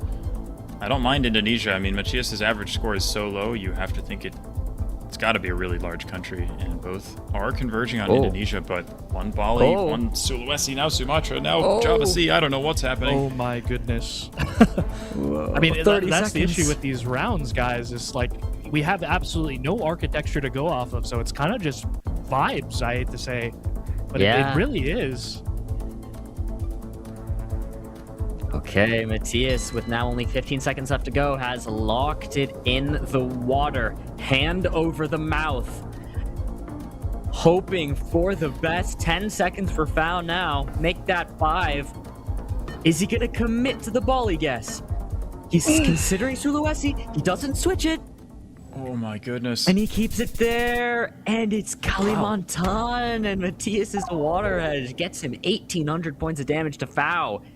Matias is sitting in an amazing spot here as we go into round 6 after a very stressful round. Such a tough one, but Water Hedge worked out well on that occasion. I like a Cochabamba here. Mountains to the north, Bolivia for sure. So yeah, I imagine both players will get pretty close here, but Fao, he's on low health and his multiplier isn't that high. He needs to start winning some rounds, so even if he's a little bit closer here, it could give him some momentum. I think if you're Fao here, this is a preferable round, I'd say, where you really can't lose the game, but you can gain multis for future rounds. True. Absolutely right. See if he can make that happen. Timer up here. And it does go to Fao. He does make it happen. Not a ton of damage, but he gets that multi, as you mentioned, Diana. It's a very good point. Yeah, you either want rounds like that, or you want a round that's so difficult in such a large country that it basically becomes a toss-up regardless of multipliers. But here we go into a large country, and it is Matias' home country of Brazil. Wow. What an interesting round here. I don't know if there's any info, no phone codes. No. Doesn't look like a place name anywhere here, Jake, so just gonna have to come down to intuition. Yeah, we do have round polls, but we are in an urban setting. So Fao maybe thinking just Sao Paulo with those round polls. We'll see what Matias ends up going here. He's in Goiás currently, I believe. You can see the concentration on his face. He knows this round could be his opportunity to take it to NMPZ. He's also in a very similar area to Fao here in Sao Paulo. Fao looks stressed as well. This is so intense. I mean, they know how much is riding on this game, but... Thought about the switch, but we'll keep it there. Wow. And that is Fao actually closer on the Brazil, too. Very good guesses from the both of them. No one able to pinpoint that, but accurate nonetheless. Fao gaining that individual multi on that, which he needs, of course, and it's a little bit more even here on the multipliers now. Fao's gotta make something big happen. And can he do it on Canada? It's the place he would. It's the place he would. Can he do it? Matias got his chance in Brazil, now Fao with his chance in Canada. I mean, Matias probably unlikely to lose with this much health unless it's really far away from where he's clicked, but they're both gonna go central Quebec. What about a Saguenay there? Didn't do it, and he ends up being closer with the switch. Average Fao Canada guess? Yeah, average Fao Canada guess. The Canada GOAT. 3 round wins in a row, so we were talking about him building up his multiplier. He's done that very effectively here. Brought himself within striking distance. We have Western Cape polls, I think, here in South Africa, but it's very dry. So, yeah, thinking possibly Northern Cape. I say Western Cape polls, they aren't unique to the province. Landscape looks pretty good for the Northern Cape, so we shall see. Yeah, Foul looking maybe more towards the border with those Western Cape poles, as you mentioned, Jake, but yeah, Matias has locked in Springbok or something like that. Oh. Okay. It's just like middle south-ish, I guess. That is a crazy place. Can those poles be there?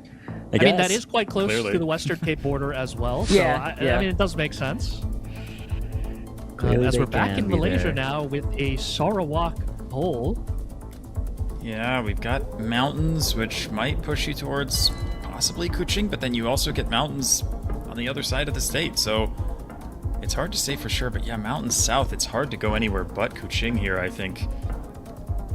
And that is what the players will settle on. But yeah, could it be Lawas? Oh my, no, he doesn't move it. We're gonna wait and see. It's not, and it's Foul closer. Foul getting that multiplier up. He's been going on a tear here after the first 5 rounds. Foul playing with our hearts with those zooms at the end, guys, on every round. I know. Just upping the suspense. And you don't know if he's gonna actually switch it or not. And sometimes he does, sometimes he doesn't. Let's see what he does here on the round 11. Matias with a quick lock in Bosnia, instant lock. What do you think, Ty? Oh no, I mean, you think it it's might North be. America or? I'm not quite sure. I don't know if Foul's quite sure either. No, he's not.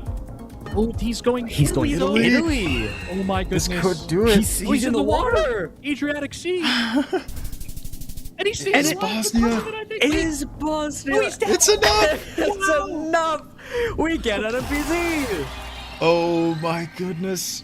The scriptwriters have cooked. They have cooked. Such a consequential match here. Whoever loses this is out of the play-ins, has no opportunity at the World Championship qualification, and we get NMPZ. Yeah, and what a confident Bosnia send there from Matias, and that's going to push him into an NMVZ game for all the marbles here, guys. For everything. All the marbles, especially Matias. If he wins, he's in the play-in. If he loses, he is out. If Foul wins, there still may be work to do, but he is still likely to make it, so this is everything. Gingi is up 1-0 against Lofi right now, by the way. Oh, they're already playing. Okay, so that's big. My first thought here, guys, was Yucatan, but it's, I mean, yeah, Matias is going for it here in Campeche. I think you could make the case for like an Indonesia, but I think the plants are looking overwhelming. I don't know. I wouldn't say overwhelming, but definitely fits. Yeah. I'm going Tabasco. I don't hate the Indonesia call either. It could be something like Rote or Timor, but yeah, I do think Yucatan is the safest guess here. Yep. Okay. Which then it is. Downtown Merida there. Yeah, guess so. Okay. How good Not is this? as scary of a start as we thought it could be when we spawned into that round, but moving to another one here, looking like Punta Arenas, I think. Yeah, like the call. Zoom. We do have that, what appears to be a Chile pole there to the northwest. Foul locks it in. He likes the road angle. It works. Oh no. Surely this is far south. You gotta go Punta Arenas. Yeah. Santiago? Oh, but there's no even multi yet, so it's not game or anything. That's crazy. I think if there was even 1.5 multi, that would have been game on the spot there, but Matias survives. Vietnam now. Ooh, I think you have to go north here, maybe. Okay, maybe not. I don't know. Foul will. Yeah, I thought it was north. If it is north, Foul wins. If it's not, he will survive, I'm sure, but oh my goodness. Huge again. Gingi's taking the 2-0, by the way, guys. Runs out. And bang. It's Foul with the win over Matias on NMPZ. He does it in 3. Wow. See the relief on his face, but the job is not done. If we have the tiebreakers correct, Foul may need to win his final match in the winner's final to get into 7th place. This is not over yet. Wow. So yeah, it looks like Gingi did just win, right, Dai? Did I hear that correctly? He did. He won in a 2-0 fashion. So Foul holds his destiny in his own hands because with the tiebreakers, if Foul gets 3 points by our math, we do believe that Gingi actually maintains that play-in spot. Yeah, Wow. but if Foul wins the winner finals match, he will take Gingi's play-in spot. That's what's on the line as this match has finished. And we sadly do have to say goodbye to Matias here now. I know he had a lot of fans in Brazil and around the world, but Foul has taken his spot. GG, hopefully we see Matias around again in the future. Wow. I wonder though, can Foul... What about Orlando?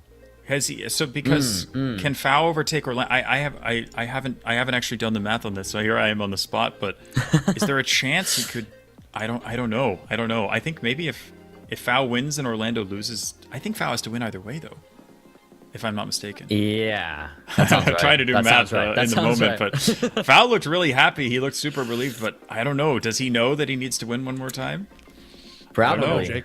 Too many variables are being thrown around here. It's just a little confusing. It's a lot. Yep. It's a lot, but we'll talk about all of that to come. Let's quickly do our Wazer moment of the match here. Sorry, Wazer of the match first, and then Waze moment of the match. But 5.5, that Vietnam, oh my. Wow, no. It's the one that lost him the game. That's kind of a bummer for that to be the Wazer. It's the Vietnam NMPZ, that final round of the entire match. Maybe on this occasion it would have benefited him to just take a little bit more time. I don't know if that actually would have changed his guess, but he went quickly, maybe just trying to throw Foul off. You know, maybe he misses the country, maybe he gets flustered, but not on this occasion. Foul kept his head, as he always does, and did the job. He did. Foul also managing to get some nice 5Ks today, and it's time to take a look at the Red Bull 5K leaderboard. We can get caught up on if anything's happened to change. Foul is actually now moved up. He's tied in 8th. Look how many people are tied in 8th place now. At the start of the day, Foul was not in this top 10, but he's moved up here. Radu 38, Moo 35. This is fun. This is fun to see. I mean, again, nobody's beaten Blinky's 66. It's kind of insane. Yeah, I mean, he's just too dominant at moving and quite a perfectionist as well, so he is striving for those 5Ks, but we'll see if RC can overtake 2nd place maybe, or 3rd place for Malfunction or Finbar in this last game. It's possible. It's possible. It's possible. We'll have to wait and see. But guys, also, we got to talk about our Waze moment of the match, which I think there were quite a few fun, good moments in the match. I think there's many we could pick from. Honestly, do you guys have one specific standout from that one?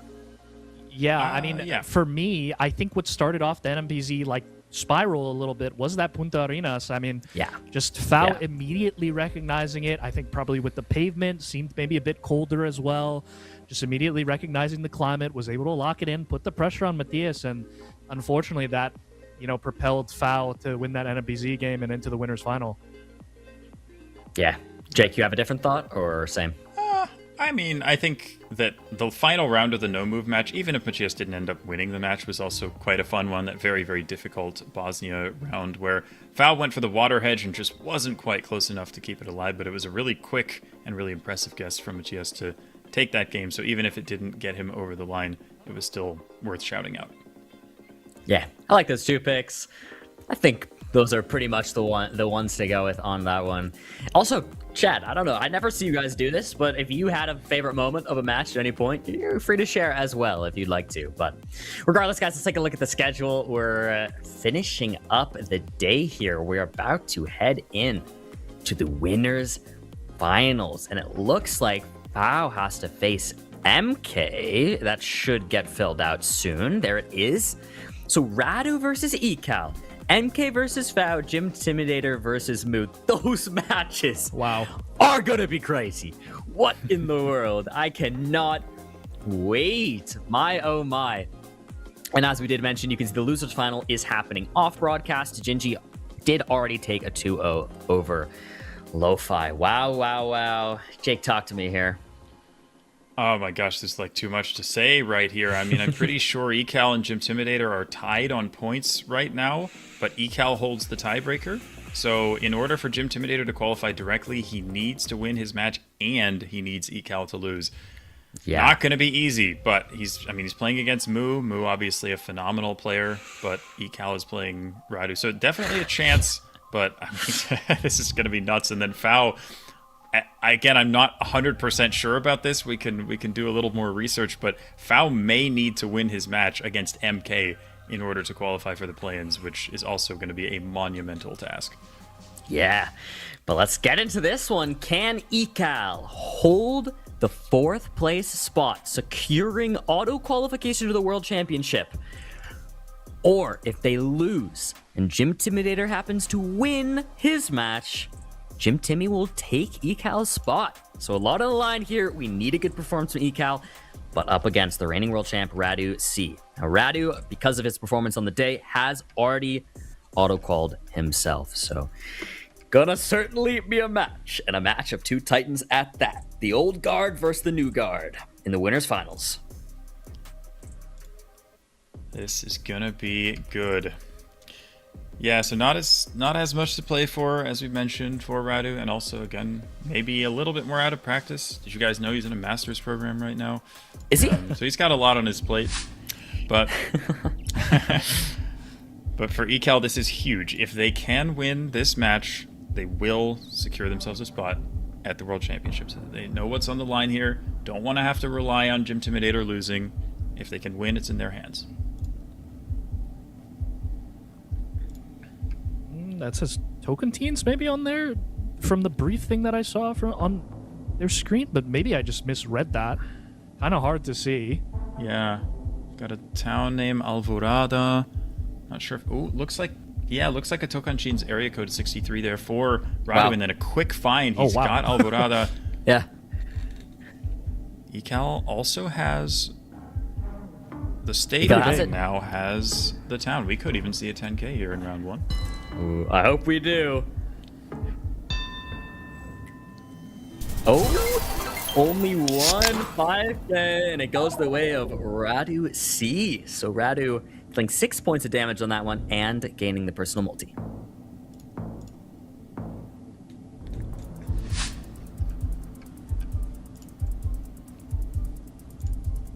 Heading here into round 2. Looks like possibly should be Romania. This is here. Romania. That's got to be good for. Oh yeah, we've got Kovasna. That's a fairly large city here, and we've also got Hungarian on the sides, which indicates this part of the country. You got a lot of Hungarian minority in a few of these central counties of Romania. But Radu narrowing this down very quickly. I'll probably have the 5K within a couple of seconds. Yeah, coming out to the main road to check that. There it is. Yeah. Ecal maybe doesn't know Kovasna off the top of their head, but does find it. Might be hard to match the 5K, but there are road numbers here. Ooh, maybe they get there. Lining it up last second. I think they're in range. Oh, they might have moved out. South. Yeah. Wow. Another one. Wow. How many 5Ks do you think we'll see? It's maybe enough to overtake second place. We'll see, Loom. I think he needed 6 to tie, 7 to pass. So like maybe, 6 or 7 would really just do it. Well, wasn't intentional, but yes, in that case, I would say yeah. Loom? Okay. Ecal's actually on a road here. They do have a sign for Ruta 36 and 11. Those may be national roads. Punta Indio looks like maybe a town name for Radu. Is there Provincia de Buenos Aires? Okay, so Radu has the province. Ecal still not sure. And again, Ruta, it could be a national road, but they could also be provincial roads. Oh, Punta Indio. There's Radu. He's got the town. Could we even see a third 5K from him? It's a hard send as well from Ecal. They're pretty far away because it is on the coast. doesn't look like Radu got the 5k pinpoint, but it's a super good guess there, dealing almost 3,000 points of damage. Ecal now already on 2,200 health here, and we're only heading into round number 4. Very dominant here from Radu. If you are a Gym Intimidator fan, again, you're hoping for an Ecal loss here and a Gym Timmy win. A lot on the line. Correct. Yeah, I mean, that's the only way that Gym Timmy can pass is he's able to pass Ecal in points because Ecal, they do have quite a significant match difference on them. On Gym Timmy, that is.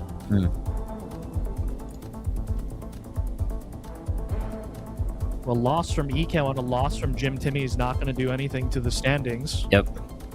Or a win and a win won't do anything either. So Gym Timmy hoping for a loss, as Bloom mentioned. Yep. Yeah. We're gonna see.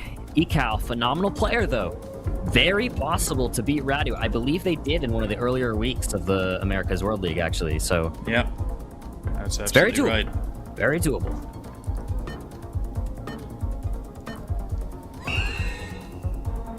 Pretty similar guesses here.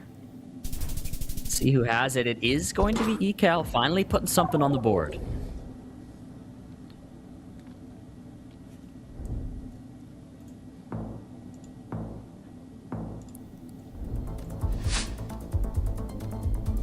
I think that if I'm not, well, okay, maybe best to focus on this match for now.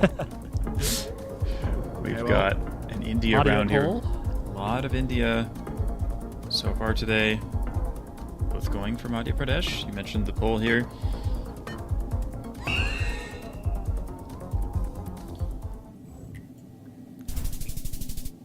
Okay, Ecal closer again. More multis. More Heading multis. back a little bit here.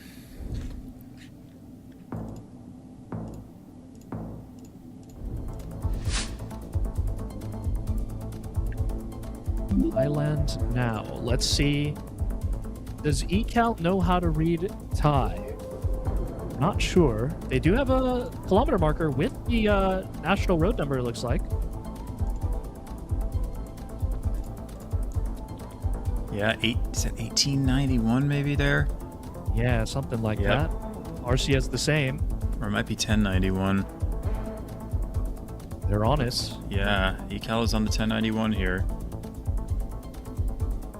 And Radu has found it as well. See if this is possible to line up here. Looking for an angle, not quite finding it yet. Doesn't look like the easiest lineup here. No. How bendy this road is. Radu gonna go Grandpa's strawberry farm. See if that works out for him. It's Ecal. But Ecal with the 5k. Impressive. Very impressive. Maybe we see a little back-to-back for Ecal now. Radu started the game with back-to-back 5ks. Maybe it's Ecal's turn. Let's take a look at this one. Oh. South Africa here looking at the coast, so we probably are in Northern Cape. I like Alexander Bay. Specific. I mean, I have seen a round similar to here before. Yeah. It should be there. Wow. Impressive. Too. Knowing the town from just that. Maybe Radu could 5k with this little bit of extra time. Goes more middle and south. Tie on that one. That's our first tie we've seen all day, by the way. That's insane. Well, besides I think we had a 10Ks. couple double 5Ks. Yeah, Exactly. Besides 10Ks, yeah. Oh, okay. 515. Haugesund is a fairly large city in the west coast, so Radu knows that immediately. Ecal, maybe not, but is going to get there. I'll look for the 515. Radu has the road. Yeah. Oh, wow. And now is already lining it up. Maybe looking for the other town to the south here. Espevik. There's Espevik now. There's the 5k. He's got it. He had something that looked pretty good, but something was a little off about it.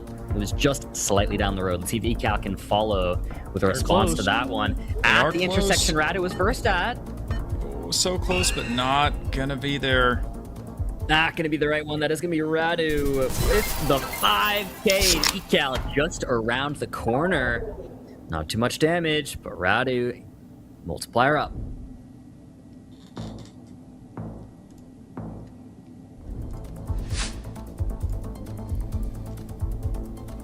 Oh, into Brazil now, it looks like. Yep. Very even average scores in moving for both of them in Brazil. 81 area code. That's wrong. That's wrong. 81 is Recife. Oh, no. And they realize that's the wrong area code. They sent 71. Oh, no. Oh, what a horrible time for that. With the pressure on. Oh, no. That's going to do it. Oh, man. That is brutal. That is heartbreaking. Wow. Wow. The slip up wins Radu the game. We got a no move. Brutal moment for that to happen. Ecal was starting to play so well, had won several rounds, got themselves back into the game, and then just the quick send on the area code trying to go quickly, and it's so easy. I mean, you have to hold so much information in your head. All the stuff you have to learn for moving, even the things that feel simple, it's so hard to get them confused, especially when you're under pressure. Such a tough time for that. But we'll see if they can compose themselves. It's not over. We've seen how good Ecal is in No Move and NPC. We've seen them beat Radu in the World League before. So it's not over. Just got to compose yourself and move on to the next. Wow. All right, and it looks like we're back in Brazil after that.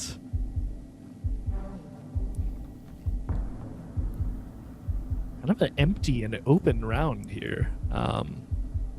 Potentially considering maybe Western Sao Paulo, maybe a Goiás, maybe something like that here. Don't mind it. Sao Paulo here from Radu. Ecal also Sao Paulo near Goiás.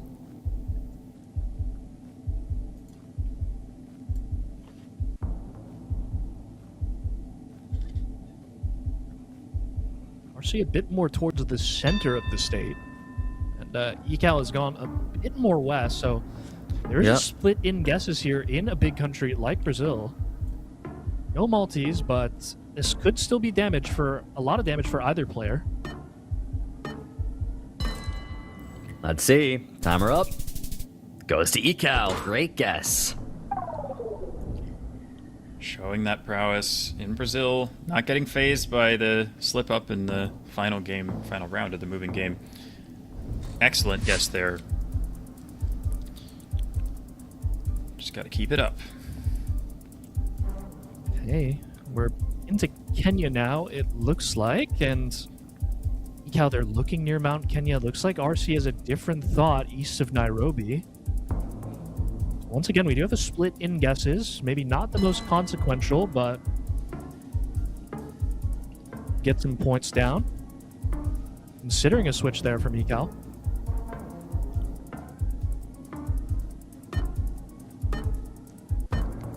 Don't see too much of consequence here, but it's a big enough difference. Maybe a couple hundred, just gonna be 200 there. Both players winning a round, both gonna be in 1.5x.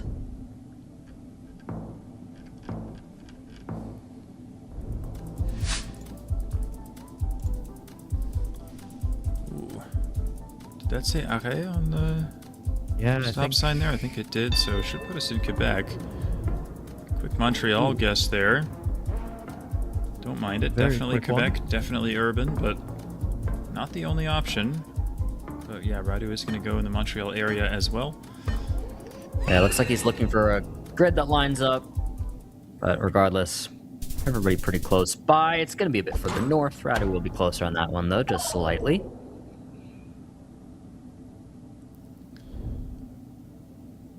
Couple round wins in a row now for Radu. Ecal still holding the advantage health-wise as we head into the Philippines.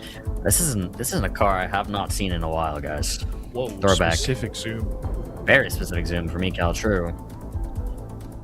Panay from Radu. Ecal is further north. They're looking at the same stuff now. Oh, are they? On Mindoro. Yeah. Oh, now RC has switched back to Panay. Ecal is locked on the road. Imagine if this is right. That would be one of the craziest guesses we've seen. They did seem pretty confident about the area. Radu gonna stick with Panay, so we will see. Let's take a look. Timer up. Who is it? It's Radu, actually. Wow. With an amazing guess. The right little section of farmland on that. I mean, that's impressive. Yeah. Really good. Very good guess.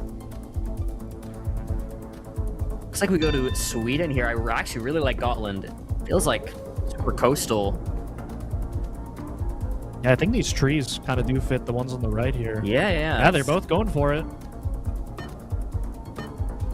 We're committing. Doesn't pay off. Same exact guesses, and it is Scotland, just in the south. Radu is slightly closer. Gonna get a multiplier on that one. It is more multis for RC, and now Ecal falling a bit behind.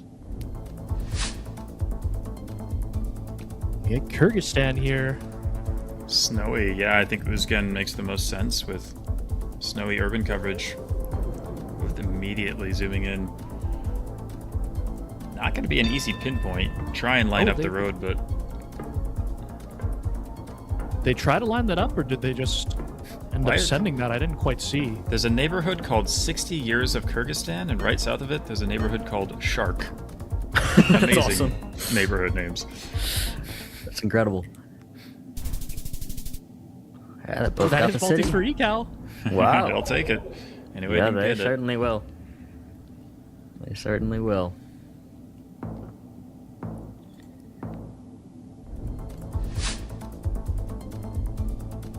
Okay, round 7. Oh boy. Yeah, I wasn't quite sure if this was Colombia.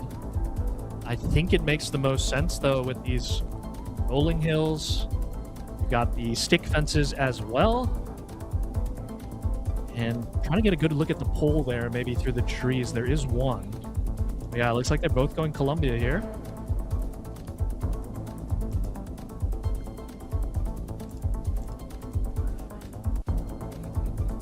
Prediction did favor Radu on this one. Higher average score in the country. Yeah, both going for Northern Colombia here, so shouldn't see anything too crazy damage-wise, unless we see a last-second switch, but again, it's all about getting that multiplier up, and it's Mexico! I don't want to be that guy, but I was thinking about it a bunch, but then everyone was in Colombia. I was like, it's one of the two. Very difficult Mexico, I feel Very like. difficult, yeah. Saw both for sure. We're into Norway now. And they are looking on this border road with Finland, I think. And actually following suit. Wow, I mean, this is just a high-level game. Yeah, very high-level game. How impressive is it? Singling out the same road. He's actually going Finland now. Wait, I thought we had dashes? Wait, maybe I'm misseeing. Maybe it's dashes? just on the bridge. I don't know. They do look like dashes, but they're actually both in. I think it is Finland. Oh, it is technically in Finland. Wow. Okay. All right. Well, impressive stuff there. Got pump faked by the dashes a bit, but Ecal will pick up more multis for their troubles. Sure will. We've got little Gelotris now, it looks like. And Ecal looking very southeast here in Turkey. See if they decide to lock this in. They seem pretty set when they do. I see southeast as well. Yeah, not quite as far. It's a risky guess from Ecal, but we'll see if it pays off here. Not quite.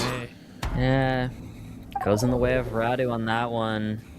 And again, Ecal on that 2200 mark. We saw basically almost the same sort of health situation in the moving. Will Radu close this one out, though? Okay, I think it's looking like. Wait, what is our polls here? Do we have concrete polls? Potentially thinking Ari then? Oh, Is what Ecal's looking at? I like gotten it. a good look at the polls, but Ecal They're doing definitely some- thinking Italy. Run some citrus here, which I think would fit maybe more for coastal Sicily, like near Catania, potentially. Okay.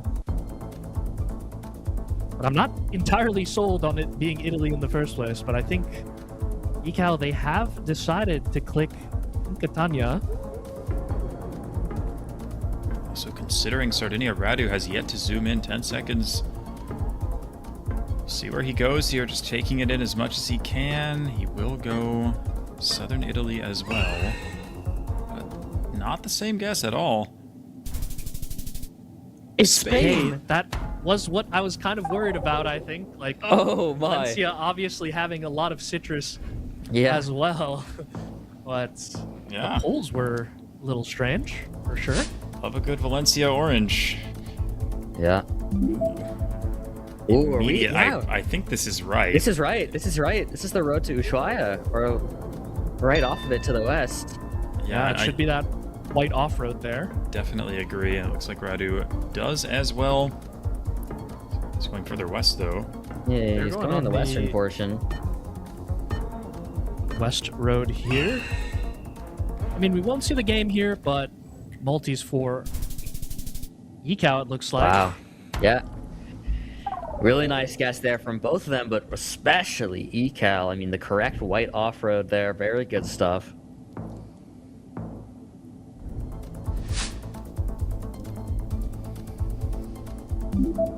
California? California again, guys. Yeah. I'd love to see it. Isn't it just so beautiful? It's looking like the Bay as well. Yeah, honestly. Hey, wow. Very, Just Radu's where- very close to the bay. Yeah, all three of us live or have lived at one point in our lives. Yeah. Ecal, more Sierra foothills right now, which I could definitely also see. It's not obvious. They are going to go for that. Radu closer to the bay. Oh, Bakersfield. What in the world? Wow. That's a tough one. Sorry for falsely calling the Bay Area there, everyone. I apologize. Yeah, you just did the base so dirty. Yeah, I did. It's okay. Hey, that's okay. We bounce back with what looks like a Denmark here, I think. Yeah. And pretty big. I mean, this is a weird road in between, like, what looks like a big town there, and then this is just a big park, maybe? The classic hedge. Yeah. Right in the middle for Ecal. See if Radu goes for anything specific or just plays it safe. Good amount of tour buses as well, potentially, so I wonder what that indicates. Just about gets his guess in. It's just Copenhagen. Wow, it's That okay. does make sense. Isn't that like where the airport is or something? Yeah, Kastrup Yeah, is right Yeah. south of the location, yeah. Yeah. Wow. Okay. Well, Radu actually takes a little bit of a lead there. They're pretty much tied up in that round. Now Radu has a bit of a point lead here. Multiplier also gone up by 0.5. Definitely Italy Italian here. Alps. Yep. Cal looking for a quick send here. And Radu also gonna go around Bolzano here. Hitting round 15 on the no move, guys. It looks like. Wow. What a crazy game this is. Neither player really needing multis at this point. I think both are on 4.5. Yeah, 4.5 for both of them. And it's going to come down to an African national park here. It looks like. It does. Going for the Masai Mara, I really like that with the landscape. I think this is a good guess from Ecal. I don't think it's Uganda. I think it's very likely to be Kenya. Whoa! Oh my god, what? What? Wait, no. That can't be right, can it? Radu's in Hawaii. And, What? and Ecal has the 4980. Guys, what happened there is he knew I was commentating the match and he wanted to rage bait me a little bit, potentially. Oh, yeah, of course. That makes sense. I gotta say, Lanai on Masai Mara is not one I've seen before. Yeah. Wow. That's gotta be a first, no? We've seen Idaho or Hawaii on Idaho before, but never something of that degree. Wow. Wow, Okay. wow. Well, here we go. Cinema. Hawaii on Kenya National Park. Clip it and ship it, everybody. All right. Well, here we go. He is working on his masters, though, as we know. Of course. Not as much time to look at African national parks as maybe we, the casters, have. Yeah. That's a good point. Urban planning masters, by the way. True. That wasn't a very urban round. Exactly. I was waiting for that. Wow, okay. But and he that's a starts start off to huge. NPC. Wow. What? Okay. Okay, good start for Radu there. Nice bounce back after the Hawaii incident. And we're looking at maybe Germany here, potentially. Maybe a Czechia. Or an Austria. What Ecal's thinking here. Radu just taking it in. Not letting us know what his thought process is here, but he's gonna go for Czechia for now.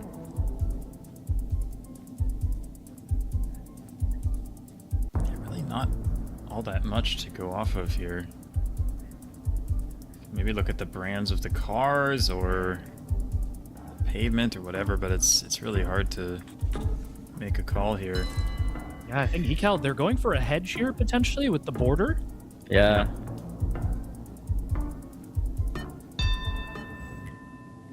Let's see. It is just Czechia there. Radu's just going to be slightly closer on that one. I thought they almost got the multi there for a second. Yeah. It looks nearly equidistant, but RC just a little bit closer. And we're in Tasmania, I think. It's a fun one. Oh, wait. Really? I didn't immediately think Flinders Island. Is it possible here? I've never seen something like this, but RC going with a very specific zoom, so he must feel something. Walker's Does lookout. Bro know the lookout? Whoa. I don't know whether or not to trust him anymore after the Hawaii incident. I mean, it is still Radu we're talking about. I know. I have to have at least one moment in the entire America's World League where I say something slightly negative about him, right? I can't only glaze. He does make the switch to mainland Tasmania. At Mount Wellington. I didn't quite see where Ecal's locked in. Thinking about going back, but he'll stick with it. Gonna be very glad he did. Ecal gets around on the board in the NPZ though. That's what you need. Again, this is a massive match for Ecal in particular. Win and you're in. Oh, wow. Is this India? Yeah, should be Maharashtra here, maybe with the boxcar, or are we thinking like north of Himchal? Like, I don't know. Maybe. I mean, it seems maybe like, I don't know. Oh my God, Rajasthan? No, I like Maharashtra more. It can be in Rajasthan for sure. It does exist, I think, going into the mountains of Uttarakhand, but yeah, I mean, this is a very difficult round. We, at the very least, know it is boxcar, so it should be something like, could be Maharashtra. Could I like be something where a bit more Ecal north. is. If it's Maharashtra, I like being in the western mountains of Maharashtra because this feels like high elevation. It's kind of rainy, probably because we're like high up, but I don't know. Both gonna settle on Maharashtra, but neither looks super happy about it. It is. Okay, yeah. They get the multis as well. I would say their guess is slightly better because they are in that mountain range. Yes. As you mentioned there, Bloom. Yeah, I like the guess. Makes sense. Oh, some Botswana. I like this being near capital. It could also be this pocket 2, though, that Radu's in. Oh my. What do you guys think? Yeah, I mean, I would just think we're Gaborone with these hills, but you never know for sure. You definitely get hills in certain areas further north. Ecal's guess feels safer, but you never know with these locations. Either could be right. Yeah, could definitely see either here. They're both scanning for the mountain. I don't know. This looks like a very hard thing to scan for, especially with a minute on the clock. And yeah, Ecal's just decided to lock it in. Okay, Radu commits. Oh, and it's wow. Radu with what? What? He actually did line it up. Well, I mean, he's really making up for the no move game. The end there. Yeah. Like, I guess so. What is that? Guess. Got Vietnam here, it looks like. Yeah, and I like the southern area. Kanto is what Ecal locking in immediately. Putting the pressure on. Will it work? Radu taking it in. 5 seconds to make a call. And he goes Thailand. Thailand. Oh, no. Could this be it? He's in Thailand. Where is it? It is Vietnam. Oh, not enough multi. Not enough. Not enough. Goodness. Oh, and the health is basically tied. Radu with just about an 100-point lead heading into round number 7 now. 2.5x to 2.5x. Anybody's game. Ecal can secure direct qualification if they win this. Wow. Jim Timmy also watching this game on the edge of their seat, I'm sure. Oh, yeah. No kidding. Oh, my. Jim Timmy wants his chance. Will he get it? Depends perhaps on this round. Does look like Norway. We've got water to the south, but so many fjords. I mean, so difficult to narrow down a round like this. Radu just taking it in, but going more north for now. Oh my goodness. Ecal now considering far north. Average I mean, this coastal could Norway be it. location. If one of them has it, this could be it. Oh my It goodness. is, unless it's Trondheim, it is gonna be game. Ecal locks it in. Radu going much further north. Who has it in the end? It's gonna be Ecal. And with that, Ecal secures direct qualification for the World Championship in September. Wow. Oh, wow. What a way to do it. Oh What my a goodness. way.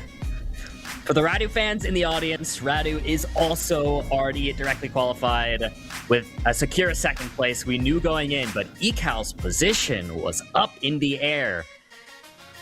Now, they have done it. They have secured it. And I must say, of the newcomers that we have seen this year in the Americas region, Ecal has most definitely been the most impressive. A slightly rocky week 4 from Ecal, but otherwise, every single week Ecal has been showing up, has beat Radu now twice in 2 separate matches throughout the Americas region of the World League. So a massive shout out to Ecal. Love seeing new talent come into the pro scene and perform that well. But guys, let's do the wrap-ups, of course, with the Wazer of the match. First up. What, a 3.6 in Panama? Okay, the very start of the NMPZ. Yeah, that was a quick round. It did actually go the way of Radu on that one, but yeah, it was a fun one.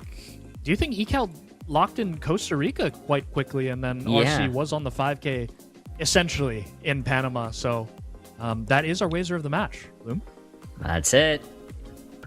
Wazer of the match. Now, you all know what's going to be next. And this one is where I really want chat to get involved. Because moment of the match, right, probably has to be the Hawaii. But, like, at the same time, there's so many options.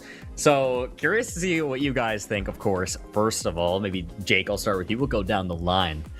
I'm gonna go for something unorthodox here. I am actually going to go for the final round of the moving game when Ecal sent Salvador with a Recife area code, and they could have let that get to their head. they could have fallen apart in the next couple of games because they were very much in that game and it was just a mental error, a lapse that took them out of that moving game. But the ability to recover after making a mistake like that and to play as well as they did in the no movement NPC against the world champion, I mean, no better way to qualify for the world championship than beating the reigning world champion. And I almost want to say that that was the turning point. Even though they lost the game on that round, maybe that was what fueled the fire and got them over the line. So that was really amazing to see Ecal bounce back and take the match 2-1. Yeah, I like it. Dai, anything different from you? Yeah, I mean, there were so many important moments in the match. It's really hard to nail down one. Like Jake said, that area code mishap send, and then we had the Hawaii on Kenya, as mentioned, and then a couple of other things in that NMVZ game that was just absolutely insane. That was probably one of the most cinema matches that we've had in our 5 weeks of the Americas World League, and it helps someone qualify for the World Championship as well. So nothing greater than that at the end of the day. Yeah, love it. So much to talk about in that one. An absolutely incredible game. If you're tuning in now, or maybe you just tuned in for the NMPZ, highly recommend going back and watching that entire match. A very fun one. So props to Ecal once again. Guys, let's quickly take a look at the schedule here. See what's gone on so far, and of course what's still to come, considering we're almost done. I want to take our eyes to the losers finals really quickly, where we can take a look at the fact that Lubec got a quick 2-0 over Shad. And it looks like Orlando versus Matias battle of the Brazilians is happening there as well, with Orlando up 1-0 currently. We've already gone over that. Gingi got that 2-0 over Lofi. And then, of course, taking our eyes back over to the left, looking at the winners finals, Ecal, that 2-1 over Radu. And there's 2 more matches still to come. The switch. MK. The 2. Orlando just won the match. 2. Orlando just won the match. Orlando just 2-0'd versus Matias. Wow. So does that mix anything up for Vow? I think it does. Okay. Go ahead, Oh, no. Go for it, Jake. Sorry. Okay, so as I understand it, that match mattered very much, because if Orlando had lost to Matias, then it wouldn't have mattered for Fao whether he won or lost. But now that Orlando has won, Fao must beat MK to qualify for the play-in tournament. So he's got his work cut out for him, that's for sure. For Fao to make it to play-ins, he has to beat MK, and that is our next game. Before we get there, though, our last little break of the day, just a quick short one, we promise, and we will be back very shortly to bring you guys another insanely consequential match that you do not want to miss. Make sure you're here. We'll see you soon.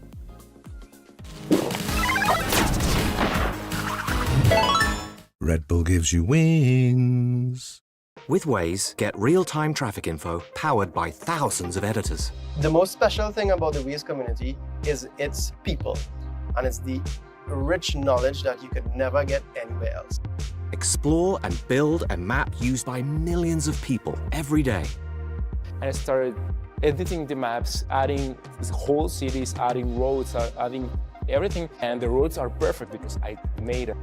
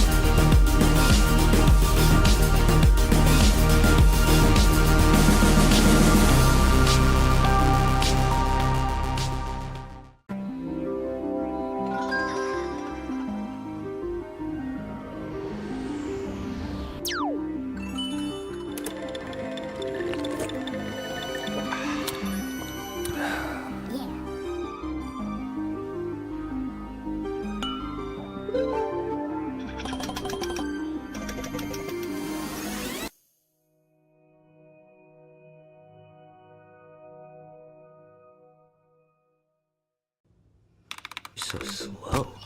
I told you I was done with basic browsers.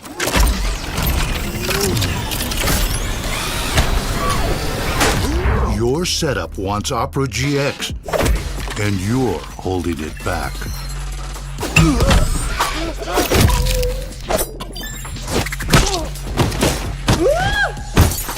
Upgrade to the gaming browser. Download Opera GX. Welcome back, everybody, to the GeoGuessr World League Americas region, and there are only 2 more games left in the entirety of the 2026 World League season. It's been a ride, and we're ending out with the Americas. We are in the winners finals right now. Short break we just had, so hopefully you had a little moment to prepare yourself for what is about to be an unbelievable match. Jake just explained it right before the break. This time, Dai, do you want to talk about it for anybody maybe just now tuning in?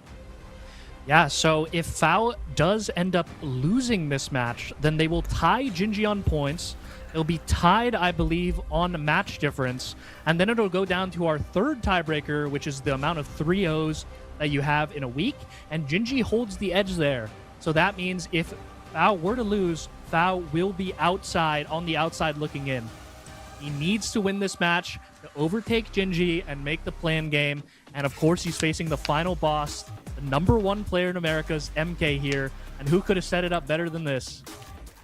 Wow, wow, wow. The script has been incredible today.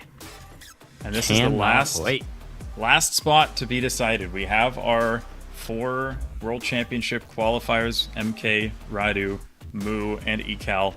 Gym Timmy and Orlando have already secured their spots in the play-in tournament. The last play-in spot will go to Fao if he wins. It will go to Gingi if he loses. Another thing that's worth mentioning, in the entirety of the World League, MK has lost 1 match, and it was the winners final in week 2 against Fao. Yeah.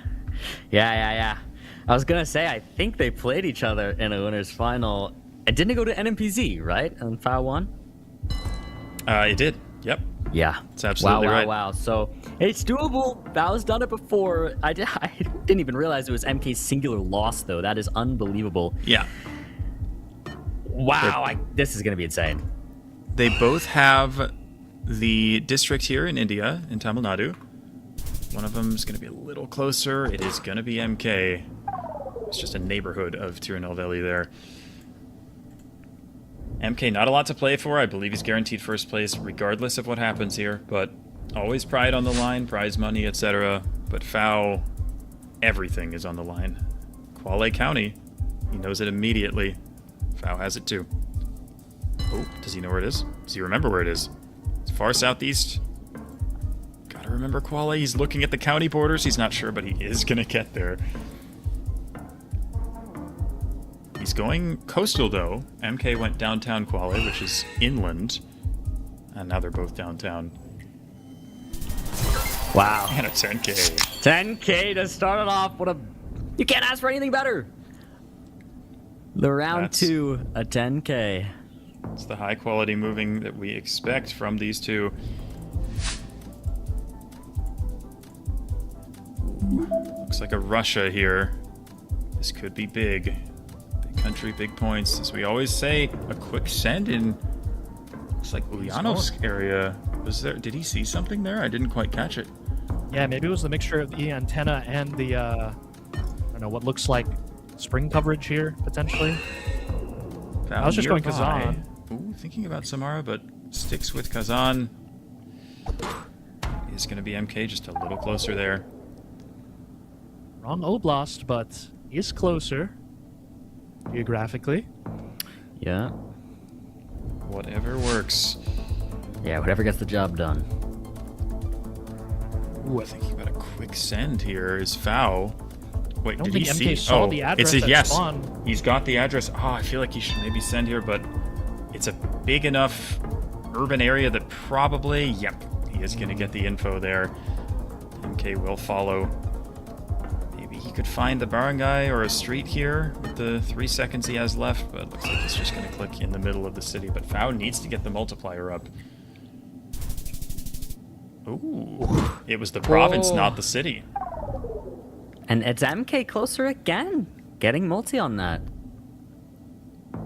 Yeah, easy to forget, I suppose, that Iloilo is also a province, so Didn't have to be downtown. Ooh. Looks like, is this an American state park? State parks need your help now more than ever. They I do. disagree. Wait, does MK know something here? He's zoomed into East Texas. Oh, it does say Texas State Park. Okay. Ooh, Caddo Lake. Why do I feel like I've heard of that? I might be going crazy. I don't know. I mean, you probably have, Jake. I don't know. If anyone has, Jake. I don't know.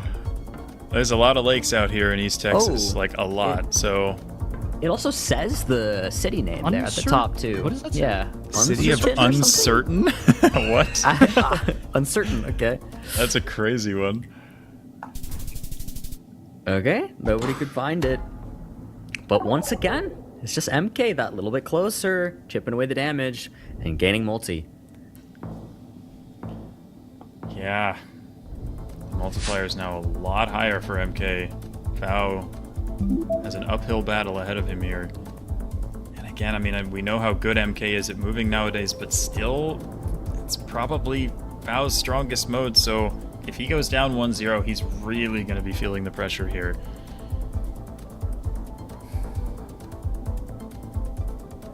Urban Argentina here, looking for any source of information they can find. It's not always easy to get info in Argentina. We have maybe a provincial road there on that sign, but it doesn't look like much. Oh, you can. Oh, he may have info for that, you would think, or I don't know what he saw or thought he saw. Now doesn't look quite as sure, but he is gonna go in that area. Maybe just a region guess based off of the general feel of the round, but Fao not sure. He's just clicking, hoping for the best. Oh wow! And that's gonna do it too. MK just racked up that multiplier and then made one crazy good guess that Fao missed. He takes the moving game. Fao fans need to lock in and try and get some support in the chat or something, and maybe Fao will feel it by osmosis or something, because he needs it. Apparently, Jake, as well, Caddo Lake is a movie from 2024 with Dylan O'Brien, according to chat. So maybe that's where you've heard of it, essentially? Maybe. I'm not sure, honestly, but it's possible that has shown up at some point. I wasn't aware that you were a Dylan O'Brien fan, Jake, but it makes sense.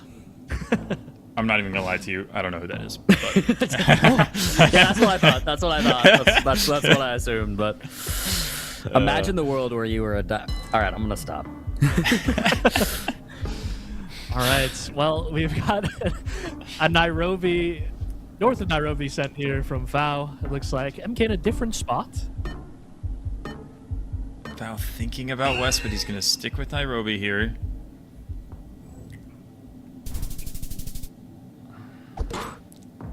Okay, just MK once again. More multis. He's just so consistent, so hard to beat, and Fao knowing he needs to win the no move and the NMPC is going to be so hard for him to pull off. He needs to get some multipliers, at least give himself a chance. This looks very difficult. Quick Mexico. Oh, I thought about Brazil, but I'm not quite sure. I mean, who knows? I think Mexico makes more sense, though. But it's hard to pin a region guess down, for sure.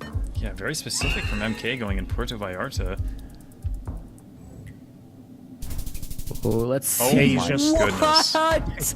No. Might be the greatest to ever do it. I mean, that's MK, insane. this is why he's the clear number one. Fao had to get the number one? I mean, that is just unbelievable luck for Fao there on that one. Because this is your opponent to decide whether or not you're in the play-ins. So difficult. Quite the uphill battle now for Fao. I was thinking maybe something a bit more south here, but who really knows? Looks like they're both thinking just middle Italy. At the very least, Fao needs to win a couple of rounds to give himself a chance here.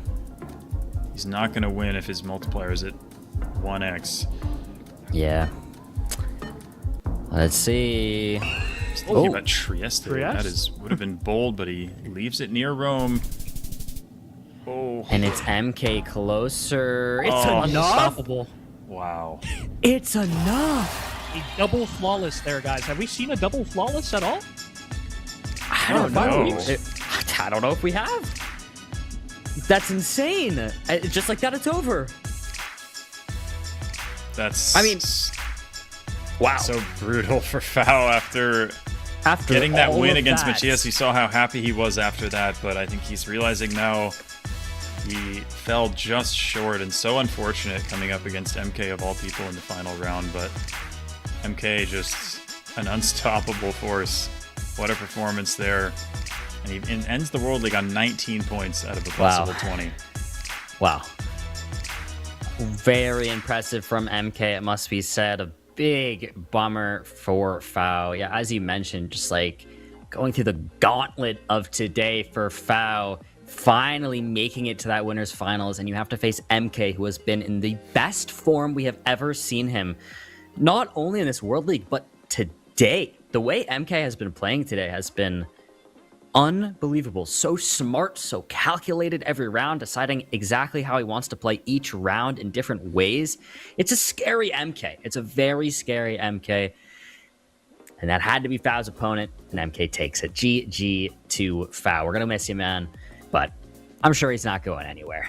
Anyways, guys, let's take a look at the wager of the match. What was our fastest guess of the game? Okay. 6.7 seconds. MK in Kenya. Like, okay, man. MK just had to have the cherry on top be 6.7 seconds. Like, okay, in Kenya. That is insane. They're just feeding it to you, Bloom. I know. I know. I know.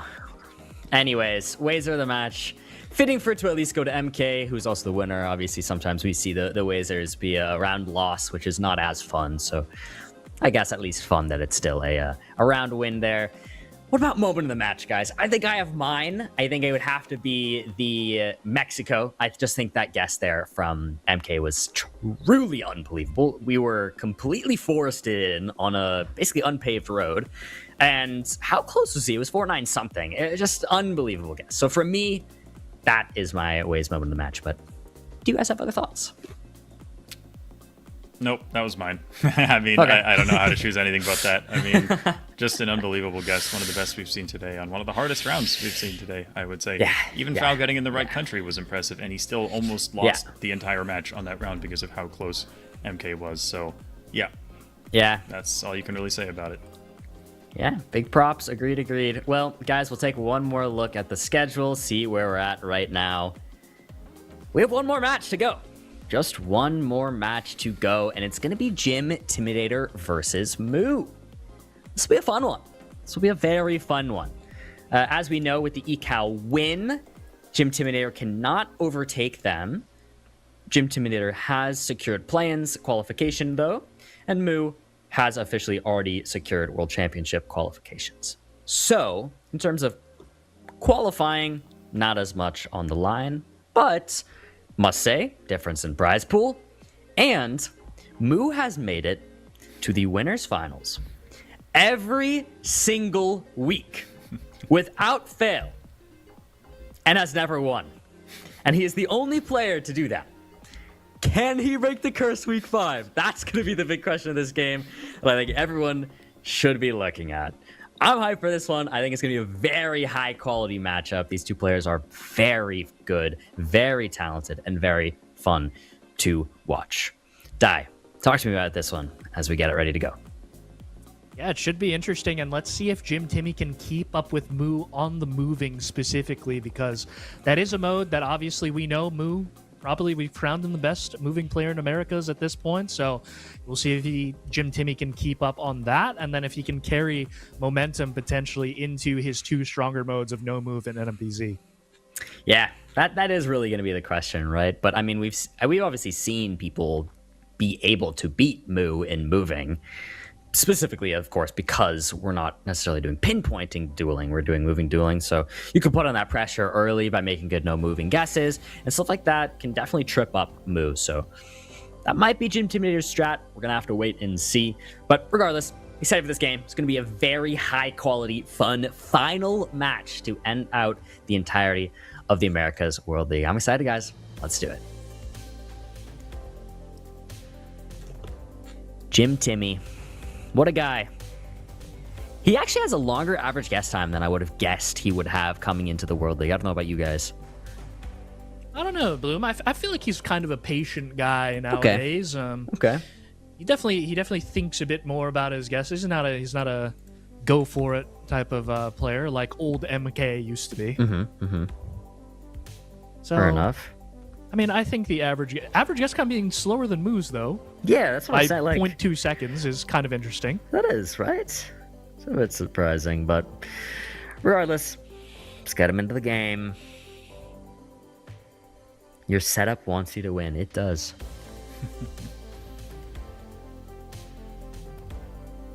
Man, this feels like the end of an era. Last match of the entire World League. What a I'm ride feeling it has been. bittersweet. I'm feeling bittersweet. Yeah. But they're in. Finally ready to go. Okay. We got another Western US here. Yeah, looks like. I love it. I love it, I must say. But first of all, did you notice Gym Intimidator just instantly zoomed in right away? Yeah, I mean, it looks like a Washington plate, I think, on that truck, potentially. So they are looking along the snake and some other areas here. Also, guys, did you guys realize that the standings have stayed exactly the same from the start of the day? I don't know. Like, we were kind of discussing that before before the week, but the top 7 have stayed the top 7. That's true. Wow. I mean, I guess it just shows the consistency in the region, you know? Yeah, it really does. Things kind of are pretty solid. Like, these rankings are accurate. I guess that's basically what it shows. Yep. All right. Wow. Looks like they're both on the Columbia River here. See who has the better lineup. I didn't realize Moo was quite that far up. Moo is way up there, but Gym Timmy with the 4999 to start it out. We were just talking about Moo on moving, but I will say, the thing he said to me after every single week is he goes, man, I always get to the winter final, and by the winter final, all I want to do is go to bed. And I was like, yeah, Moo, I bet, man. Like, I know. That's just the way he is. He's like, 5-6 hours in, like, I'm just ready to sleep at that point. I'm not as focused. And I was like, okay, sure. But we'll still, again, we'll see if he can do it this time. I think Gym Timmy had Salipa Silvani on something. Maybe I missaw. But we were approaching the border, potentially? Yeah, Sokaida, that's where we are. That was There the it town is. that was on at least Gym Timmy's side. So Moo is already lining this up, and Gym Timmy's found it as well. Could see a 10K if they're accurate here.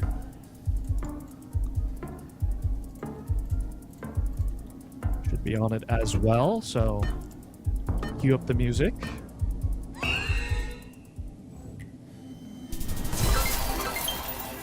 $10K! Bang, bang, bang! I think we'll get more of those in this game. I don't doubt it. No, indeed. I mean, these are extraordinarily strong moving players, and even if neither of them actually has much to play for right now, since their spots in the standings aren't going to change, still an important game not only for prize pool money, but also, I mean, momentum. I mean, Gym Intimidator, of course, is going to have to play in that play-in tournament. If he can get a win in his final match against a player like Moo, he'll probably be feeling a little bit better going into that tournament, having to face players from the other regions. It's going to be a totally different beast, but we've seen that he's capable and definitely give himself a chance with the way he's played.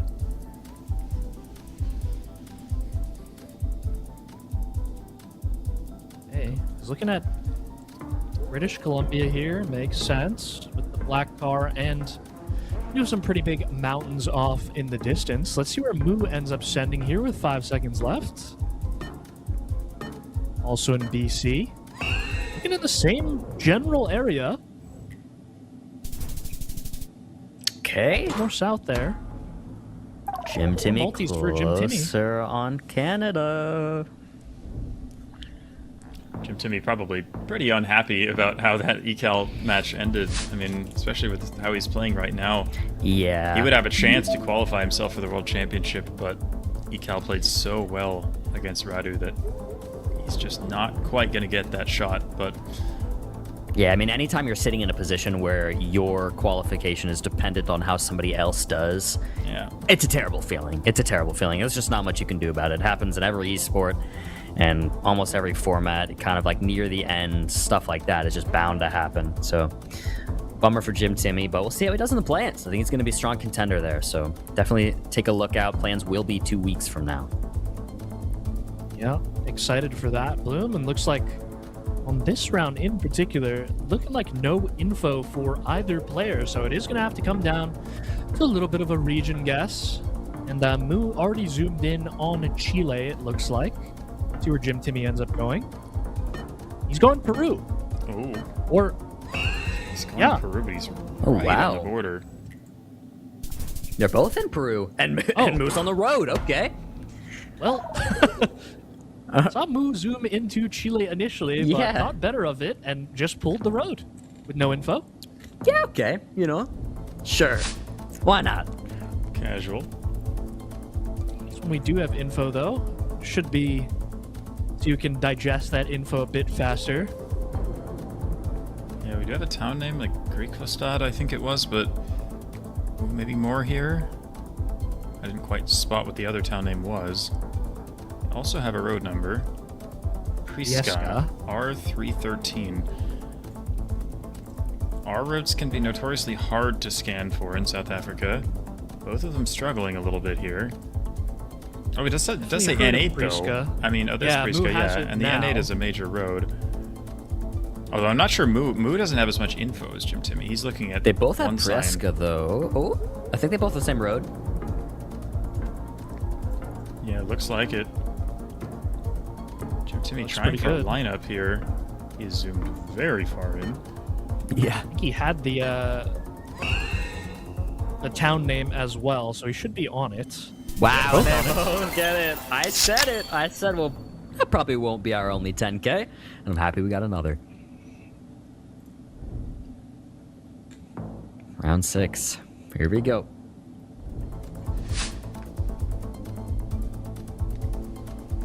We are into what looks like Queensland here in Australia.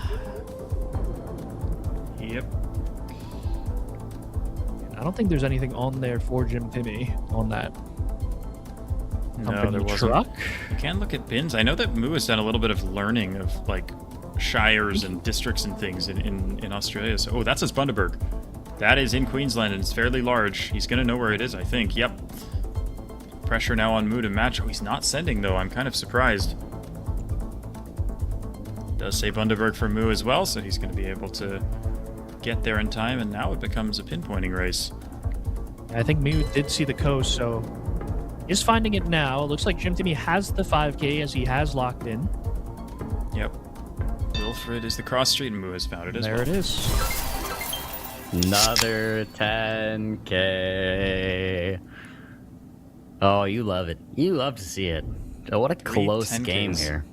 3 10Ks out of 6 rounds. I mean, that's almost as many 10Ks as we've seen the entire rest of the day. Just shows how strong both of these players are in moving, how capable they are. We're running it back in Australia. Yeah, but we've got the Stobies this time. Lake Albert Caravan Park. I think Lake Albert is pretty big, if I'm not mistaken. Yep, it's on the border between Uganda and the DRC, so players should know that. I don't know the Australian one, but we'll see if either of them is able to find it here. Looks like Gym Timmy's scanning lakes, potentially, is what he's doing.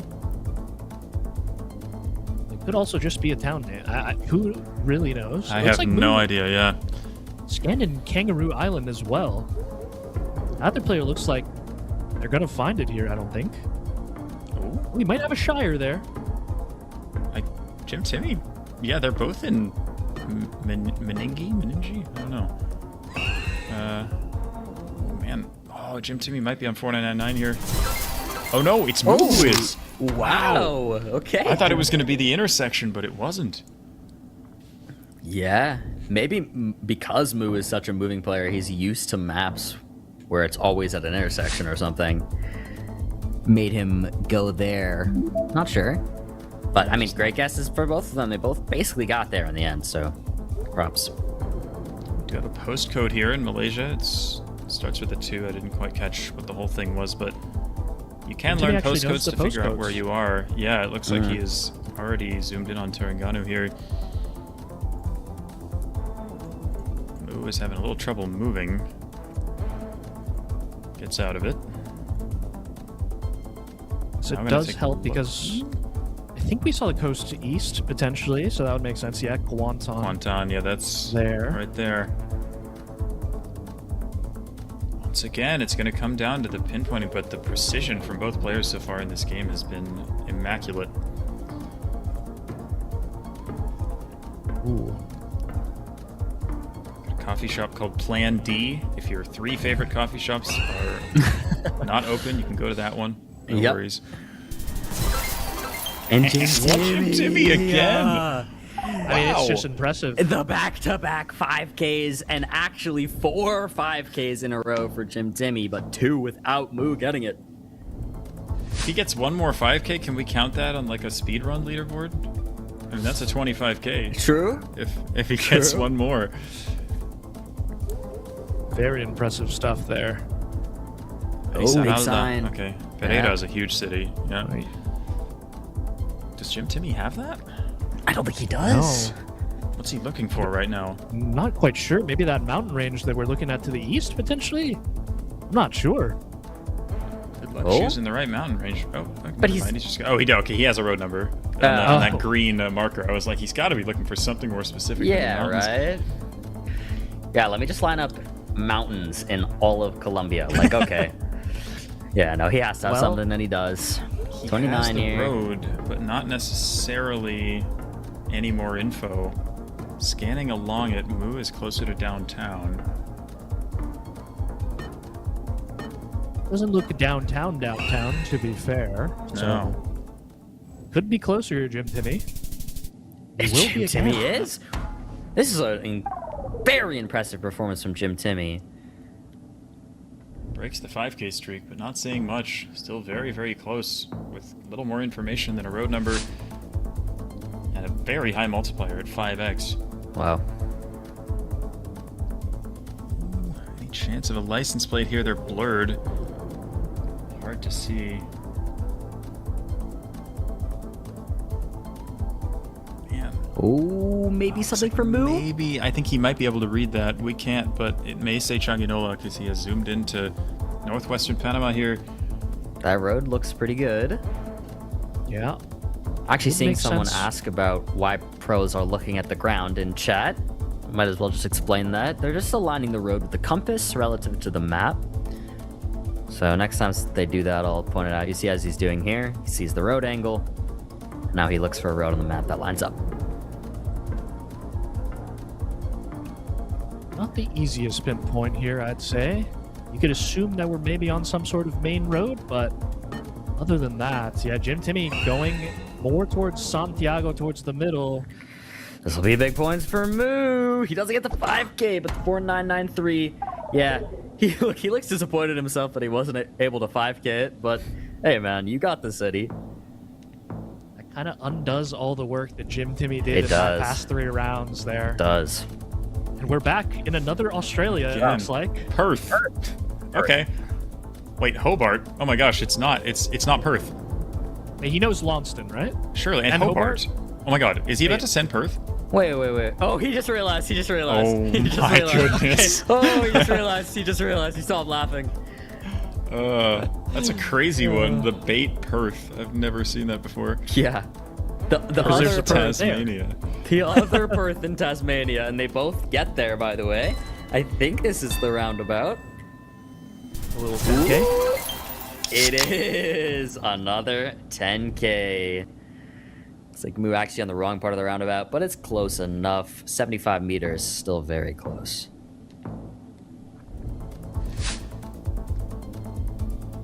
We're in Thailand now. Moo definitely can read Thai. We'll see if that works out for him here. He's already trying to find the info on this sign. It's pretty info dense, but it says Nakanachasima on that on the college there. That would do it Just as gonna well. be a lineup now. Any locks? This is insane. Gym We're getting Intimidator another 2. 10k here. My goodness. Look how many 5ks have we had. Oh my god. This is insane. And I mean, this is the best moving game we've had today. Easily. And there it is. Ooh, not a 5K. Just a 5K from Moo. Gym Timmy just up the road with the 4999. 7 5ks out of 12 so far. That's just insane. I mean, this Poland might be this one could be maybe a tough. bit more difficult. There may have been a town name on that billboard. A little hard to see though. Got something there. Couldn't quite see it. Political posters. Sometimes you can get town names or phone codes on those. Ooh, here's something. Wait, Moo had a green sign. Another green sign. So he has a couple town names, but they're probably tiny.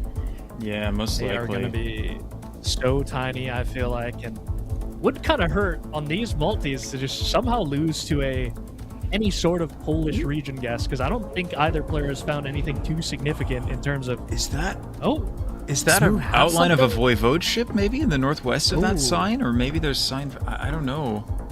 It might be town names as well for Gym Timmy, but he's not going to be able to find him in time unless he is. They're pretty similar now. Wow. I'll think click the same place, no info. Yeah, I don't know.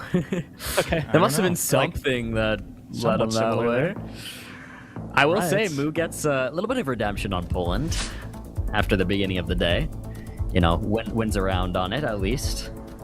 Yeah, we're in Hungary now. Wow. It looks like. We've jumped over to another holy pole. Couple of town names I think there, but they're likely to be very small. There's another one for Mu Latenia. Not much else. Mu moving west, Gym Timmy moving east. See if either's able to come up with anything here. Really kind of need road numbers in this country to help narrow it down in some cases, because not a lot of info to be found. Doesn't look like on this round either. Oh, there it is. There's the road numbers. Could be game if it's far away from center, because I'm guessing Gym Timmy will go towards the middle without extra info, and it looks like it is pretty far from the center. This is going to do it, I think. It just might. Let's see the 4994, and the multi makes that the game. Moo finally closes it out, but what an amazing moving game. Our highest quality one of the day. That was a fun one to watch. Awesome gameplay. So evenly matched. We saw 4 consecutive 5Ks at one point from Gym Intimidator. Just incredible precision. I mean, they couldn't really have played that game any better. I think Gym Intimidator just got a little unlucky with the direction that he happened to move in that Hungary round at the end, but Moo outlasts him. What a performance, and we'll see if Moo can finally get himself 4 points. Yeah, will be fun. Will be fun. We're gonna have to wait and see. I must say, I mean, one of the, just like from an analytical perspective of the game, it was 2 players with the long average guess time, as we mentioned going into the game. And I think every other moving game we've had today, at least one of the players would just send so quickly. So we actually got 2 players taking their time, getting those pinpoints. It was fun to watch. We'll see how this no move goes now. No moving up and down the road anymore. We got a interesting round here, Bloom. Yeah. Italy ever? That's my thought. Yeah, I think that could make a lot of sense. Not necessarily an Italian plate on that car, but as we do know, cars do travel. What do you mean? Where's Moo right now? Cars move? Slovakia, I think. Wait, is he? Okay. I don't know if the guardrail particularly fits for SK. I can't really tell what guardrail it is. Is it? It's just like A-type, I think. Yeah. Yeah, it does look A-type. Yeah, I don't know, these snow poles, the yellow and black kind of remind me of Italy, but I don't know. Yeah, I think it does make sense. Where did he just move to? Romania now. He's in Romania? Wow. Oh Okay. Wait, where's Gym Timmy? Bulgaria? Yeah, he is. It's Italy. It's just Italy. It's just Italy. Sub J Kid. Yeah, Well. okay. All right. Probably the first round of the entire day that I would have won against one of these guys, but hey. I'll take an Would've occasional done good guess. about 2,000 damage though. Jake, oh, what? Oh. We got Trekker. What is this? What? No. I think it's Trekker. Is it? Is it what? really? He's Is it going not? Lady. I think it is. might be. It looked That's like Trekker crazy. Blur. Is it? Maybe it's not, but Maybe. we're just in the middle of the jungle. But yeah, I mean, it does look like the Philippines at the very least, so I think both players will be going there. Coco Palms galore. Yeah. Crazy round. It's a crazy round. Jim to be zooming on very specific things right now. Yeah. Switch though. She has it. Wow. What did he know? I don't know. He was exclusively in that area on Lady, pretty much. The entire round. He knew something. He knew something. Wow. All right. It's interesting. Snow. We got Wow. snow in small cam, or is it just a massive blur? Might just be a massive blur. Maybe. With the new blurring that they're doing, as I mentioned earlier in the broadcast.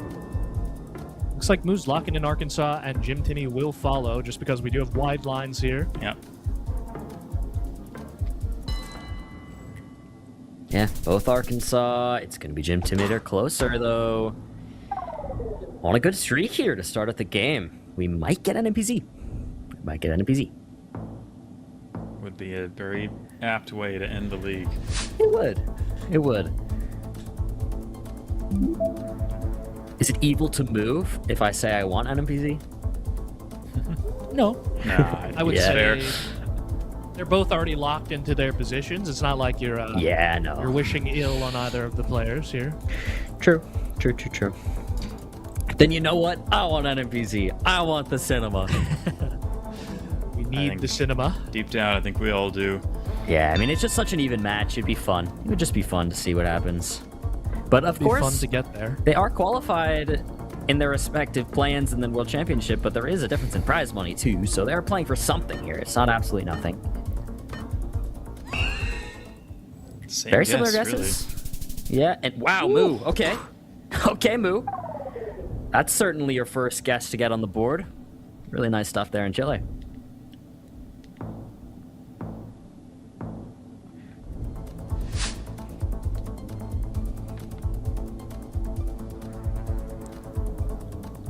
Yeah, is it Peru or?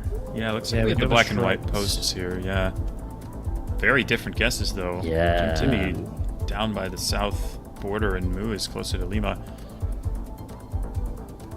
It's an odd landscape, I'd say, with these small bushes growing on the out of the hills. I feel like you don't see that too often. Yeah. There is something a little bit off about it. So, Jim Timmy going close to Arequipa potentially, and well, who's thinking of? He's got a 50-50. It looks like, judging by those two clicks. Yeah. 10 seconds to go already. Gonna take the full round on this one. But Jim Timmy has never considered anything other than the far south. Moo kinda hedging near Lima. And it's just in between them. Ooh, that was That where was his 50-50. is Well, that's that was exactly where he 50-50, was yeah. clicking. Yep. Yeah, that was it. Still wins the round though. Not the worst result for him. Another Back in Chile. Chile, yeah. Hey. This is I wanna our, say Jim Timmy our UNC historically coverage. quite good at Chile, right? He is quite good at Chile, yeah. I do recall him about a year ago grinding a lot of Chile, but this was before the new coverage came out. Of course, this is Gen 3, Yeah. so he might know something here. Did map like most of the Chile stuff. I think Concepcion makes a lot of sense, at least here with the trees that we have, but never easy to say. Looks like Jim Timmy with a similar idea.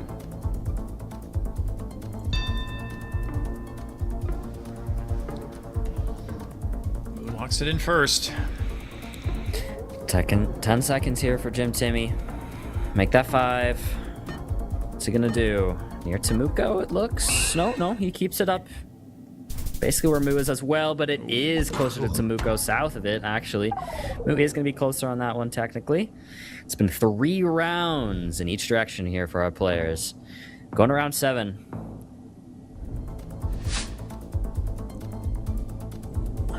Sun to the south here.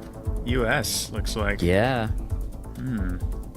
It's just like New Mexico or something, or Texas, Yeah, I thought it could potentially. be Texas, yeah.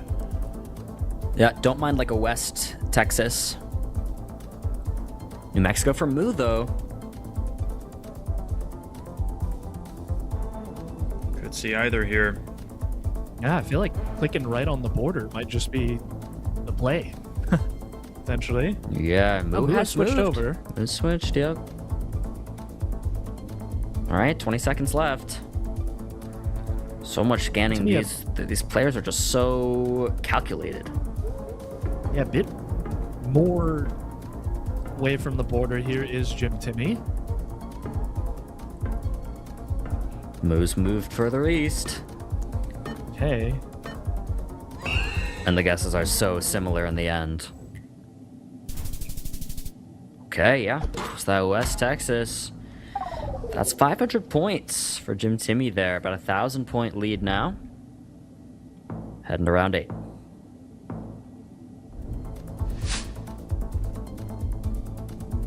Maybe a year. Yeah. See if this road is possible to line up. Mu's got what he likes Got a with a lineup. good angle, and Gym Timmy following on the same road. Dang. Are they right, though? Is that road divided? Yeah, it's Looks like that road is divided on the divided. map. So perhaps not, but Gym Timmy has locked it in. Mu is considering other stuff.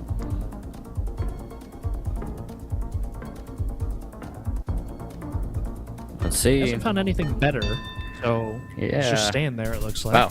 And it's, It is there. And it's Wow. there. Okay. Maybe mismatched? It's divided. Well, maybe Or- it's divided now, but when they took the coverage, it's not divided. Potentially, is my thinking there. Possible. Must have been a pretty recent project, but maybe, yeah. Yeah. Hard to say. What is We have this? Turkey, I think, here. Yeah. Potentially. Could it be Far East? It's I don't know. a weird round. Ooh. Yeah. I mean, I like the more eastern part of the country.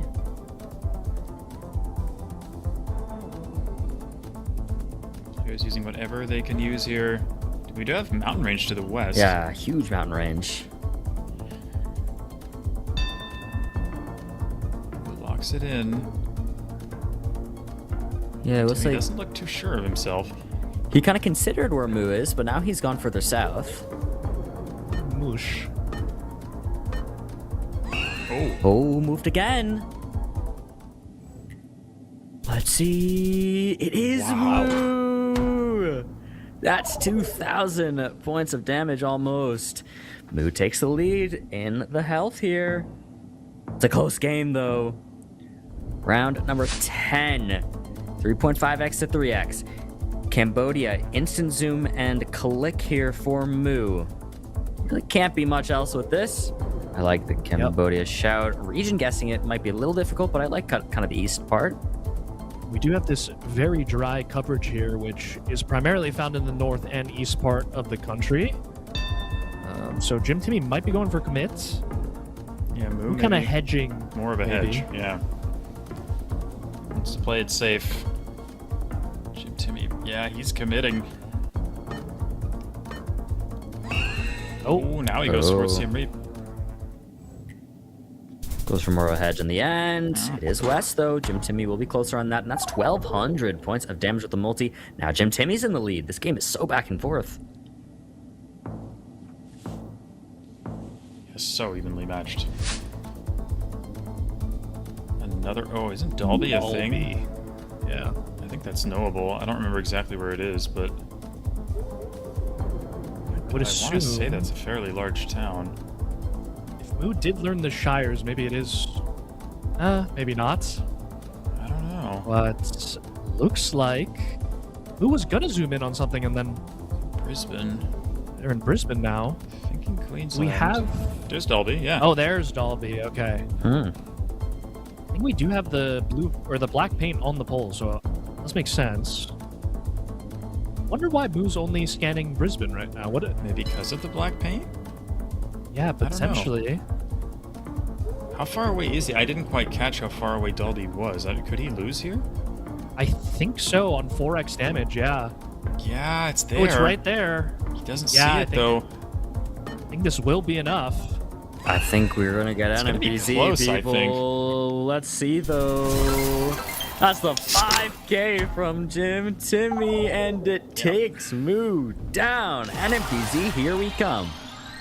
Winning it in style.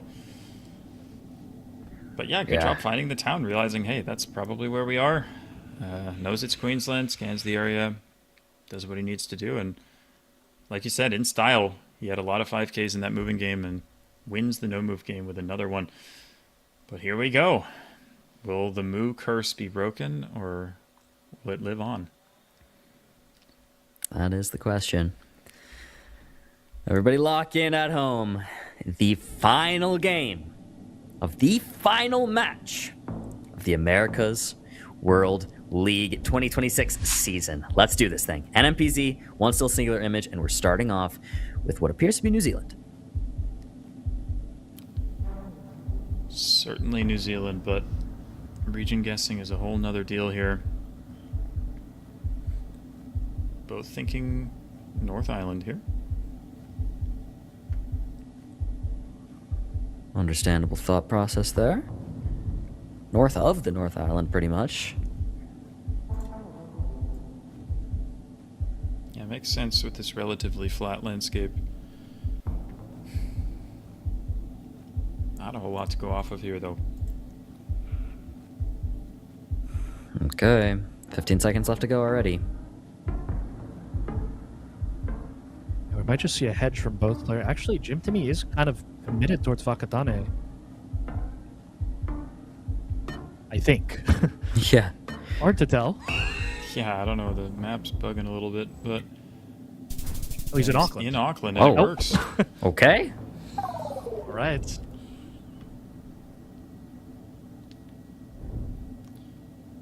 Good start there for Gym Timmy.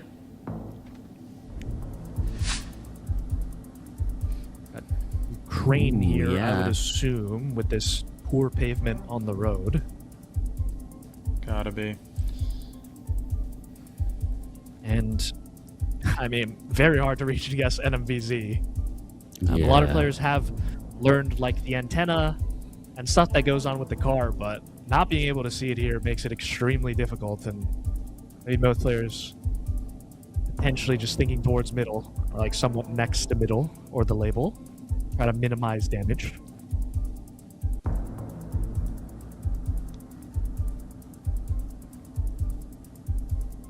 God, these players are just so calculated, man. They just think through everything. Kind of see the patience on display, Bloom. Yeah. Like, of Gym Timmy. Like, I feel like most players would just instantly send this one because not too much to go off of, but he is taking his time. Yeah. Okay. And then in the end, it's like similar guesses, but Moo is closer. Very even game. All right, round 3.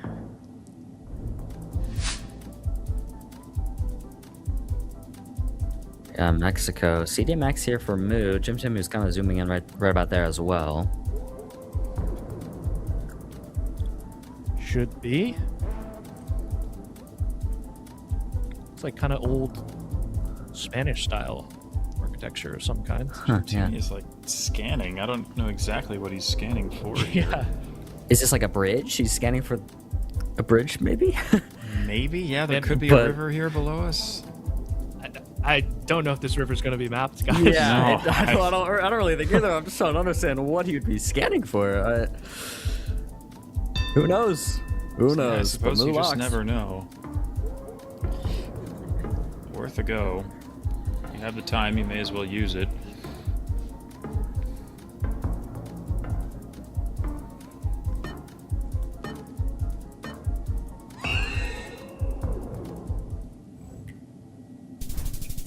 Wow.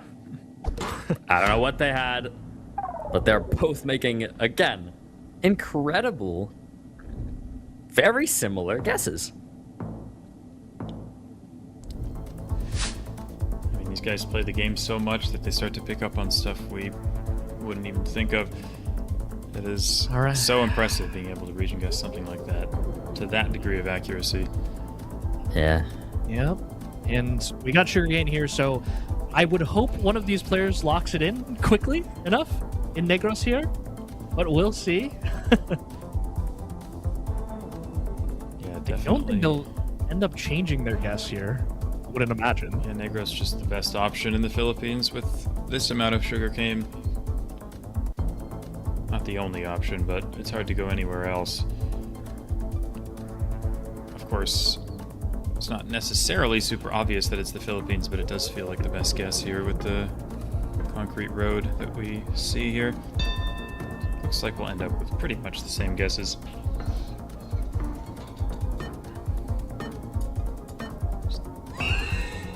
Might have been thinking about a switch there, but he leaves it. Leaves it there. It's Gym Timmy closer. Both players are going to be on 2x multiplier now. Very, very even in the health. Anyone's game, man. This is intense, and it's close. Is this Brazil here? Yeah. It's difficult. It's a weird round. Yeah, it is. Where do you go on this in Brazil? I mean, it looks most like Brazil, but besides that.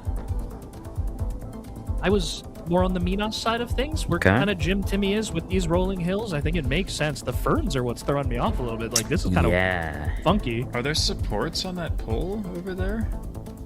Yeah, I'm not sure. It almost looks like there aren't, but... Yeah. I feel like it kind of must be if they're kind of both thinking, like, the south central area, but hard to tell. They can definitely see more than we can, so it is indeed hard to tell. Looks like Gym Timmy's going to go for Minas Gerais. We'll see what Mu opts for. He is also there, just further south. Okay. It is Minas in the north, and that's a big hit. Our first real hit of the game so far. Let's move on about 3,000 health.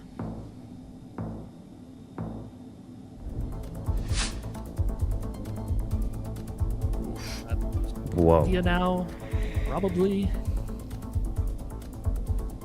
We was thinking that same kind of like Maharashtra stuff that we had a couple of games back. What is he zooming in on? This is insane. Oh my. Whoa. Okay, well, this should do it either way. Manipur? Mu just looks defeated. I don't know if you just saw different guesses. that. Yeah, Mu does not know. Can it be Uttarakhand as well? Maybe is what I was considering. But like, dude, it's a difficult round, man.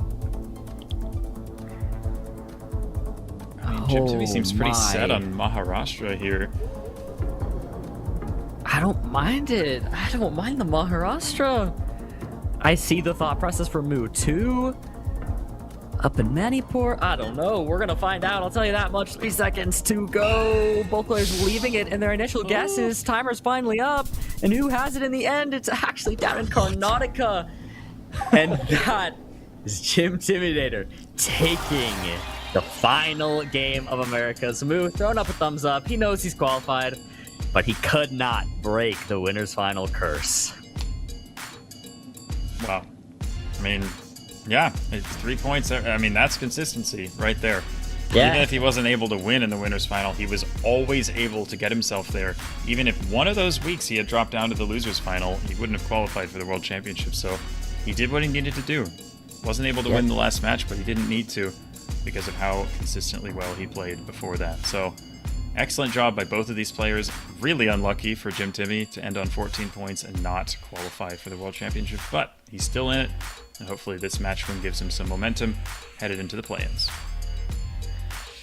Yeah, we're going to actually get a chance to speak to Gym Timmy as he is the winner of the final game of the day. So we'll ask him about, how he feels about play-ins and such in due time. But yeah, GG for that final game. Fun to see Gym Timmy take the win, though, as one of those newcomers. Been performing really well. It was really amongst the newcomers, him and Ecal, that were just super impressive. And you saw that's the 4th and 5th. I mean, it makes sense. They performed great. And proud of both of them for coming into the scene and playing well like that. And honestly, that for me might have been my favorite match of today. I'd say either that or maybe Ecal Radu. Those two, I mean, phenomenal game to end it out. Good work there from the Gym Intimidator. Guys, let's take our ways of the match. What was our fastest one? And our last fastest one of the season, 19 seconds. Wow. 19 That seconds. might be our slowest wazer of the match ever. Might be. Slowest I've seen. 19 seconds is, I mean, it just is so indicative of the game we just watched. I mean, it's just so calculated, so careful, that 20 seconds even doesn't even seem realistic. It doesn't even feel like we had a round that short. Was that a 5K, by the way? The Thailand? Yeah. I think it was, right? It was. So the fastest guess was a 5K. How good is that? The fastest guess was a 5K. Was that the knock-on Rachasima I think round? so. Okay. Yes, it was. Wow. Well, props to Moo. He doesn't win the match, but he gets the ways of the match, and it's a round win, too. That's a fun one for that to be it. But, guys, what about ways moment of the match? What are we thinking here, people? Might just have to say the final round. I mean, I know it's not always the most exciting to just choose the final round as the biggest moment, but that was what clinched it for the Gym Intimidator. Extremely difficult India round. Even being in the right part of the country was not obvious there, so I'll give it to that nice guess from Gym Intimidator to clinch the NMPC. Yeah, I like that. Dai, any other thought, or...? No, I think that kind of summed up the game that we saw, so it's a good choice from Jake. Yeah, me too. I mean, besides that, it was just so close the entire time. So, I mean, that really was the big round where we saw the biggest hit, the biggest shift, and a game win. So, I like that.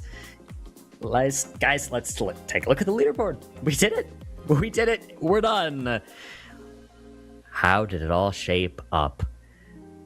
So yeah, taking a look there, Ecal Gym Intimidator tied on points, but match differential better for Ecal. So Ecal has clinched that World Championship qualification. For anybody confused, for anybody new, for anybody who just does not know.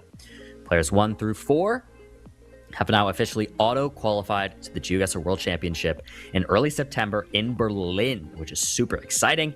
Players 5 through 7, we now know that's going to be Gym Intimidator, Orlando, and Gingi. They have qualified for the play-ins, which is a last chance qualifier tournament that'll be going down in 2 weeks, which will be multi-region. It'll be players from all of the regions competing for 6 total slots out of, how many players is it? 24, right?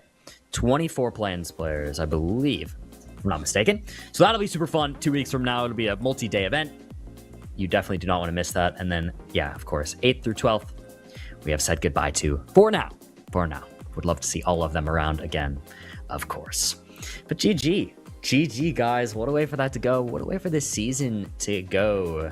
I know we'll be talking to Gym Intimidator soon, but until he's ready, Jake, any quick thoughts looking at that leaderboard? I know we don't have it up anymore, but it shaped up this way. Is this the way you expected it to go? I think in the end, probably not far from what I expected. A couple players I didn't really know how they were going to perform, such as Ecal and Gym Intimidator, because we had never seen them before at the top level. But in the end, I think like MK, Radu, Moo qualifying for the World Championship, not really a surprise for me. And maybe Fao going out is a little bit of a surprise, just because we've seen him at the top level so much and we've seen him perform in these tournaments, but it was unlucky, really. I mean, he ended on a tie and it was like the 2nd or 3rd tiebreaker or whatever it was that took him out, but hopefully we see him back soon as well and better than ever. But it was just such a fun season to watch and to bring to you guys. Yeah, agreed. Good little wrap up. Well, guys, Gym Intimidator is ready to chat, so let's talk to him after that fun win. Hello, Gym Intimidator. Man, first time getting a chance to interview you here.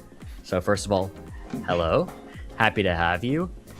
General thoughts, man. First of all, congrats. You at least made it to the play-ins. A very impressive performance in the entire league. It was very exciting to watch your games. I think you have a bright future ahead of you in Comp GeoGuessr. But you're looking at play-ins. I just want to know how you're feeling about the league and then having to play play-ins. So a bit of a overall general question, but give me your thoughts. Yeah, I'm pretty happy with how I did, especially going into it. I know that like Ecal and the qualifiers beat me, so that's kind of what I was expecting. Like in the beginning, I made a prediction that that's what the top 4 would be, and I was right. So I'm pretty happy with myself though for keeping up and making it into the play-in. I didn't really expect to tie Ecal. I thought I would have been a bit behind them, but overall, I'm pretty happy with myself. Good. Yeah, that's fun to hear. I like that.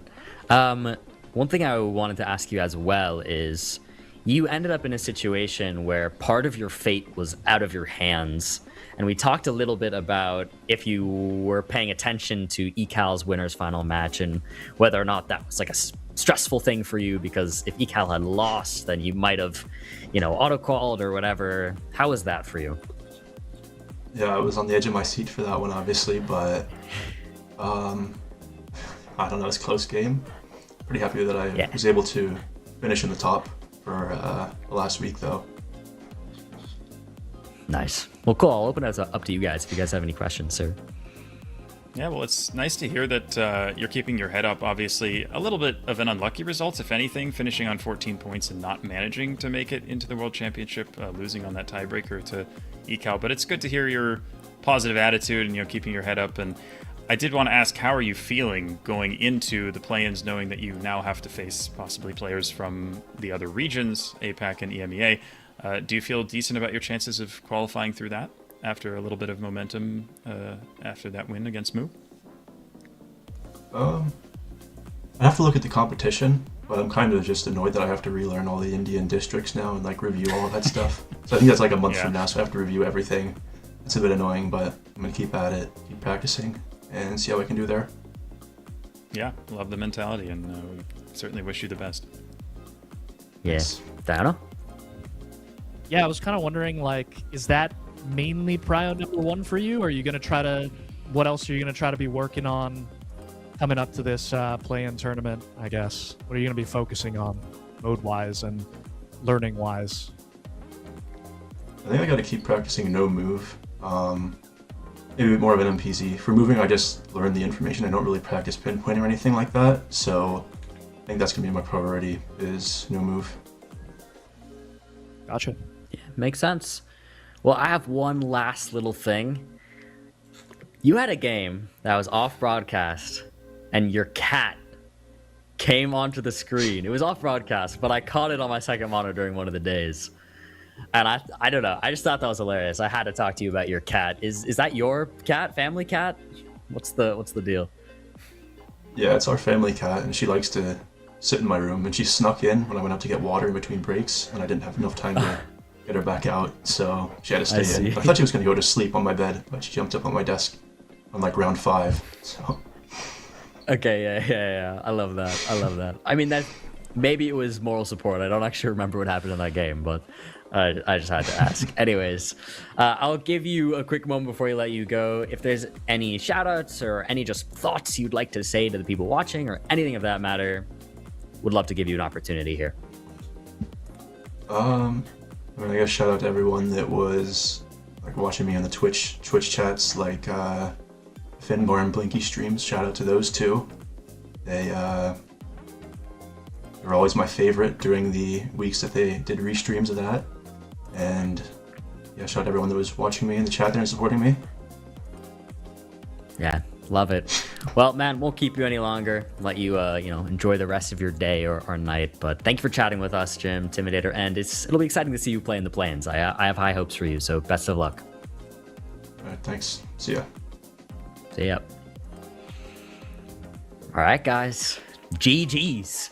GG's.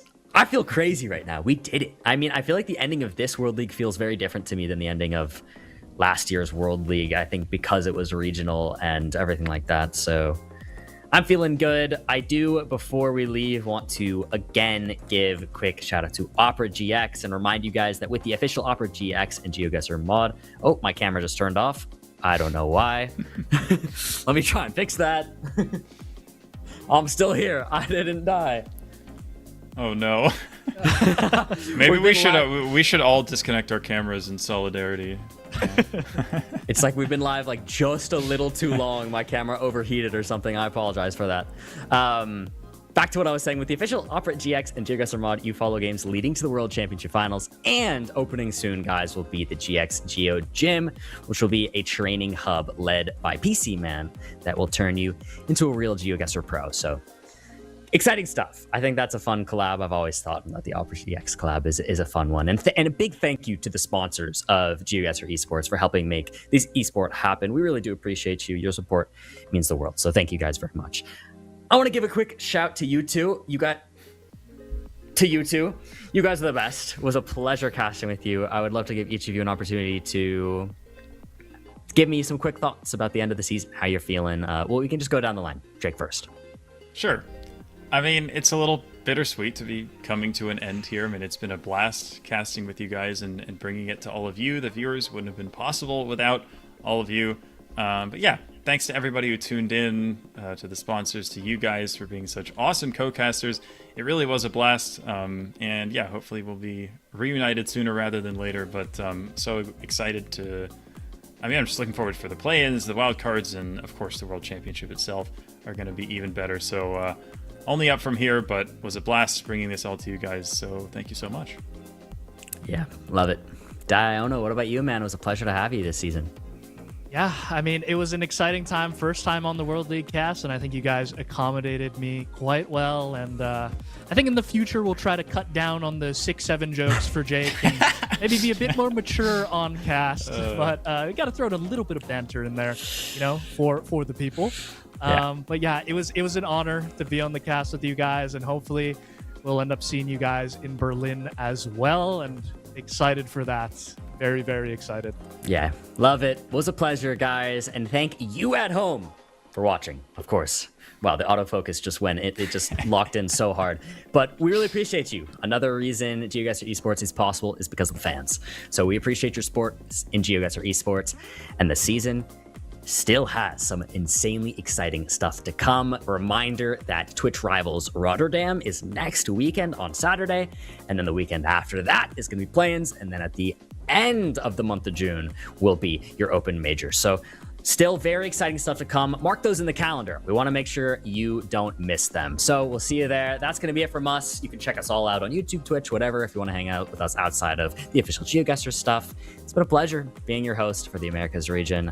Hope you have a lovely rest of your day, night, evening, whatever time it is for you. I've been Bloom, and as always, peace.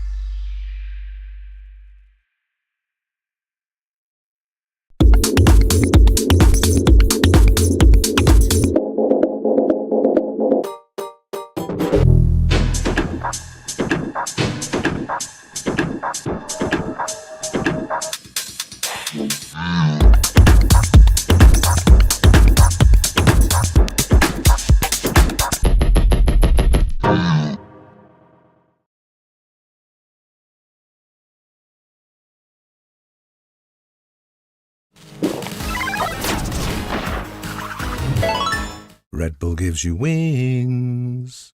With Waze, get real-time traffic info powered by thousands of editors. The most special thing about the Waze community is its people, and it's the rich knowledge that you could never get anywhere else. Explore and build a map used by millions of people every day.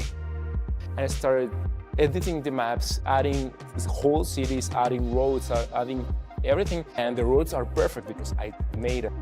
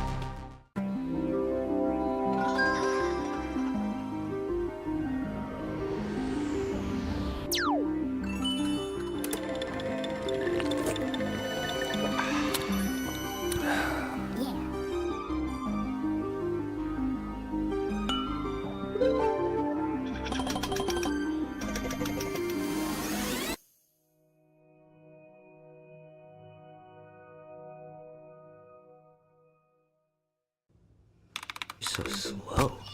I told you I was done with basic browsers.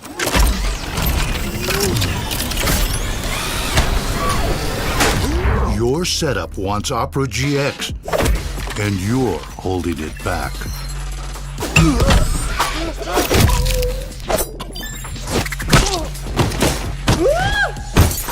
Upgrade to the gaming browser. Download Opera GX.